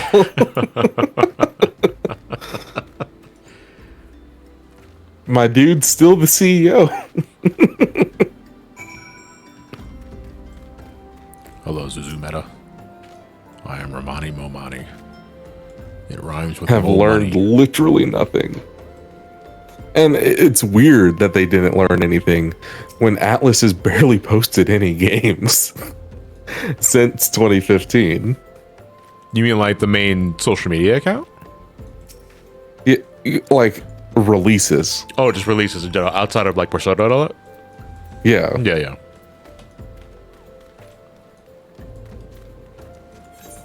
But no, like Frontier, we don't talk about Soul Hackers too. But no, just Frontiers had like no marketing until what, the last 2 months. We had teases here and there, and then it kind of exploded in the summertime. Which, I mean, granted, if you're gonna do it at any point, you do it then, because summer. It was just the means of the presentation. Like, fucking Sonic Frontiers got clowned down so hard when gameplay was officially revealed, and it was just shown in just the worst light you could possibly imagine. It's like, I guess like nothing's changed.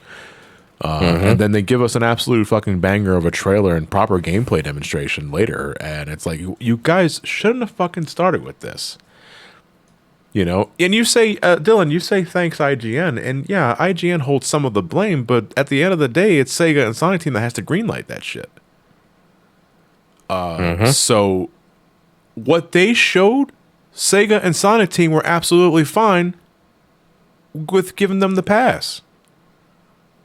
So it's like, at the end of the day, there are equal parts to blame for this. Not equal parts. I would say it's more Sonic and Sega Team anything. Reminder that Sega gave so it's not even IGN's fault. So IGN was they just got the privilege of being the host of that footage. Sega gave them that shit. That's just fucking embarrassing, man. Like, that it's a safe bet that most Sonic fans are gonna buy whatever they put out anyway. And I'm speaking as a Sonic fan, for the record. Yeah. But don't take advantage of that shit, man. Like, honest to God, give an attempt to make it look like you give a shit about this game. And they did. Like, in hindsight, we can say they did. But first impressions are everything. Where's your fucking shirt? You can't do that.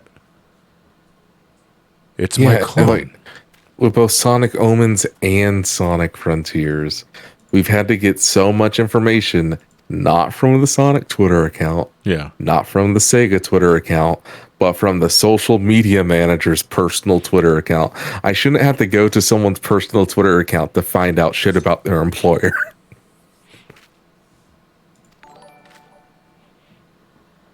What is this? What is with this lost sassy child?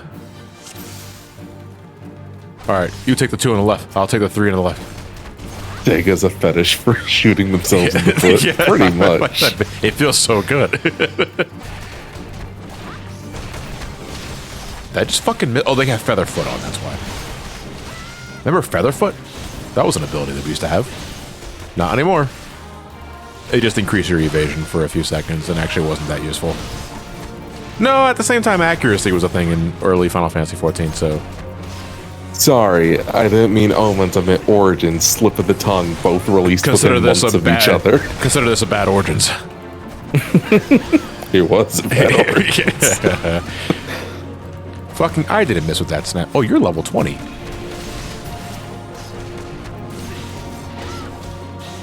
It's like, that's why I'm fucking missing attacks, because you're just 5 levels ahead of me. And Chuchudo just fucked you up. There's so many naked men here. The marmots are all yours, buddy. I mean, she can take care of herself. Her level's question mark. Which means it could be anything. It can be for the plot.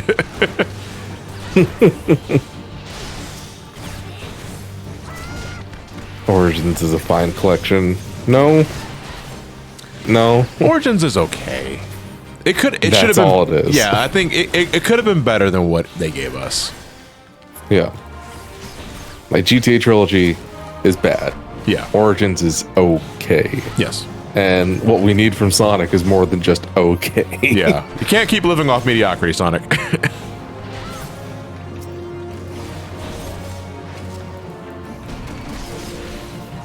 Origins is the Sonic classic collection of all time. Like, your measurement for goodness should not be, well, it's better than the fucking fan pack from the Genesis. You know? Like, then that fruit is so low hanging, it might as well be fucking buried in the ground. Hello, Chuchudo. Well, I guess this is more for you. I guess buying this is more convenient than trying to look for the ROMs online. No, it's easier to find the ROMs online. I still got the Steam release of Sonic 3 just for air. It's better than downloading a virus. I was gonna say it's. Oh yeah.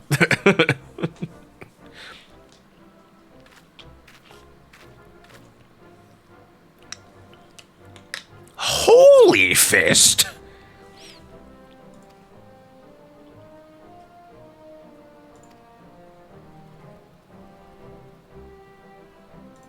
Oh shit! A marmot! But did you keep up with the 24 hours before and after launch? What, Frontiers? Yeah. No, because I was marathoning it. I was not. I was doing everything to avoid social media because I did not want anything spoiled. Okay. Hell, I was honest to God, like when I downloaded the game, right, and I started playing it like hour 1, I was afraid to load up YouTube because I don't blame you. I knew the homepage of YouTube. Yeah, the homepage of YouTube is a fucking cesspool. Mm-hmm. But no, it's like the Steam release, they keyed in the wrong time for the countdown. What do you mean? It was set to go live 9 a.m. instead of midnight of November 8th, 2023. It's like, fuck, you idiots. Well, I hope you guys look forward to the game next year. And then the social media manager's like, wait, no, it's okay. It's okay.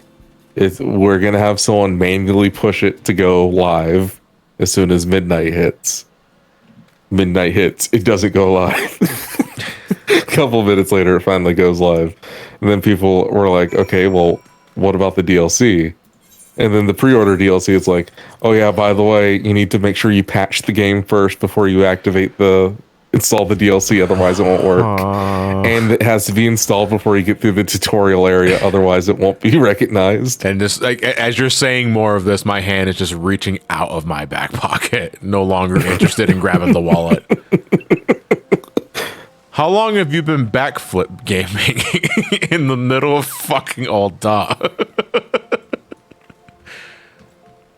Man, I hope everyone's got their emo chat logged up because that shit is like, my fucking feed is just filled with some asshole doing backflips.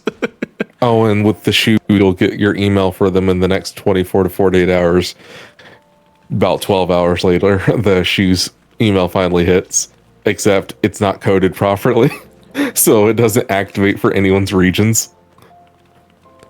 Whenever you put the code in, it just says, this product's not available for your region. God damn it. This is actually one of my favorite emotes in the game that we can't do just yet. This has been here since the beginning of Realm Reborn. This is the fucking Pugilist dropping their weapons. It's so adorable.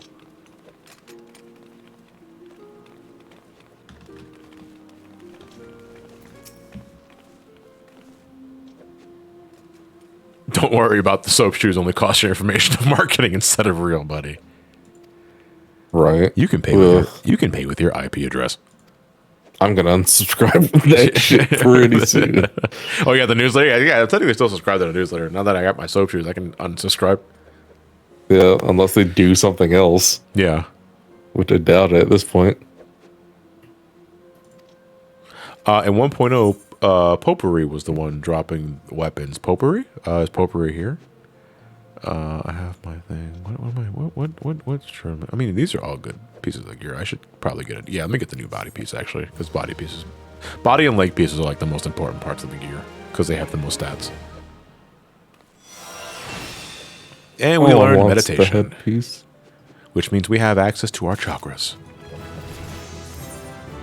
So this little icon here, you see on the top right, that's your chakra gauge. Every time you do the skill meditation, you add 1 chakra. Well, okay, no, since we're out of battle, if you hit meditation once, you get all 5 chakras unlocked. In battle, you can only get 1 chakra per meditation. I guess to keep things balanced. But now that we have that, we have access to our move called Steel Peak, which means our combos are going to get a little more flashy. As we are entering level 6, which means we are level 16, which means we are good to go for our first dungeon, but we're not going to get there just yet because we've still got a bit of MSQ to go. So I think by next stream we'll do our first dungeon. And I think by next stream I'll also have a glamour set that I'm going to keep instead of looking like a fucking disaster at a New Year's Eve party. Question. Yo, what's up? What's up with the drag balls at the top right? That's my chakra gauge. And what does he do? Though the chakras fuel my Steel Peak attack. So in battle, every time you land a critical hit, you have a chance of adding a chakra to your gauge. Once all 5 are filled, you can do your Steel Peak attack, which is a pretty hard hitting attack. Okay, so it's kind of like the chakras with Tifa. Yeah, in a way.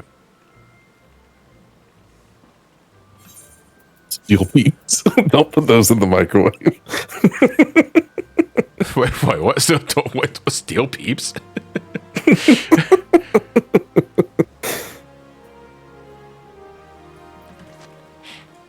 Yeah, we're slowly getting there. Romani's looking more and more like a pugilist by the hour. I'm also digging the turban on him, too. But I think by next session, we'll have a dedicated glamour set for Romani Momani. A manly exposed chest. Yes, sort of. Although one of my mods is kind of creeping in, because you can definitely see I have more of a... Hi. Oh, Mr. Plow. How's it going? Mr. Plow, you don't even look like my character anymore. I'm great. I'm glad you found your identity. You're also a wanderer. Were you always a wanderer? I'm not sure, but let me add you to my friends, because I know who you are. And Starbird. Nico, I'm assuming you are also watching the stream as well because you waved to me earlier. Starbird. Squid.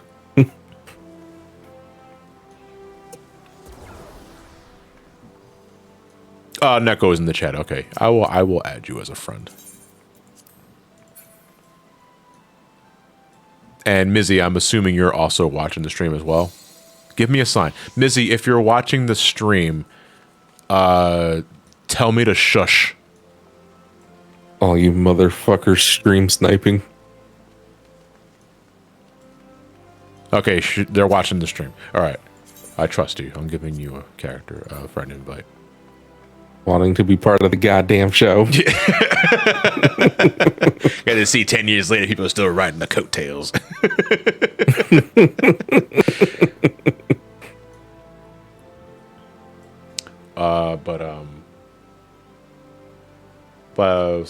Oh yeah, if you're from, so you're originally from Goblin, Mr. Blah. Okay. You will say, and Sotark, I'm assuming you're also watching the stream. Yeah, you're dancing like it. I'm the fucking all raw default dance. You look like an asshole. Actually, hold on. I'm male Lalafell, so male Lalafells have a different default dance. I think I do like a little toad step thing. That's okay. It's better than the female dance. I hate the default female Lalafell dance. Sotark, if you're watching the stream, give me a bow. Just so that I know you're actually watching the stream and you're not some stranger. Mom said to never accept friend requests from strangers who look at Lalafell's weird. Okay, you're watching the stream. All right, thank you. I'll send you a friend request then. Oh, I haven't watched you play Final Fantasy XIV much, which is nuts because I'm crazy about this game. Yeah, I love this game. Juniper, I put close to 10,000 hours. But yeah, we are starting a new character and we are beginning a new adventure that I'm going to be just doing Twitch live streams about until we get to the fucking end of the game, like post Endwalker and shit. Because I want to share with you guys why I love playing this game as much as I do. To reiterate again, these streams are going to be very, very impromptu. Like I will just do this whenever I feel like it. I will do my best to give you guys at least a heads up, maybe like an hour beforehand, but that's the most you're gonna get, because these are gonna be very, very laid back streams, and I'm gonna do these whenever I feel like it, any time of the night. So if it's like fucking 3 a.m. and I'm bored and I'm in between jobs and I don't feel like working on something, I'll just do a random 14 stream. But yeah, it's because these are just gonna be very, very laid back, and I hope you guys enjoy watching this as much as I do playing it.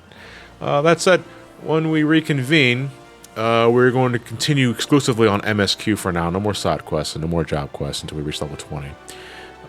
And we are going to do our first set of dungeons. So we're going to be doing Sastasha, then we're probably going to be doing Tamtara, I think is next, and then Copperbell Mines, and then Halotali. Not probably, we're not going to be doing all that because it's a lot of MSQ.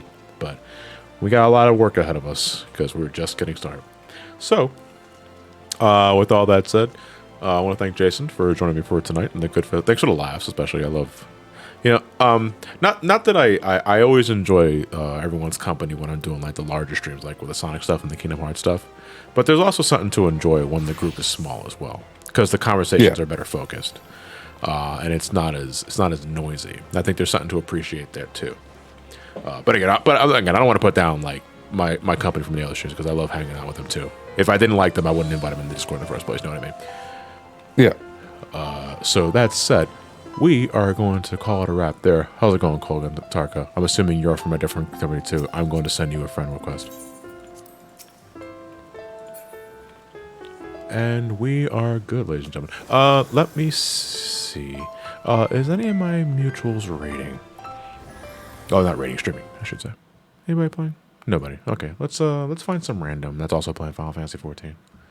Oh god, the frame rate. Well, no, because I clicked off the window. Okay. The frame rate reduced. It gets cut in half when I'm off the window. The One Piece. The One Piece is real. There is someone called Tiffany Saul? No. They're doing extreme. Yeah, you know what? First playthrough, Plan Shelving or something. Yeah, let's raid Tiffany Lockhart. She's streaming. It's got a gif of fucking Leon doing a twerk animation. What the fuck? All right. What? You'll see when we get to her channel. Just spam my victory emote, guys. She is down bad for Leon hard. Hey, I mean, I am too. Yeah, that's the victory emote right there. I love that. That is my main character in Final Fantasy XIV. That's Jean. I got that commissioned months ago, and we made it into an animated GIF. That's actually one of my favorite emotes in the chat. So just spam that and send Tiffany my love, and I'll take you guys next time for the next stream. Have a good night, everybody. Take care.